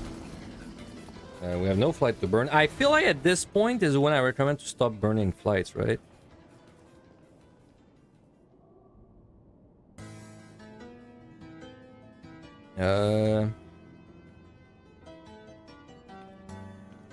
No, I think I thought about the burning flight thing in a different section. Okay, anyway.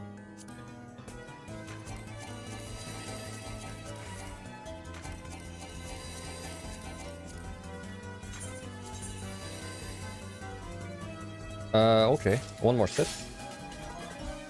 All the gooners thinking that the game's gonna die now that their plugin has been taken away. I think it's Zafir that sent my Discord yesterday. I think he put it in a really good way, or like he said something like, the most unfortunate thing about this is the fact that people are gonna get such a, like people are gonna be even more anti-plugin after they see the reaction from like its streams, right? Like people are gonna go super. I do think it's unfortunate that Mare was like deleted, though honestly after looking into what the plugin did, I'm less sad it got deleted, but it's like people are gonna be very vocal and annoying about it, and then it's gonna make people even more like anti-plugin, right? All I really care about is, will this have like a cascading effect where like, will this be a cascading effect where there's slowly, like, you know, it's slowly more and more things get ceased and desist, and then but then people are more and more fine with it over time because the reaction is always extreme. Yeah, that's what I've read. Really, I've read that apparently it's because he exposed his name and then he was using the player IDs or something, and that's why he got.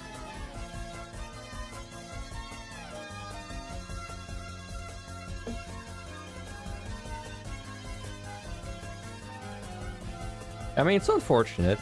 I've never used Mare. In fact, I thought Mare was Mare. I don't know how you're supposed to pronounce it, but I thought this whole time this was just a peer-to-peer thing where like you gave a code to your friend, and then if you gave the code, then you were like, then you could see each other's plugins. But apparently it was this whole thing where you had to link your Discord, and then you could get banned if they consider you doing like problematic things or whatever. Crazy, man. And then they would ban you by gathering your player ID basically and just making an association from your Discord to your player, your account.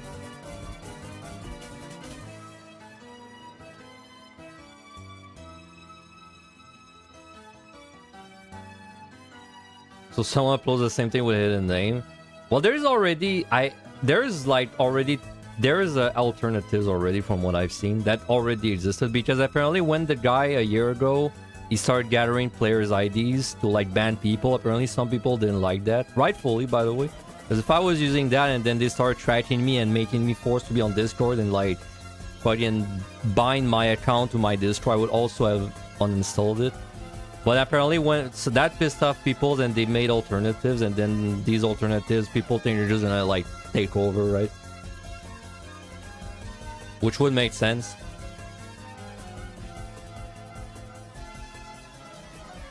But yeah, like the most unfortunate thing about this, if you don't use Mayor like me, is just like I just hope it's not a casting like not even coordinates, but I feel like I just hope it's not like, you know, it puts people who use mods in a bad light, because there's just like these very vocal streams that are like really pissed about it. But then because they're so vocal, then people are like, oh, these fucking modders, gooners, right? And then it's like, now even more people hate all the mods. You know, and then it just keeps being that like casting effect. I just hope that's not what happens. Yeah, I really thought about it yesterday, man. Like, cause there was a rumor that, oh, Dalaman's gonna get a cease and desist too, which was just like bullshit. But I really thought about it. Like, if Dalaman was gone, I may have said it. I may have said a different thing in the past, but I think I would quit the game. If Dalaman was gone, and I couldn't use stuff like NoClippy or like Paint or like tracking my stats in PvP, I would actually quit the game, I think, dude. Like, I've changed my mind over time. Like, I think I would actually stop the game, and then that's with me being a streamer, this being my main streaming content too. So I can't even imagine just a regular player. Like, that would like, bro, if I couldn't have any pain prevention thing, I would lose access to basically the entirety of Japanese data center. I couldn't do anything on the Japanese data center. It would be actually unplayable. I couldn't track my PvP stats. I couldn't track my deep dungeon stats. And honestly, even these three things alone is already like a lot. And then I would also lose every single quality of life that I have. But like, bro, I would get locked out of the entire Japanese data center. Like, that would fucking blow. Because, like, trust me, I've done a score run with plugins down. I did a white mage score run on Japanese with the plugins down, including the paint thing. It's bad, bro. Like, it's bad if you don't have paint prevention, like paint reduction stuff. Well, see, you're right, Zarin. So, like, you could probably still have alternatives, but I feel like out of principle, I would just stop playing. Like, because that'd be them making a pretty bold statement. They'd be like, oh, we don't give a shit. You know? Like, we truly don't give a shit about you guys using this to reduce your pain. I think that's the way I would interpret it personally.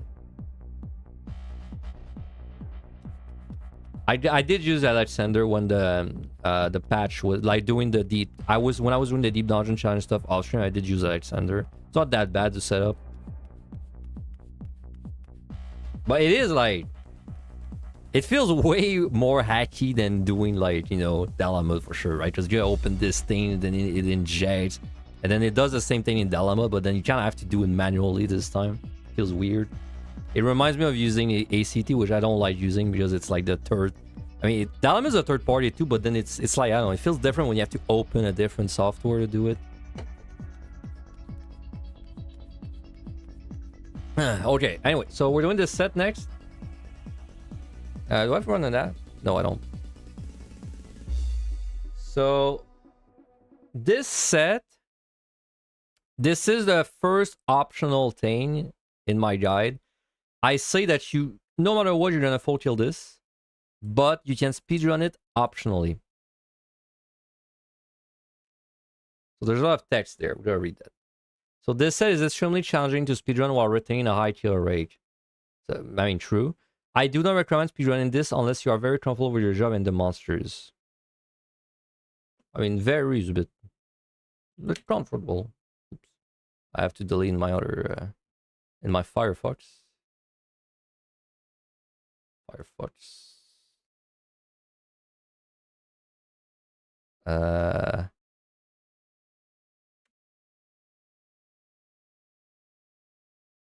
You will not lose as many points as you think you would, because if you're not speedrunning, you will be able to do more Lawrence, you debuff over more chests. The rest of the section the rest of this section assumes you are speedrunning. If you are not, you don't need to put yourself at risk with BDA weapons as long as you keep up the good pace. True. Consider using a raisin if you've never speedrun this set. Very true. Extremely true. Open the set with a strength, a steel, and possibly a frailty. Okay, that's where it's gonna diverge. I think there's gonna be differences in the way I would approach this set. I would expect that you enter this with 3 match sites, 3 petries, and most of your things at 3. I feel like nowadays I would rather recommend someone does a petri right away.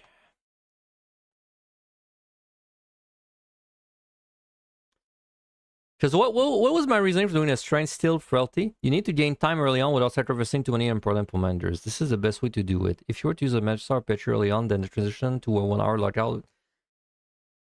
Okay, so my reasoning for this is if you were to use a match star petri and then you give up, it would be too big of a loss. Well, you know what? That's true actually. Like I have to get my mindset like in a different place. Like I have to look at it from the lens of like you're not like JJ Shat scoring like send everyone 160, you know. I'm a guy. I want to do my first crawl run, right? I get there, it wasn't too bad. I got all my palms. Okay, now I'm like, oh, I can either chill on this set, full chill, I can speed run. And then maybe I did a full chill once in the past, and I'm like, okay, no, this time I want to try speed run. I'm probably not too confident. So probably telling them to like open up with a petri, it's gonna be fine. It's probably that's probably still true, honestly. Like, yeah, you can just open with a strength steel frailty, get a feel for it, do like a bit of AoE pulling, and you know, just a few AoE pulls, get a feel for it. And if you get scared, you stop it. I would not do that, but that's because I'm sending it no matter what, right? So I think this is correct for this. My child scared you of the 51 speed for too long when I was a noob. But it's hard, man. I think it's fine. I'm glad it scared you, motherfucker. That was the point. That was the point. It was meant to scare you. I was gatekeeping you.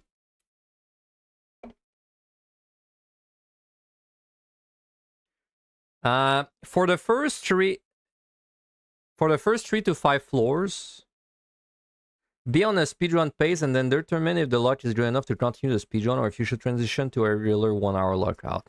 Make sure to kill everything up to this point. Yeah, it is fine to be slightly behind the pace, but if you're starting to see a big gap between your time and the pace, then you need to realize that it's not working out and transition to a resort run.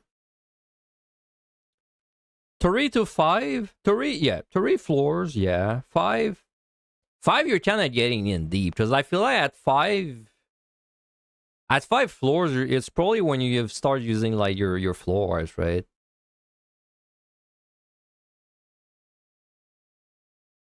I think no, 3 to 5, that's fine. I think that's fine. Like realistically, you get to 5, let's say you never floor wipe a single time, and then if you get to the 5th floor and you're like, okay, I'm lucky and I'm doing it, and then the 4 next floors go terrible. I mean, you'd still have 2 floor wipes left. That's about the limit, right? Purity, any pots? Time is tiny, we pulled already risky. I don't recommend trying to live with pots. And I would just remove it until you don't want purity. Good advice. Bad debuff floor, need a partner right away. Very true. You don't need to think on this. You don't have time to think. So if you see something especially bad, you must either use a sanity or a petri match site. If the floor is small, you may be able to get by with just fighting with a filthy, but you don't really have time to scout before fighting. All true.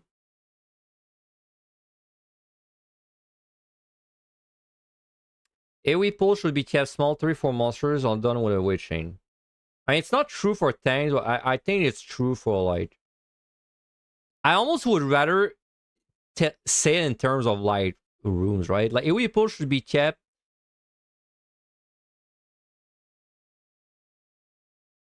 Should be kept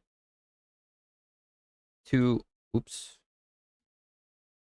Should be kept to 1 or 2 rooms.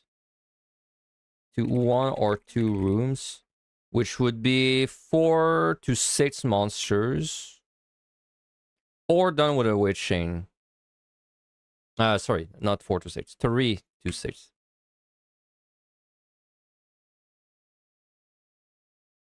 Wait, no, I'm wrong. To 4 to 6, I was right.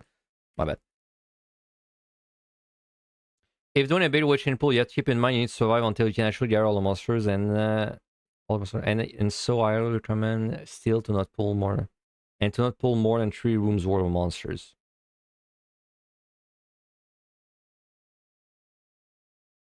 That's true for most job, right?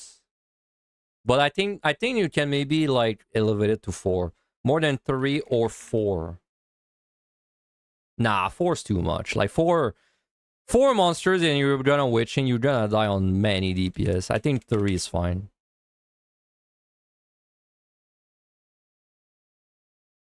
Hey, what's up, Fess? AoE pull should be kept to 1 or 2 rooms.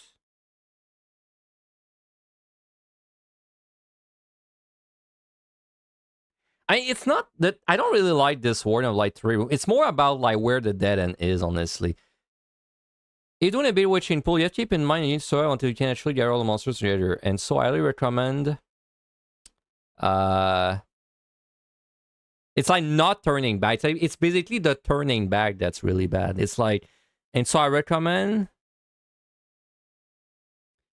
never like doing a 180 in a dead end. You have to keep in mind you have to survive until you can actually get all monsters and witch chain and use witch chain.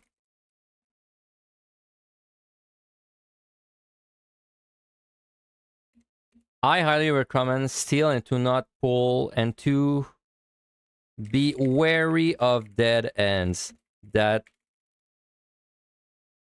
will require to turn around and run through the monster. Okay, I think that conveys better what I meant there. Made it to 99 boss, you have a 12% you died of flame puddle. Sorry for that. I've always been scared of dying to the flame puddles. At least never happened to me, but it's that's the one mechanic I'm never like 100% confident on the boss. Hey, next attempt for sure. I mean, you can't get any more closer than that. I mean, you can get 11% closer than that, but that's about it.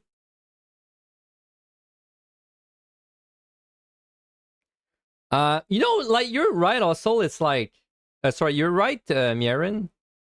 Like I'm really not sure about like this one. I don't agree, but like it made sense. Like I don't agree if I just read this, but then I agree if I read this, right? Like I agree if I read the justifications. I just don't agree if I read the white part. It's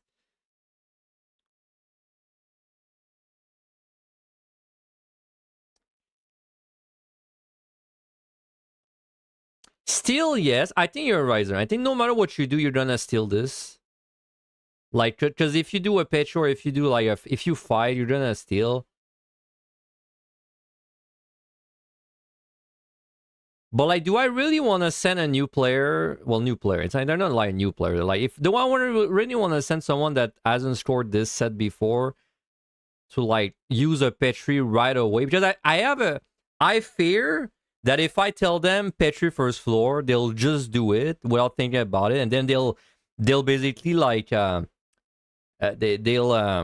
they'll lock themselves into the speedrun because they'll be like, you know, sunken cost fallacy. They'll be like, oh shit, I use a Petri, like I got a speedrun, right?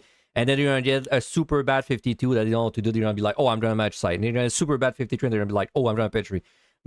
I'll keep it like that because I feel like if I do it like that, and then they like maybe it's not optimal. I mean, it's definitely not optimal to keep your Petris at 3. But then at least if I tell them try to fight a first floor, I think the sunken cost fallacy it's less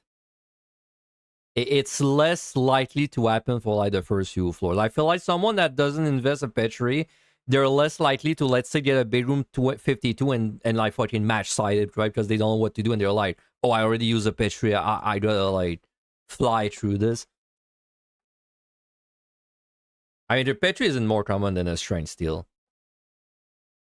Because my expectation of like this is you get to the next set with, I'll probably talk about it later on, but like, okay, well, I guess we'll just keep reading, just have more stuff written. Maybe I'll like combine this in one sentence. Where was I? Yeah, this is the part just changed. Sites must be kept for the 2 or 3 last floors. I mean, must is a strong word, right? Should.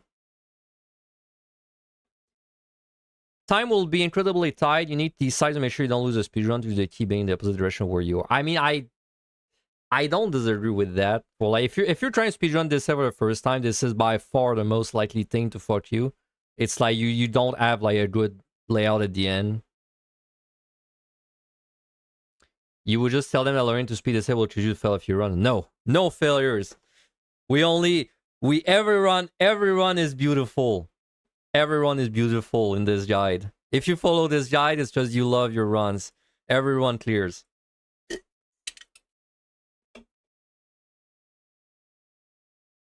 I side must be kept for the last 2 or 3 floors. I 100% agree with this. I mean, yes, technically you can do landmines, but this is by far, like, I remember vividly, man. My first time speedrunning this set, it's always because you get a shitty layout at like the end 2 times in a row, and then it's like, and then you know if you miss a reveal, it's way too costly. So then you go for the reveal, and then it fucking sucks. So yes, I think so.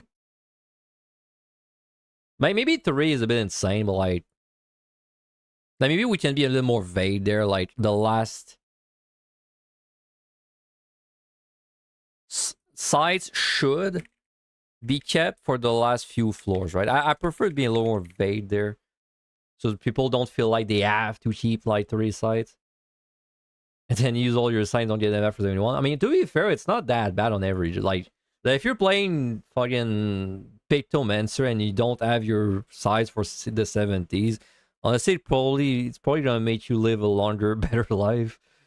Even myself, I cite the landmine. I landmine set the 70s on jobs sometimes, and I feel like it's not even worth it, dude. It's like it's gonna take me 2 minutes to set up a shitty 6 pole with witch chain, and then it's like I get close to dying 5 times in it.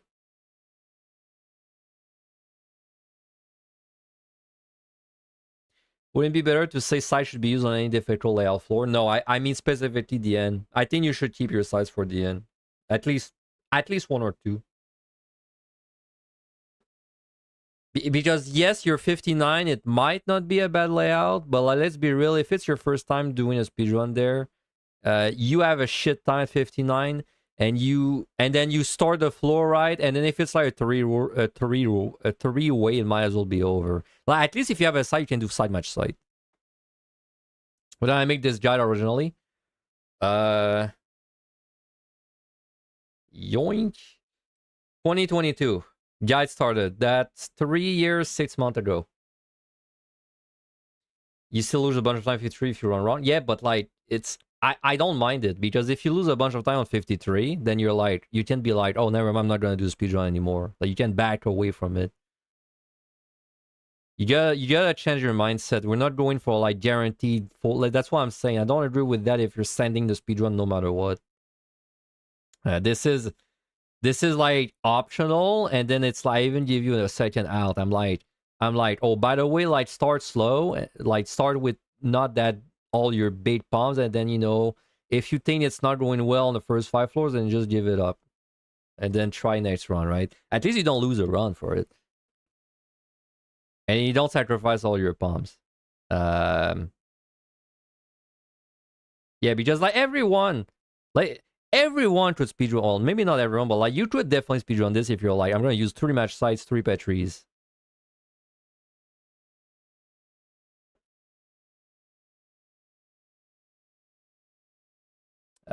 I don't really agree with the frailty though. Like, I don't really agree with the frailty. I think I'm gonna remove like the frailty specifically. Well, I said possibly a frailty. That's fine. Let's just keep reading. So what did I say there? Speedrun due to the key being the opposite direction where you already need to backtrack to explore, and there no key can be an entire minute lost by itself. Entire minute? That's That's like that's a that's like that's a positive like outcome. I wish a bad floor was a minute lost, bro. It can't be like a minute 30 seconds. Using one Petri is fine. Using a single Petri is low risk, and you are incredibly likely to find it again before you need it. True. Using one match site is risky. So I know people are gonna disagree, especially people at score, but I agree with this. For like trying to just get a feel for it. Because the expectation of this is you enter 71 with all your floor wipes, right? Because it's not that you enter with all your pumps at 2. It's that you enter with all your floor wipes. So yes, it is a fact that if you use a match site there, you are not that likely to find it before the 70s. So I don't disagree with this statement. Using one Petri and one match site is as far as you should go, only to be done if you are on the last 2 or 3 floors. Okay, what did I mean by this? Only let yourself be in this solution if you're already committed to the speedrun. So I know what I mean there. I mean like what you have in your bags. I maybe this should be worded a bit differently. I mean like having 2 Petris remaining is fine. Having 2 match sites, because I should reward this. Yeah, I mean specifically what you have in your bag, not like how many you use. Having two Petries left at the end is fine. And then what I got right? Using a single Petri is low risk. You are maybe not incredibly, but you are very likely. You are very likely to have all 3 again before you need them. Right.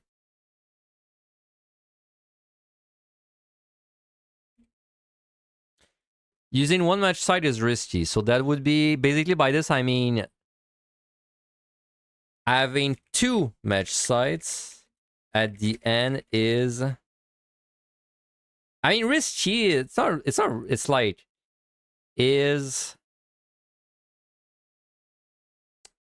brave. Is what's the word I'm looking for? Well, I mean, it's risky. Is a risk. I guess it's a risk. I'll just say a risk. Match sites are much harder than Petris, and it's not I'm much rarer than Petris. And you will not be guaranteed to have all 3 back by the time you need them.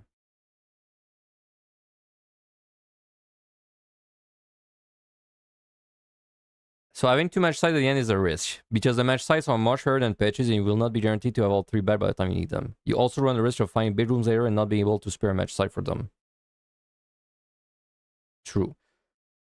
So this sentence, use one Patreon match site as far as you should go. I mean, the way I want to word this is,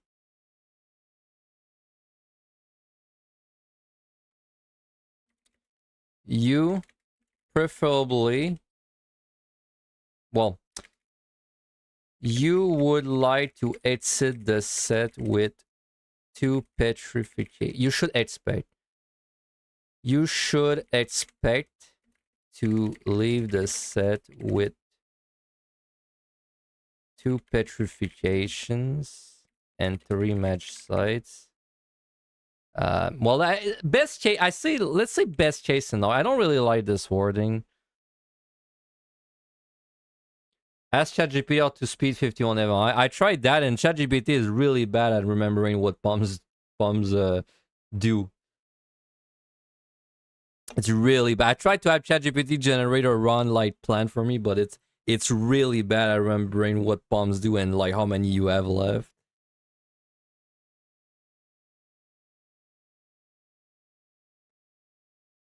In a perfect word. Yeah. In a perfect word, you would have 2 petrifications and 3 match sites.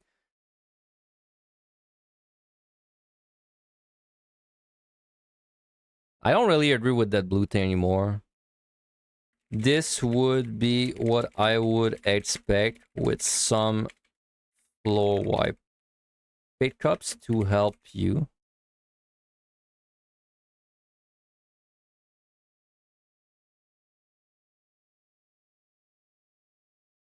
I mean, I keep calling them Petries. Let's just call them Petries the whole time.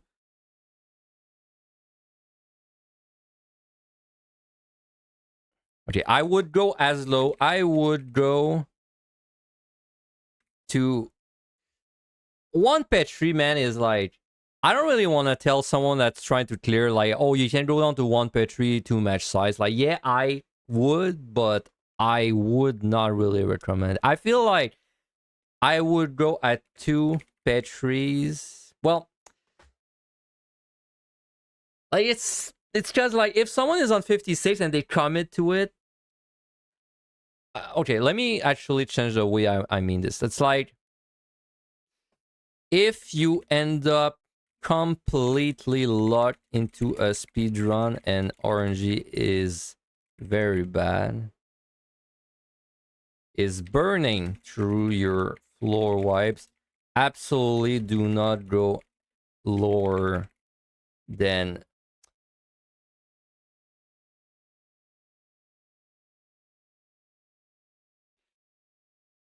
if you're not completely locked into a speedrun and RNG is burning through your floor wipes, absolutely do not go lower. Well, do not go lower than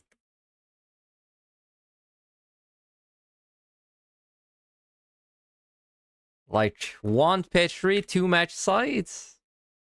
Yeah, I think that's the lowest you should look at.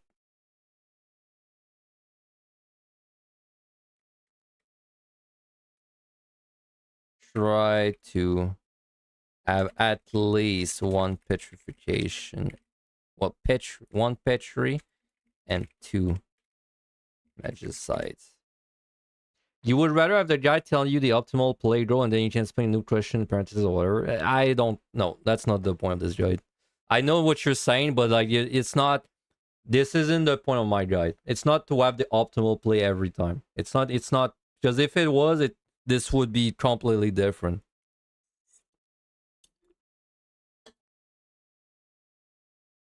Because if the point of this was just to have the most optimal 5160, then like, well, first we don't raise, because why would you raise? If you're gonna lose points that early, you would open with like a Petri.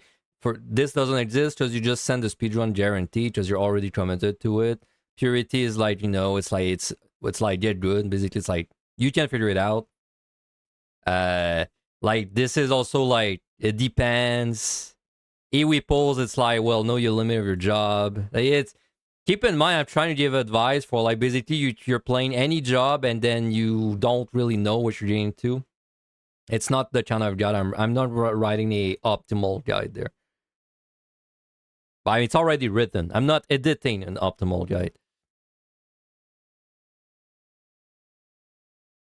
So like having 2 pitches at the end is fine. This is important. I don't want people to get stressed about having like not all their flow wipes. Having too much side at the end is a risk. It is a risk. It's a risk. It sounds scary, man. I don't like that word. It's like is acceptable. Let's say acceptable. It sounds less scary.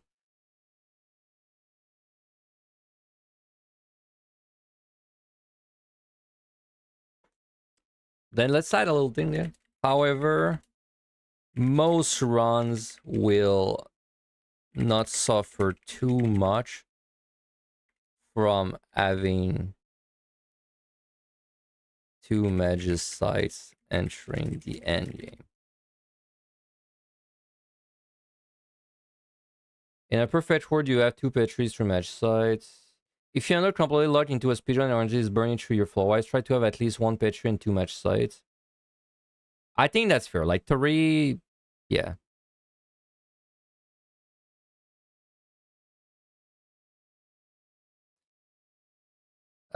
This is only this. I only This is only if your speedrun going badly. At this point, you are heavily risking the clear or so many points that the speedrun is canceling out. Don't fall for the Suncrust fallacy trap. See, that's another thing that, like, another thing that's really hard. I'm not gonna lie, that's really hard. But like, if you're on 56, and this is true for every speedrun, by the way, but like, if you're in 56 on 56 and you like you did well up to that point, and then you get, and then let's say time is just okay, and you have 2 Petries, 2 match sites, and then you get a big room 57, like, there's a bit of a sunken trust fallacy there. Like, if you match side this, yeah, it's gonna feel good, and then maybe you get one other bad floor and you have to Petri, and like, yeah, that felt good, but now you're like you're a guy that's just trying to figure out speedrunning. You have 2 floor wipes entering the 60s. Like, sunken trust fallacy, man. So, yeah.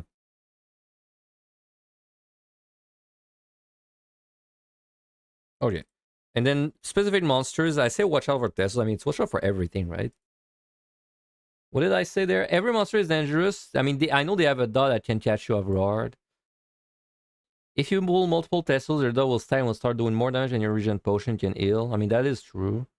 Boss can be maximally during topple for uptime. That's very specific.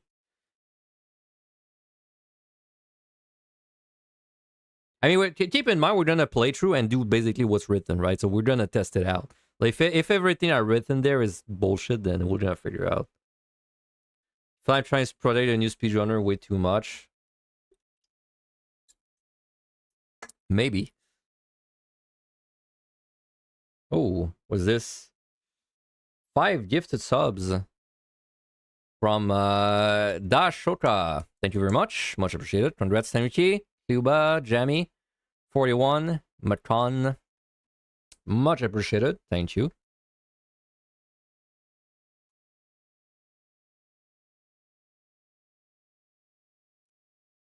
Looking forward to the next deep dungeon. Same, man.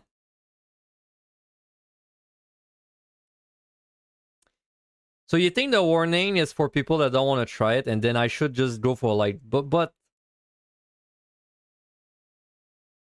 And then you think this should be all from the point of view of like you're locked in and you're doing that speedrun guarantee 100%.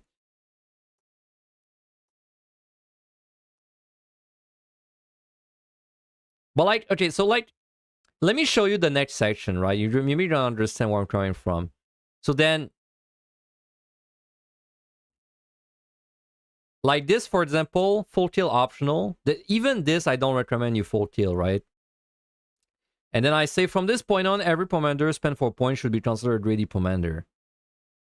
Kill a lot on the early floors, kill the bare minimum on the middle floor, adjust to your time on the later floors. Only use Patreon match sites for treasure rooms, bedrooms if you are comfortable. Even so, like, see, even there, I don't tell you just blow up every bedroom, right, and every treasure room. And then I say, commanders, you can get down to 2 without risking too much. Strength, frailty, witching, fortune, affluence, alteration. Even I don't even tell you to get your Petries and your match size down to 3, right? So like, I have a feeling that if I go like, if I actually tell you like to do the way I would do the speed run, then I have to change this all, because then this is kind of like, it's like I'm telling you to climb Everest there. Like I'm telling you climb Everest and then climb like the hill in your backyard. So then obviously if I change this to make it really like sweaty, then I should make this really sweaty, which means I should also make this really sweaty, because then if it's sweaty from the get-go, then you know, then you also gonna make this sweaty. So that's like floor wipe, and then yeah, I feel like if I feel like what you're saying, it could be a different section, or like it could be like a sweaty section for like MI, but this doesn't really fit in this section.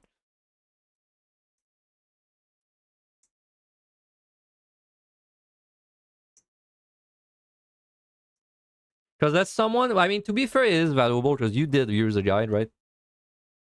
Because as someone that was learning of this guide, you ended up having to just watch a lot of VODs and ask in Discord. I mean, to improve, right? But like, what your first time speedrunning, what happened? Like, did it just not work? Like, did you just follow what was written and it didn't work? Like, what happened specifically when you followed the speedrun? We're talking about this one specifically. Was it that because you didn't use your patch early on, basically you would overcap it too easily, and then you had to flow wipe a bunch of times at the end?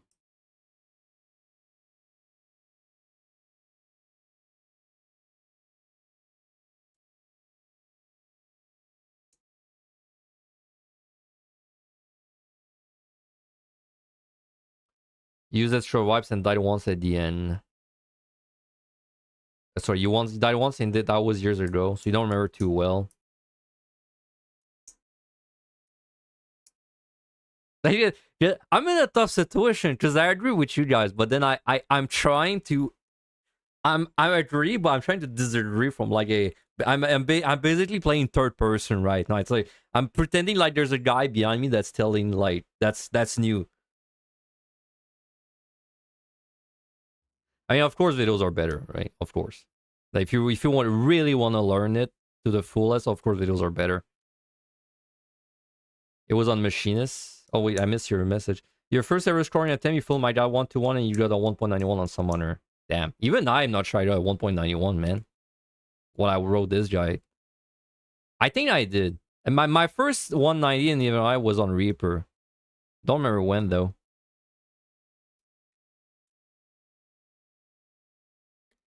Watch out for Tesla. That's so oddly specific, but I mean it's true, but it's like everything's gonna kick your ass in any way pull there. So like what am I saying? I'm saying oh we'll definitely have to run a an ad now. So we'll do that while I'm wrapping this up. Let me run an ad right now. I didn't expect to spend 30 minutes yapping on the thing.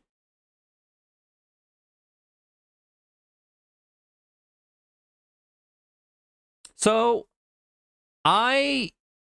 what you said, Mierin, is very interesting because my guide is not meant to be to get a 1.9. My guide is always more it's meant to get a 1.8. It's like you get if we're talking about high, right? My guide I expect you to get a 1.8 plus, but like between 1.8 and 1.85, right?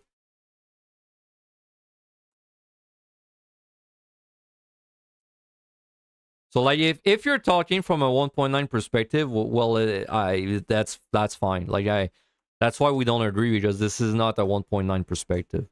This is not 1.9 gameplay. 1.9 gameplay is keep your pumps at 2. Keep your pumps at 2. Make sure you never overcap your petri.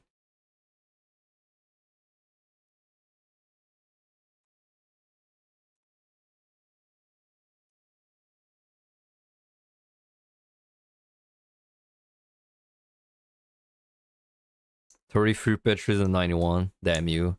The spreadsheet letting your inner Zarin out. Okay, I think we're just running like that. I don't agree that it should be sweatier than that. This I think it's a trap if I make it sweatier because if I make it sweatier, then I have to make everything else sweatier, and then it just becomes a score like bait score guide, right?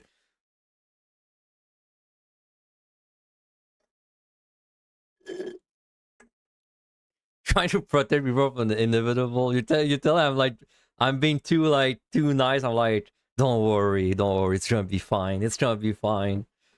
Well, just I don't want people to lose their runs though. That's kind of the point. I don't want someone. So okay, you are Joni, but Joni's not a good example. Well, it's not a good name because Joni is actually a sick player. But like you're Mark, right? You are Mark, and you want to speedrun this. I want you. Sorry, you want to score this deep dungeon. The point of that guide is you. I don't want you to die. I actually don't want you to die. I want you to clear, but from a scoring perspective, and then you get maybe a flat 1.8, right? So I do not. Like you're kind of right. I want to protect people. I don't want people to get to 5160 and they're like, oh, speedrun is possible. Okay, I'm gonna do for a speedrun, and then they use 5 floor wipes. They reach 61 with like 1 floor wipe.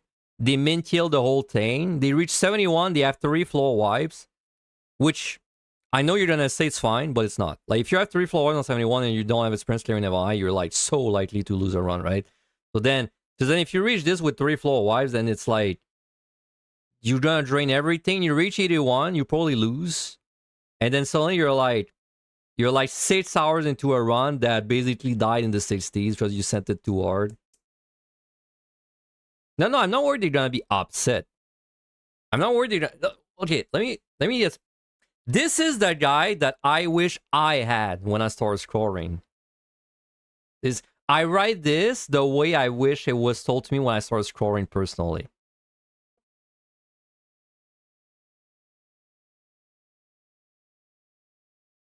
So yeah, exactly, Velvet. It's like, I just want people, they reach it. I want people to reach 91 and they have like good bombs, right? But then they scored. They already scored.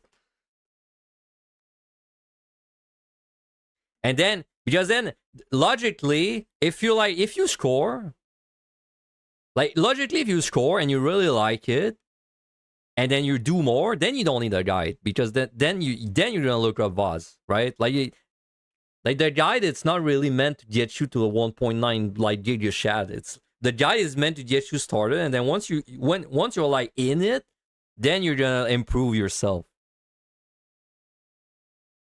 Yeah, this is a guide for 1.85. Exactly. Exactly. This is exactly what it is. Even a 1.88, 1.80, like a 1.8. In fact, I maybe even wrote specifically 1.8 somewhere there. Like well, maybe not there. No. That's funny. I feel like, sorry, I feel like I had a question with 1.8 specifically. Oh wait, don't I have a question? That's exactly this. Oh yeah. Like, see there, I want to score without Geo. I'm not pronouncing that word. I want to score without ruining my runs. Is that possible? You should see scoring as a slider more than a toggle. Not everything has to be optimal for you to get a nice rank. This guide showcases the amount of risk I am personally willing to take before I deem a run unsafe. This may be different for you. For example, you could do all of these sets that require no commander in a strong width and simply switch back to your normal clear mode. See, this is the anti-hustle section, man. These are both anti-hustle technologies. This is anti-fin technology, bro. Destroying my potions. I struggle to speedrun the sets that should be easy. Why is that? Typically, the most common mistake you'll see people do is that they not move into an efficient way on the floor. As an example, if you go in the direction and see the key room, your first reflex should be to do instantly the opposite direction. By doing that, you are saving an entire minute and you should have blah, blah, blah. Outside of that, I also see people being too stingy on their pomander usage. Just use the pomanders on the easy floors. There is more than enough time to get them back. True. It's too stingy on their pomander usage. I mean, I'm not... I hope it's not... I hope the way I wrote it doesn't give the feeling that you should save your palms. Like, that's not really what I mean there. This is only referring to, like, the floor wipes. I'm not saying don't use anything. I'm saying, like, be careful blowing all your floor wipes. But I didn't say like don't strength, don't frailty, don't witching, you know. Well, Saito, so I said you should probably keep a star or two at the end. Okay, anyway. I think we've yapped long enough. We gotta like actually run this. 51. I mean, just you until we do. Y'all think this 5160 session is controversial? Just you until we get to the EO, and then it's you may notice I don't even recommend doing a speedrun on both of those. Like this is gonna be the real controversy. 3140 speedrun mandatory. Yeah, right. Yeah, right. All right. Okay, we've yapped. We've yapped long enough. So we're gonna follow the guide. I have to like kind of train myself follow it. So yeah, we fight. We start by fighting. Don't really commit a floor wipe until we're sure we're gonna go for it after a few floors. Purity every patch. Bad debuff floors need a pomade right away. Keep we pull small. Sight for the last few floors. Try and have 2 Petries, too much size at the end. And then if it's very desperate, 1 Petri too much size, then we don't want to go any lower than that. If we go lower than that, then it's sunken cross fallacy and we give up on the speedrun. Alright. Let's go. It's actually gonna be hard to train myself. I of course get an overcap, right? And you just use a Petri. I hope I'm not too lucky, because then it won't be a very good test. Yeah, like I hope I just don't get Petri spammed and I don't get to test anything, right? Alright. And it's a pretty rough speedrun, honestly. Also, I did recommend you raise for first time if it's your first time. I guess it doesn't really change anything, but if I die, at least I don't lose a run. Right, so I said you should fight the first floor. Let's do that. I said even a frailty if you got one. We got one. Now red mage is not so hot.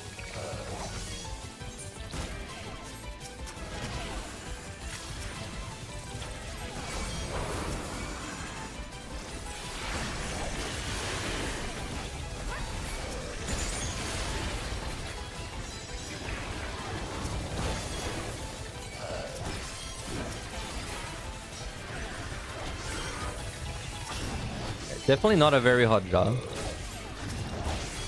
I'm almost dead. Almost died from that. Oh.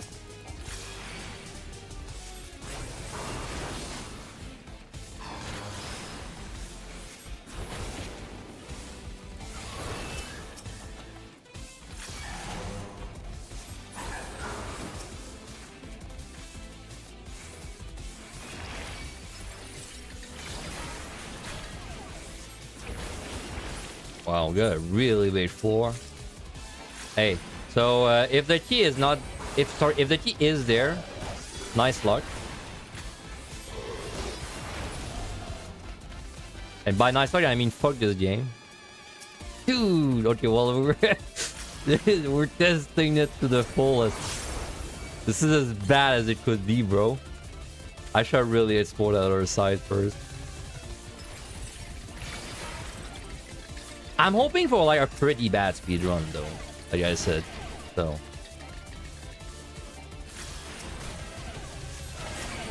I'm gonna kill that nug on the way back. Never mind. That somehow hit him.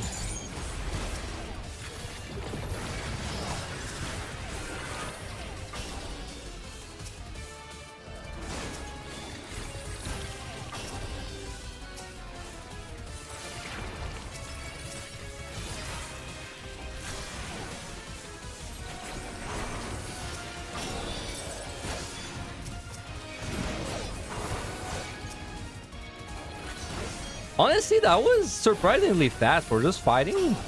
I'm like, this was bad key placement plus big floor plus pretty bad job. Well, bad job. It's average job. Still got out of there in 330. Red mage actually sick.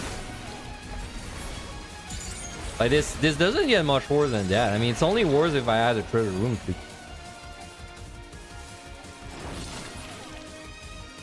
Surprising.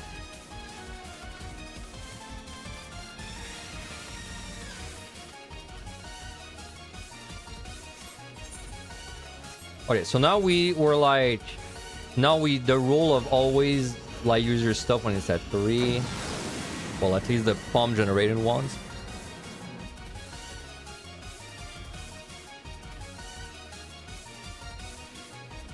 Paste. We got frailty again. Oh, yeah, you have free Petri there. I'll accept one free Petri. I think that's pretty common. Pretty expected. You have Petri.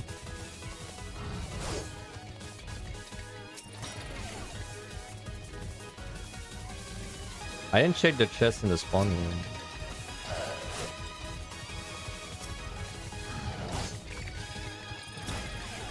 Frailty.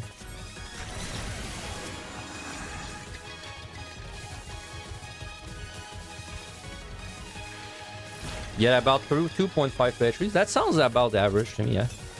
Makes sense. 2 or 3 Petries. Let me just double check this chest. I'm not sure if I checked it.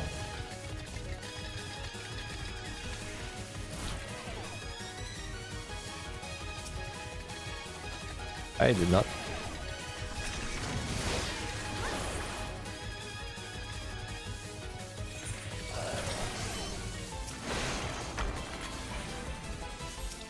Yep. 1 match side every 3 runs also sounds right to me. Small pool.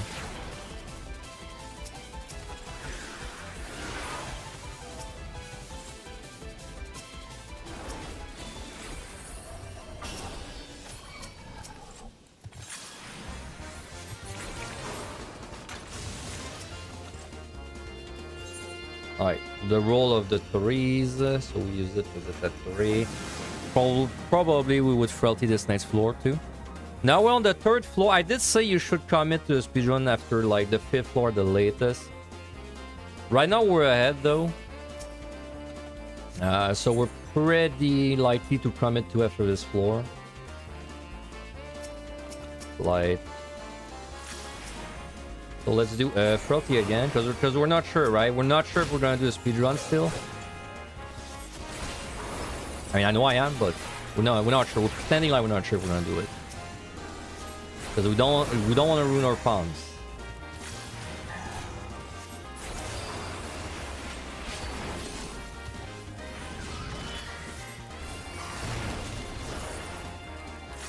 Is Red Mage sick? No, I'm going through my scoring guide and I'm basically doing a run, reading it, doing what it says, and then I'm editing it whenever I feel like it's wrong.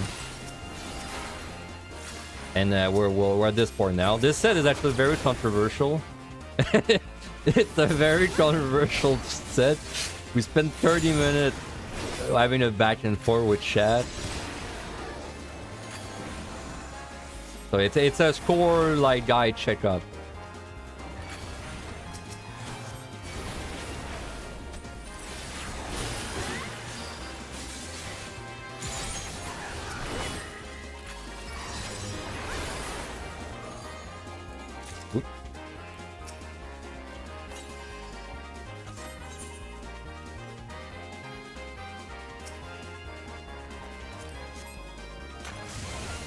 Tutorial, the score guide gets well soon. Oh, I should have used that witching for a new pull actually. I kinda done. No offense to Finn.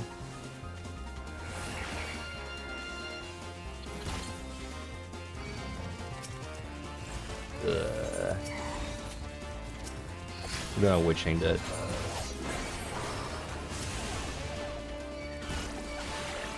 What? What the fuck?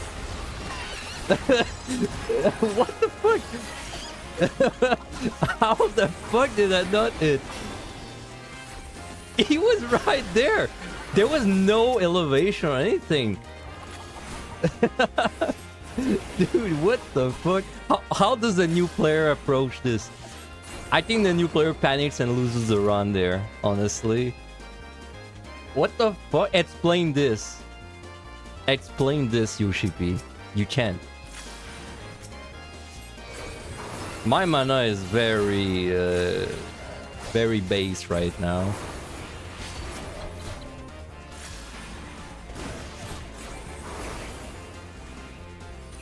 You player with Oddbind jump. We'll change back. Alright, keep the pumps healthy. Now at this point I would check. I'm ahead. All my pumps are looking good, so we probably commit to it. I would like bad debuffs there. So you would patch your Serenity this. Fortune we have at 3 we use.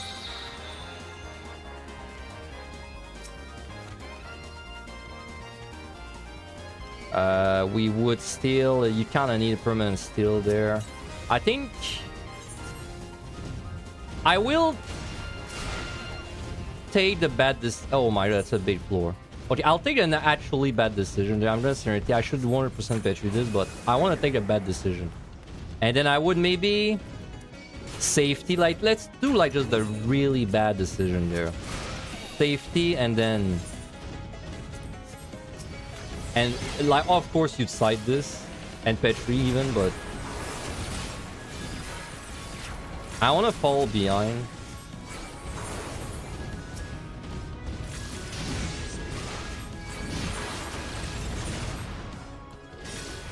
And then I would probably frailty this again, right?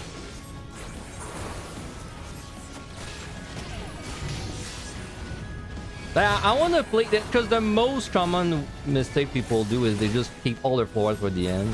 At this point, I think you should really patch this, but I want to make... Well, let's keep the floors for the end. Classic mistake. All of them.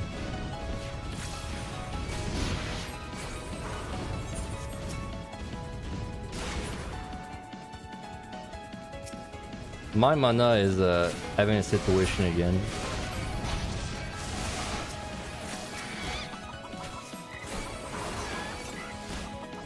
Pretty bad situation too.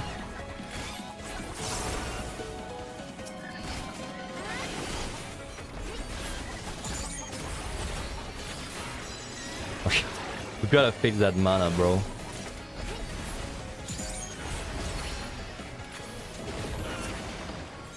Light. No, I'm gonna use that. No, I said you should save a few fight. And also I changed the wording. I said I suggest you save a few sides for the end. Which is why I didn't use a side there. Because I took this a little too much too hard. I definitely would have sided this floor. Mimic. Dude, my mana... I think even a new player wouldn't fuck his mana like that, though. I'm losing so much damage from this.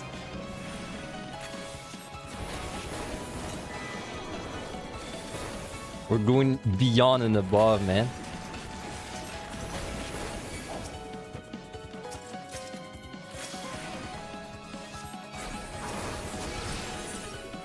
Alright, we purity, because we always purity the puck.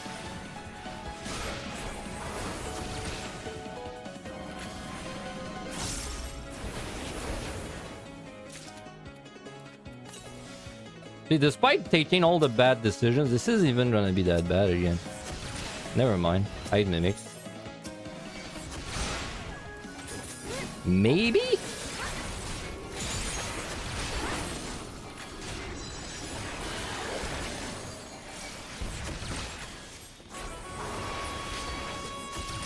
Okay. This counter has to die.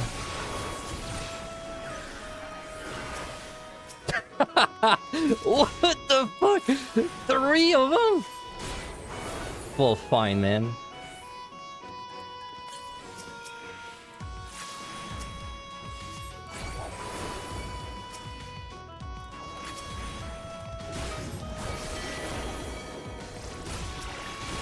I don't know if I'm gonna survive this. Because my thing is dropping like now.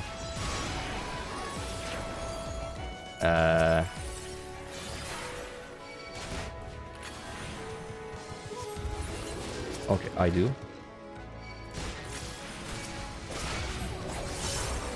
I definitely don't. I'm dead. The dot's gonna kill me. Right? Right?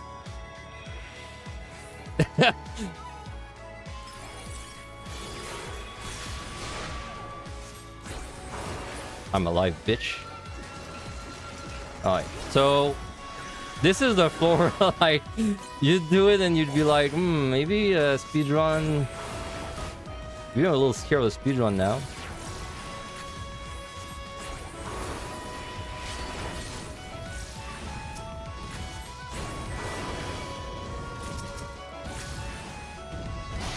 I flight, dude. Flight is like, yeah, you should use it on a speedrun if it's gonna like help you do it. But I don't know. That's that thing I feel like is weird.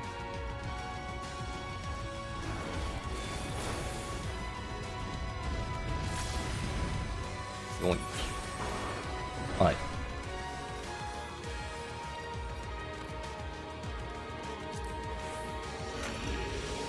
Okay.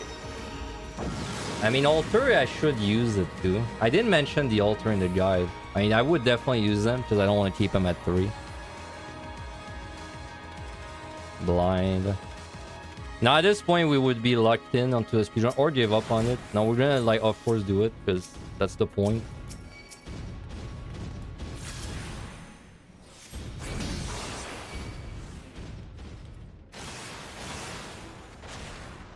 Wow.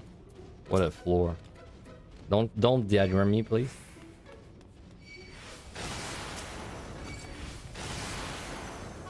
Thanks. What's this? Strength? Nice.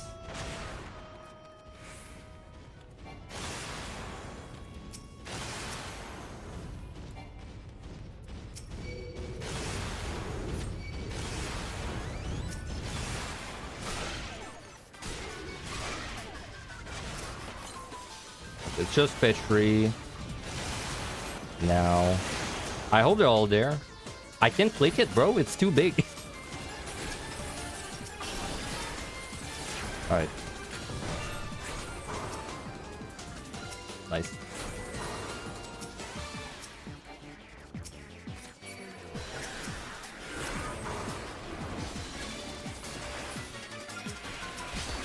YOLO. Probably I missed that guy.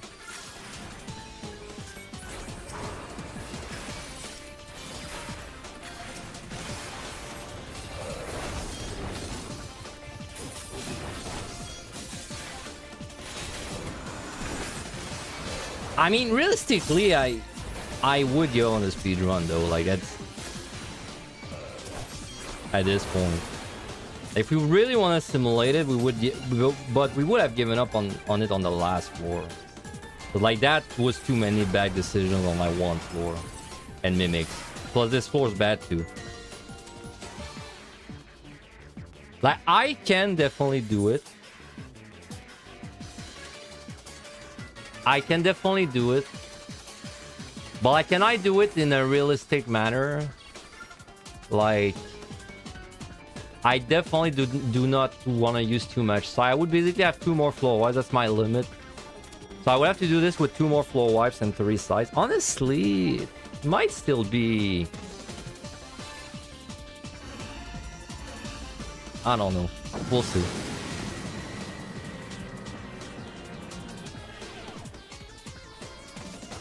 This speed run, man.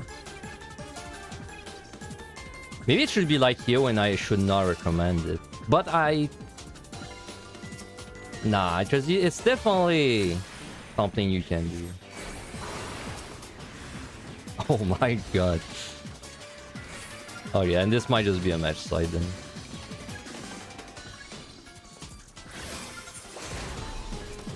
Alright, well now we're committed. Wow.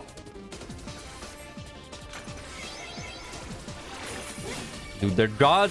This is the 5th mimic I opened, by the way, right?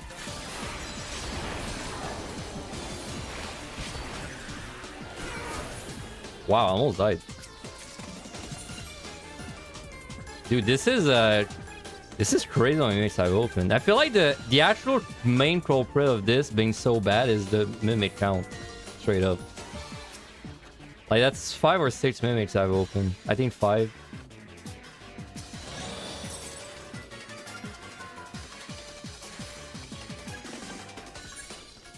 Alter is, I mean, I would definitely alter to not overcap. I think 3, you kind of, like, should alter. Like, you're doing a score run, you know.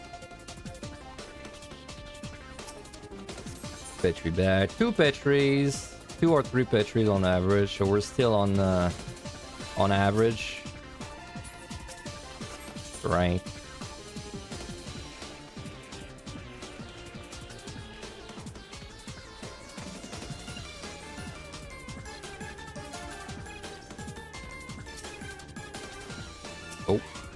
Picture over cap. I mean, I guess you should really alter. I should have did it before the controller. Punished. Of course we're gonna get punished, man. We're not using patch on the first 4 floors. Though to be fair, 2 patches on 1 floor, I probably would have overcapped. Okay. Now hopefully no more floor wise. We have to start this.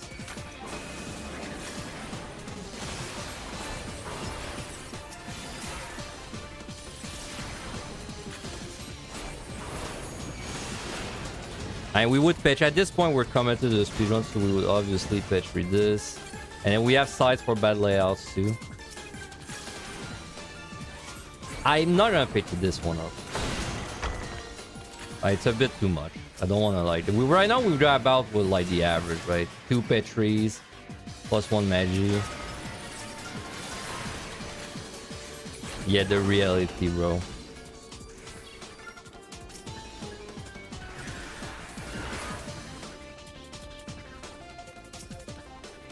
I completely forgot about this. You sound like also to me. Safety. Alter. Safety again.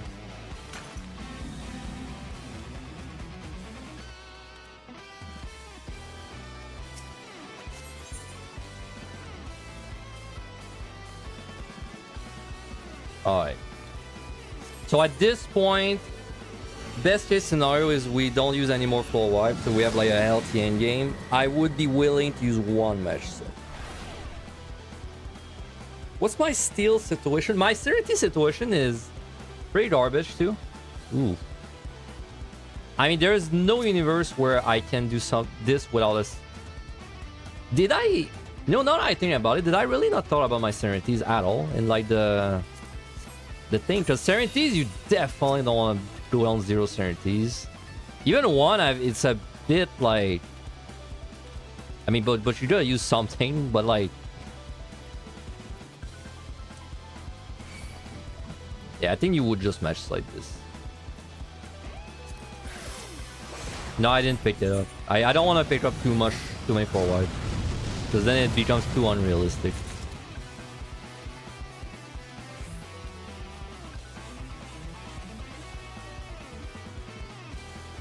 No fortune. I thought about doing it. I was too late.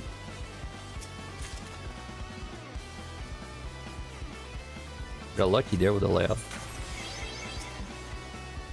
I don't care. Well, what actually happened with the fortune is I thought of doing it, but by the time I was like, I'm gonna do it, I was 2 rooms away from like the monsters, and I was like, I don't know, I got lazy and I didn't want to go back to go to them for the loot.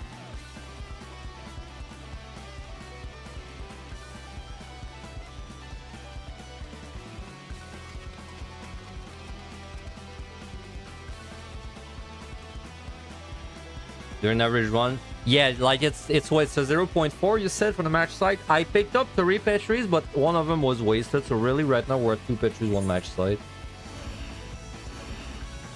We definitely side this, and we don't have to, but I mean honestly I should have sided these last 2 floors, but let's just side this too. Wow, that's really bad. That's like. That's min-kill angle. I mean, there's no way I'm going down 0 pet trees. I even on my regular run, I wouldn't do that. So...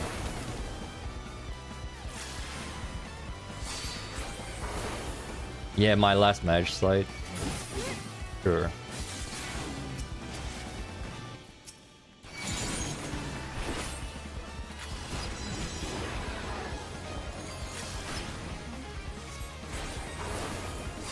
I didn't want to pull them, man. I just wanted to open the freaking silver.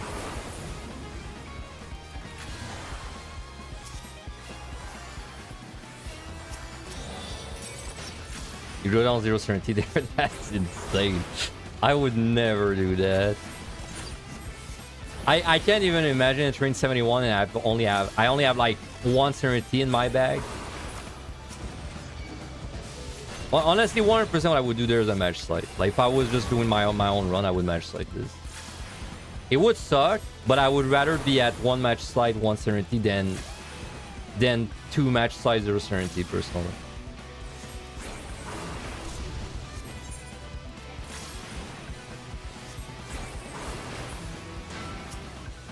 We should really add a section for Serenity, like on this set particularly too, like something about like Serenity is kind of like a pitch in a match slide, at least for clear.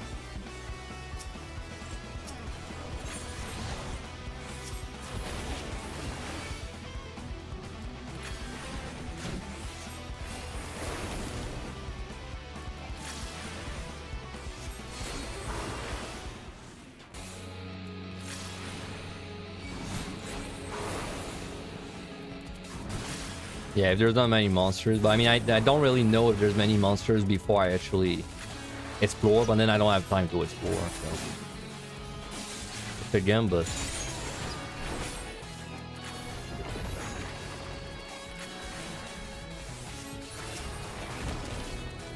Wow, it's not open. Pretty sure boss is 315 with frailty. I got so many mimics. I mean, this is a 2-pitch 3, 1 match side with 5 mix open. And I think all of them were at a bad time. No, 4 of them were at a bad time. One of them I use a pitch 3 or something like that. It is a 5 room.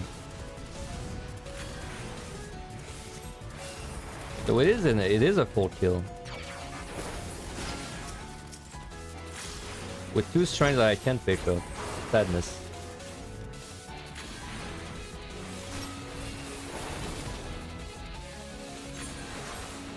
So we kept pretty good for a while. This is definitely very healthy palm that we kept.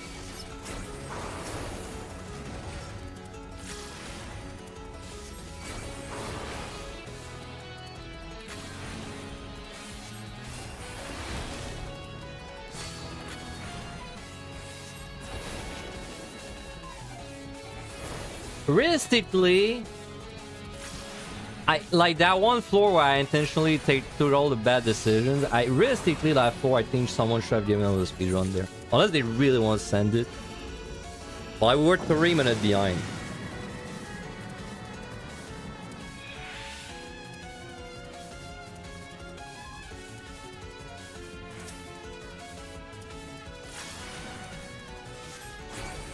Alright, do this. I hope that's enough time. I assume so.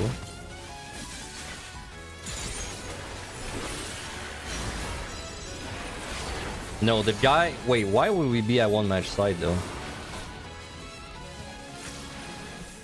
Did I not... I picked up the match side, which put me at 3, and then I used it, no? I don't think I ever went down to 1 match side.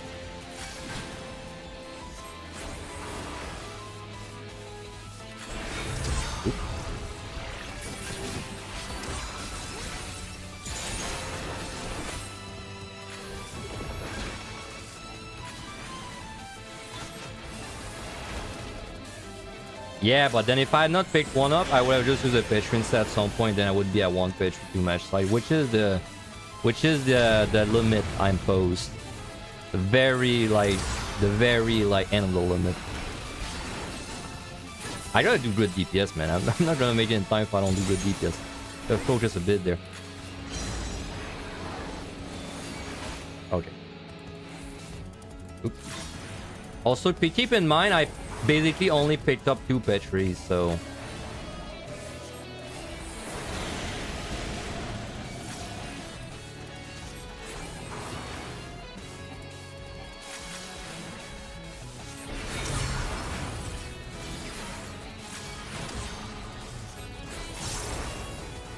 I gotta do good DPS.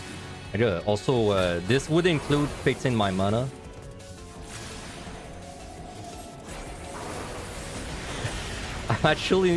I'm actually starting to miss it, bro.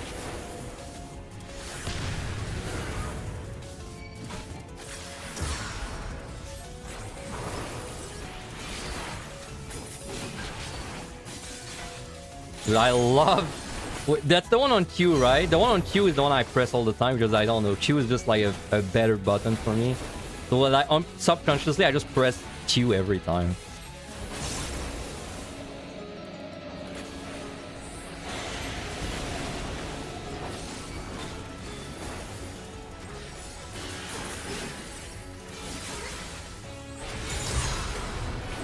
This should be fine. My burst coming up and everything. A little scary though.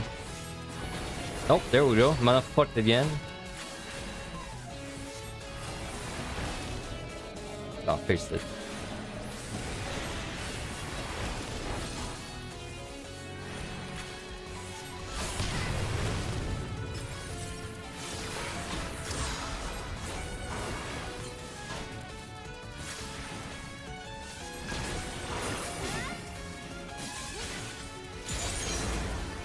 Alright, hopefully that's good. If not, I'm gonna cry. Nah, I should be good. Very close, but I blame my very bad DPS. I blame my extremely bad DPS. Well, was that like 100 mana and 45 or something at some point? Classic. Alright. Alright, bombs are really healthy. I mean, that plan worked. There's only one thing I want to change. I want to mention Serenity. I think we gotta add something about Serenity. Also, we gotta tell people that you don't want to burn your flies anymore at this point. Which, surprisingly, I don't think I put it anywhere. In my Evan section. I didn't see it in this section. I thought I would see it in this section. This was the last set we're doing today, by the way. But now, let me just briefly read all of this. Okay. This was a good, like, thing to get it fresh in my mind. If I wrote this without doing it, I don't think it would have been, like, that easy to write. Well, the last floor, it's like... this was a judgment call, right? Like, you kind of add to min kill. I think using a certainty there was just not an option. Like, maybe we should tell that it's fine to min kill, but like once or twice, like, because I don't want people to start doing the speedrun, but then they miss 40 kills, and it's like it's just stupid thing to do.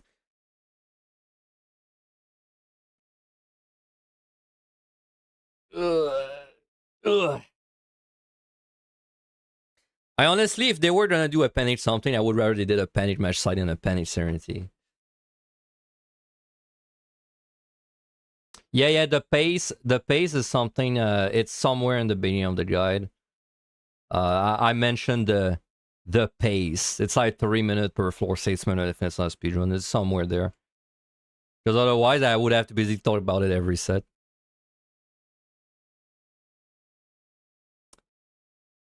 Okay, consider using a raising. It is very challenging.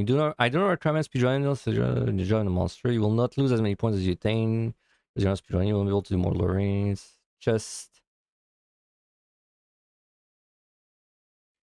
I did say you should use your altars there, right? Yeah, this is the last set with easy mimics.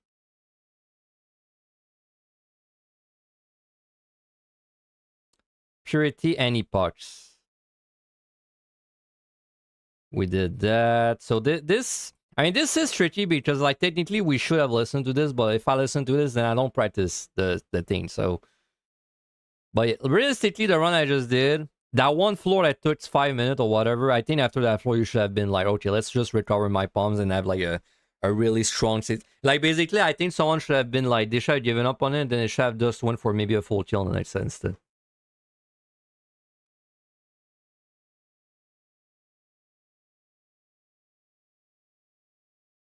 We did that. That felt good. No complaints. Bad debuff need to point. So okay. What am I saying there exactly? I'm saying you don't have time to think on one set. So if you see something bad, you must use a recently or a Petri match site. If the floor is especially small, you may be able to get by with just fighting with a frailty, but you don't have time to struggle before fighting, so it's tricky. I mean, that's all true, man. So unfortunate I was in a 130 situation. I must have had like a lot of bad debuffs. I don't really remember what they were either.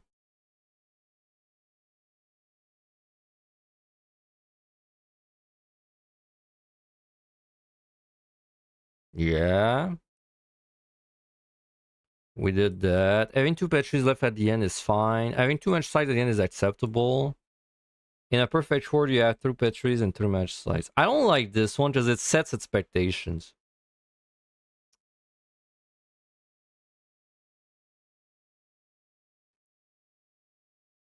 There was a no ability as Serenity. What was the second one? Was it a no item or something?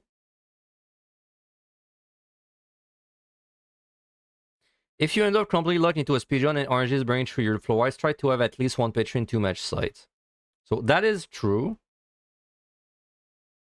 Don't fall for the sunken cost fallacy.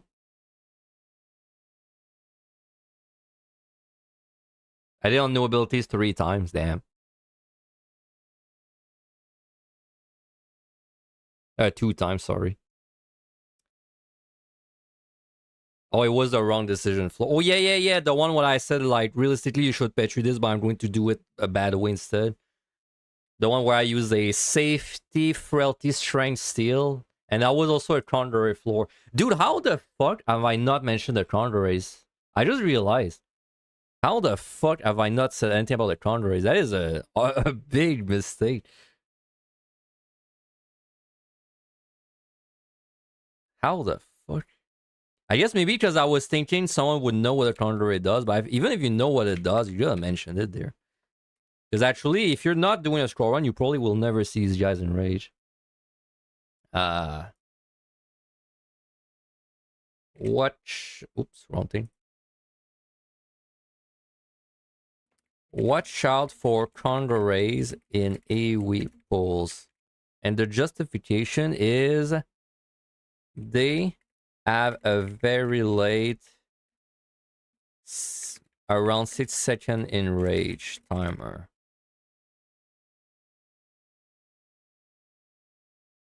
You can't be carrying them around for too long. Right. That's crazy that this wasn't there already. It almost makes me feel like I deleted it by accident at some point. Everything else, not really important. If you pick up an altar during a 51 speed, do you use it? You should, in my opinion, you should use them if they're at 3. Like, because at this point, you're too likely to overcap. But personally, I would enter 51 and try really hard to have 0 altars. And then, and then I would just use them when they're at 3. Because you really don't want to have to deal with mimics. And then if you have Courageans, it's hard to really use that in your advantage, right? 55 seconds, I see. I always think it's 60. Oops. 60.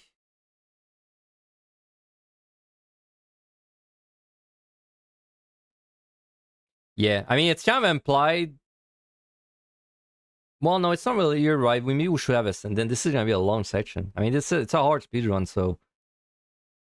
We have to add something about the altars and the serenities, and I think that looks pretty good. Also, I don't like this sentence. I think I might just delete this.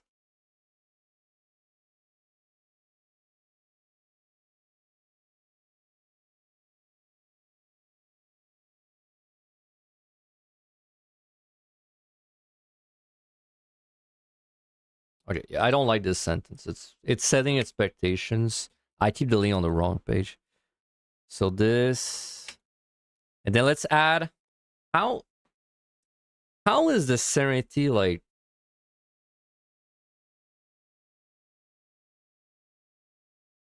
I almost want to say never. Like, you know, we have language that's like you should, you might, maybe, but like serenity, I almost feel like you like do not go to 0. Like literally do anything but like I would rather you had 0 match size than 0 serenities, man. Maybe I'm overvaluing the serenities, but also it's job dependent. Like maybe it's as less true on a tank. I don't know, man.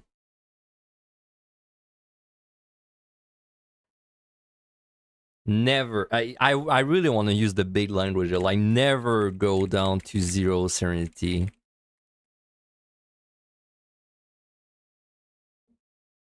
Wait, would you? I have a question for the English language. Would you put an S on serenities there? Because like it's zero serenity, but like we're talking about serenities. So would you never go down to zero serenities or never go down to zero serenity? I feel like it's an S, right? Just serenity? Really? Never done zero serenity. Oh, I believe you. That's your language.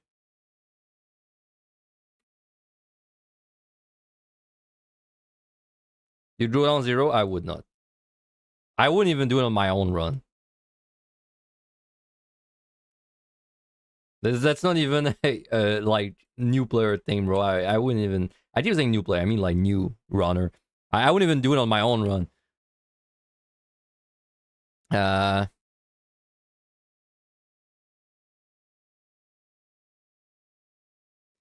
Serenities are too important to clear.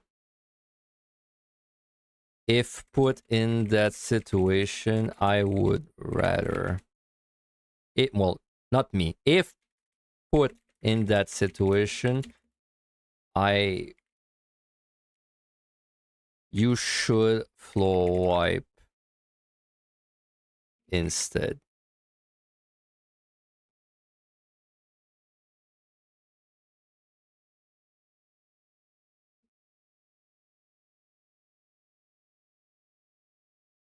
No, I don't agree. I think you should not do it on 0 Serenity.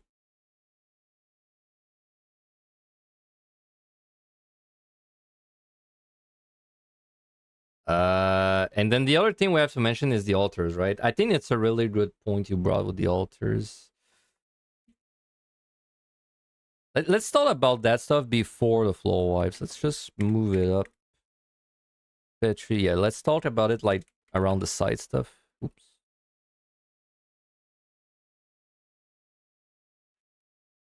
So alter, I would alter only when they are at 3 because mimics will lose you a lot of time during a speedrun and Corrigan won't gain you much. However, you do not want to overcap alter ever. Well, you do not want to ever overcap an alter due to the point loss. This is a good middle ground.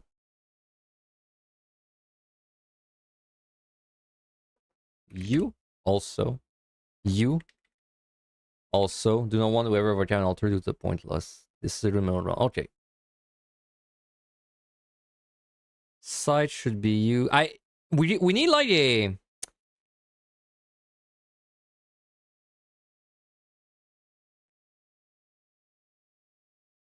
bad debuff near opponent right away. Like we need a maybe we need a like don't hesitate to like use all your things. Well, not all of them, but like a lot of your things.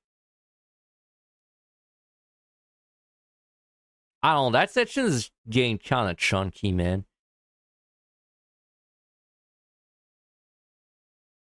I mean, I'm telling them this is gonna be really hard. Use a raising, open the set where you're fighting palms, decide you're gonna speedrun, and then I tell them purity and epochs. Like use your certainties aggressively, but don't go down to 0. Do the size for the last floor. AoE pull. Alter when they're at 3. And then I specifically just tell them don't floor wipe like crazy. And then if you're really into that shit, if you're really deep into that shit, then try and have at least 3 floor wipes.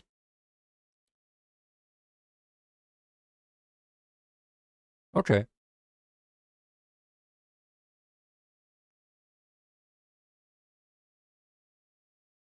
Why can't I put myself? Wait, what? Oh, was it when I was saying about the you thing? I don't know. I wasn't meaning much with it. It just sounded wrong in the sentence.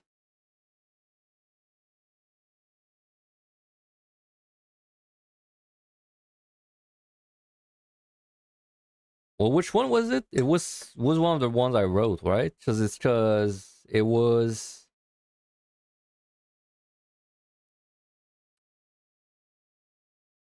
Where the hell is the Serenity stuff?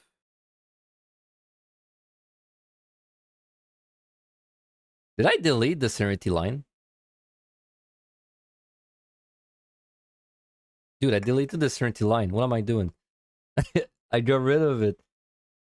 I think I copied the wrong one or something. Wait, one sec. This is a. Let me copy this and then like Control Z.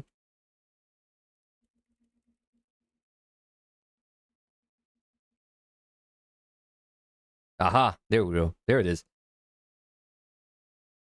It was gone, bro. Ooh.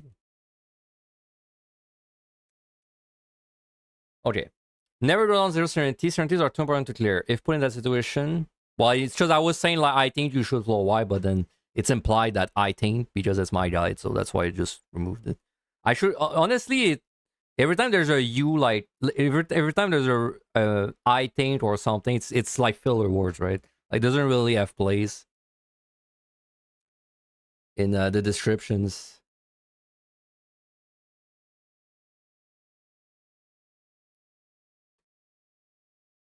You should or give up on the speed run. I don't want you to be running around with zero match size, zero petries either. Remember, kids, always give up. Always give up. Okay, I'm happy with that section now. And then the rest, we're gonna do them tomorrow, not today.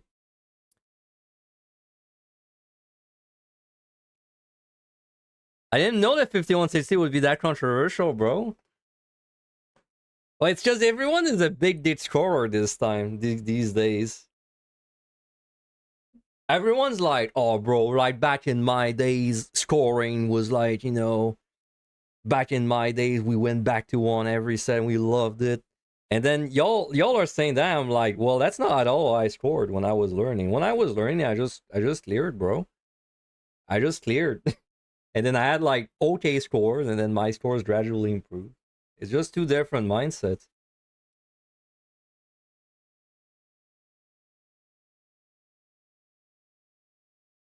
I was little Billy. I mean, like let's be honest. If I had started scoring and I started wiping all my runs and losing all my runs, there's no way I would have kept scoring.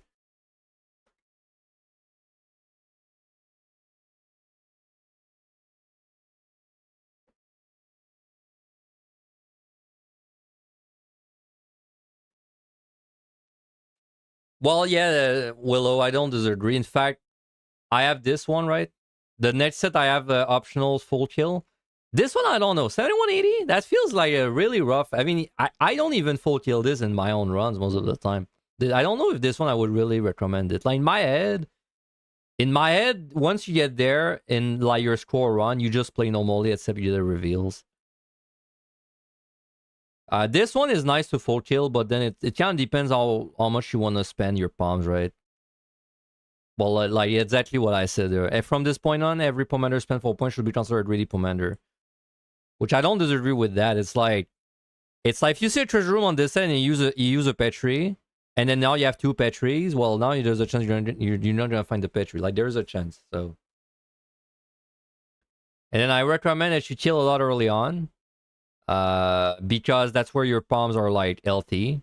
Well, it kind of depends. It kind of depends on if you did the speedrun or not. But like I do recommend you kill more early on with like health with possibly healthy palms. Then middle floors, you kill the minimum, and then you adjust at the end. Only use patron match type for treasure room, bedrooms if you are comfortable having less floor wipes for harder floors. It's basically saying the same thing as this, but specifically referring to the floor wipes.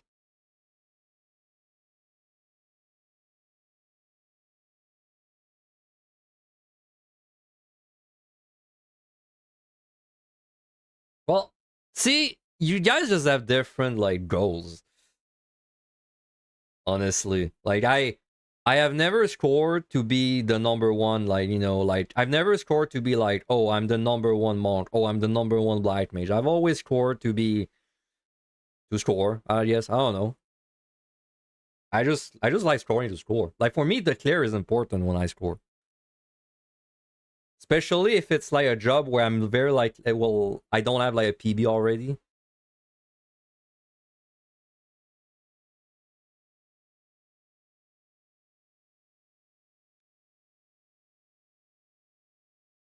Well, yeah. I don't think the rest is gonna be as controversial. I mean, basically, this set is gonna boil down to we just kill as much as we can, and then if we get like a treasure room or something, which honestly, I mean, we're gonna rewrite that tomorrow, but probably the way I'll spell it out is like if you have 3 petries, feel free to petri. It's not that risky, but then if you have like 2 petries, then I would like, it's kind of like a big risk. Well, big. It's a risk. Commanders, you can get down to 2 without risking too much. Strength, frailty, witch, chain, fortune. See, this might change. We'll see. Gotta put myself in a mindset of like trying to clear at all costs, though. Like basically, this boils down to keep everything down to 2 except match side petri. Yeah.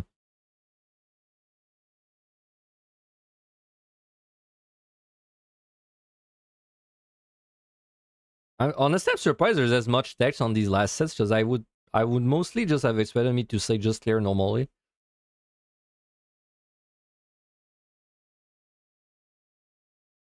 The landmine, nasty monsters. Try to get well at least 2 pitches remaining. Yeah. Sorry, I know we're gonna do them tomorrow. I just want to like read them real quick. I'm curious what I wrote. Trying to get well at least 1 certainty remaining. I mean, that's very important. It's more of a clear thing though. For as long as you have 3 match sight and a few petries, your certainties are filtered down to low numbers. Okay, but I mean that's more of a clear thing. I don't know if that's really important.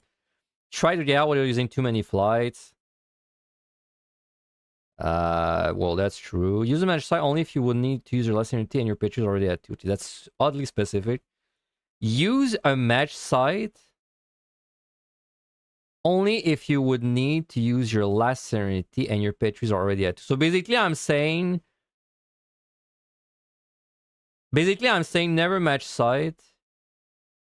I'm saying basically keep your match site at 3 there. And then I'm saying if you want to be a little more greedy, you can match site for a big room. But it's not recommended for a consistent clear. Of course, if you're about to die, disregard this advice and use a match site. I mean, that's fair.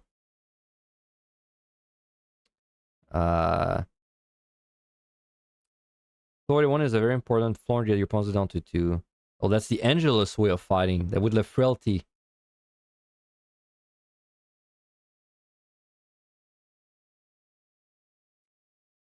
Okay, that's just good advice. Generally, a commander currently at 3 as our party and other commanders. You have 3 petries, transfer using one of the first opportunity that presents itself. See, that's a line you guys wanted the 5160, but I'm giving it the 8190 instead. Petri suffers the most from overcapping. If you find a Petri lane to a floor and we're at 3, you have effectively wasted multiple minutes. You're also on a set which will require you to use floor-wise for time, so it's perfectly... See, this is the line, like... This is the line that makes a difference for a clear. It's like, you need to use floor-wise anyway, so... Might as well get rid of one early on. So it's perfectly fine to spend it early on instead of keeping it later for a later floor on this set. Example of opportunities, there's a bet you are too numerous to list out, but usually if you are dealt situation that is going to cost you more time than normal, then it would be a good time to do so. Try to avoid using match style unless you find an extra, or we'll have to go down to 0 certainties. It's the same as the last one. Subscribe. Like and subscribe, please. Once in a while, you will find match time wasted, but it doesn't happen often enough. I agree. Too many monsters suck from this point on. Ooh, bad language. I highly recommend you burn all your flights before you reach 487. Yeah.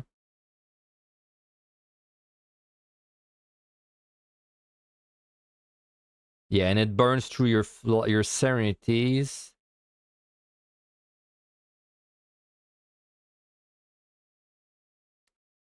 I wonder if I still think Alter should be using the 80s rather than 90s. I'll have to think about this tomorrow.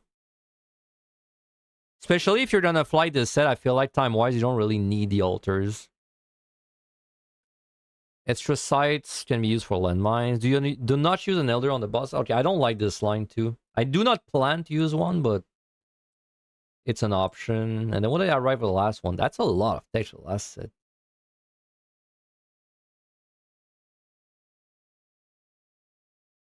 Very chaotic and relies on how well you manage to keep your palm. I mean, yes. If you have great palms there, you have a great score on this set.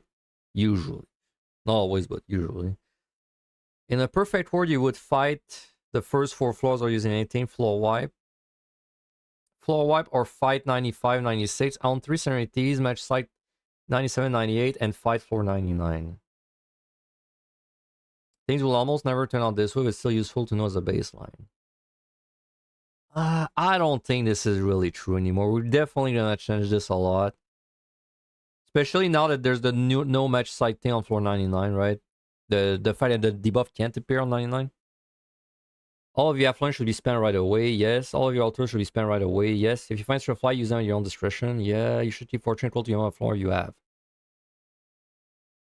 Maybe -1. Like, you should keep them equal to the amount of floor wipes you have, -1. Feel like it's better. So if you have 3 floor wipes, you keep 2. If you have 1 floor wipe, you keep, well, you keep 1, right? I guess. If you have 2 floor wipe, you keep 1. Floor wipe should be spent in this order in priority. In this order of priority. Unplayable debuffs is more important than too many patrols, is more important than bad monster options, is more important than bad debuffs, is more important than a treasure room, is more important than a regular floor, is more important than a bait room. Huh? Oh, this is the order you follow if you're looking to clear as safely as possible. I don't know. Bait room over... I don't think bait room should be there, though. I feel like a bait room is actually... I mean, I know what I'm saying. It's because you can fight a bait room, right? Do I mention it there? It says a bait room is easier to fight. So that's why I kind of put it low, but... Like, honestly, a bait room is also so many pickups. I feel like if I had to redo this list for clear, I would put it either below, right below bad debuffs, or like right above bad debuffs. Anyway, we'll think about that tomorrow. Yeah, exactly. It's a lot of pickups, man. Like, you're gonna get, on the last set, you're gonna get 11 times 3.5, so you're going to get 40 monsters or something. A little more. Like 42 monsters, and they each have 50% chance to drop. You're gonna get like, what, 6 drops in total? 6, 7? That's a lot of like chests. As an exception to the last point, if you are currently lacking critical commanders... Yeah, I mean, I'll have to think about this. It's because I wrote this set for like, it's like as safe as I can. But then MI is in a weird situation, because MI, the last set, is also where you get so many points.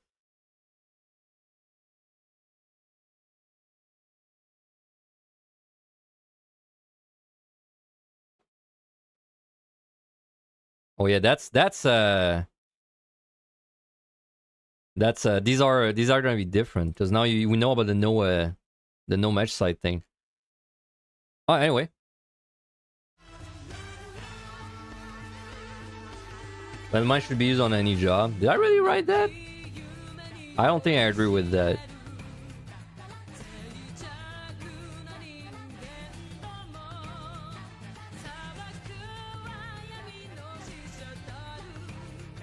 Yeah, I don't know about that. Which chains can be used to make massive landmine plays? There's definitely gonna be an asterisk that's like, you know, depending on your job. I honestly, even in my own scroll runs, bro, it's like I hesitate to do landmine sometimes. It's like you're gonna do probably 6 monsters that need a witch chain that need 3 minutes of setting up, and then you're like, you come close to dying 4 times during it. I bet I wrote this yet after doing like a tank run, man.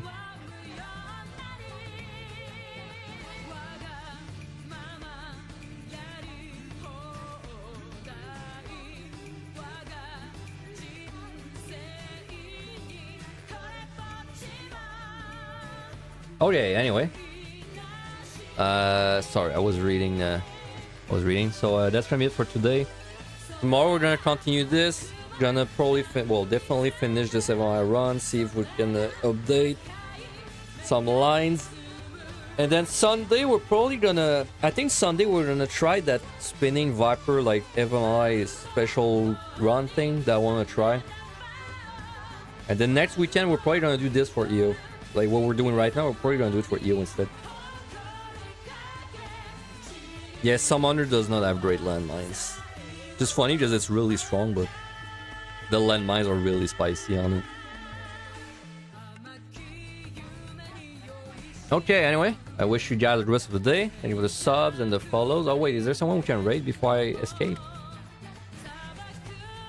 I'm not raiding people anymore, man. I'm not raiding people enough.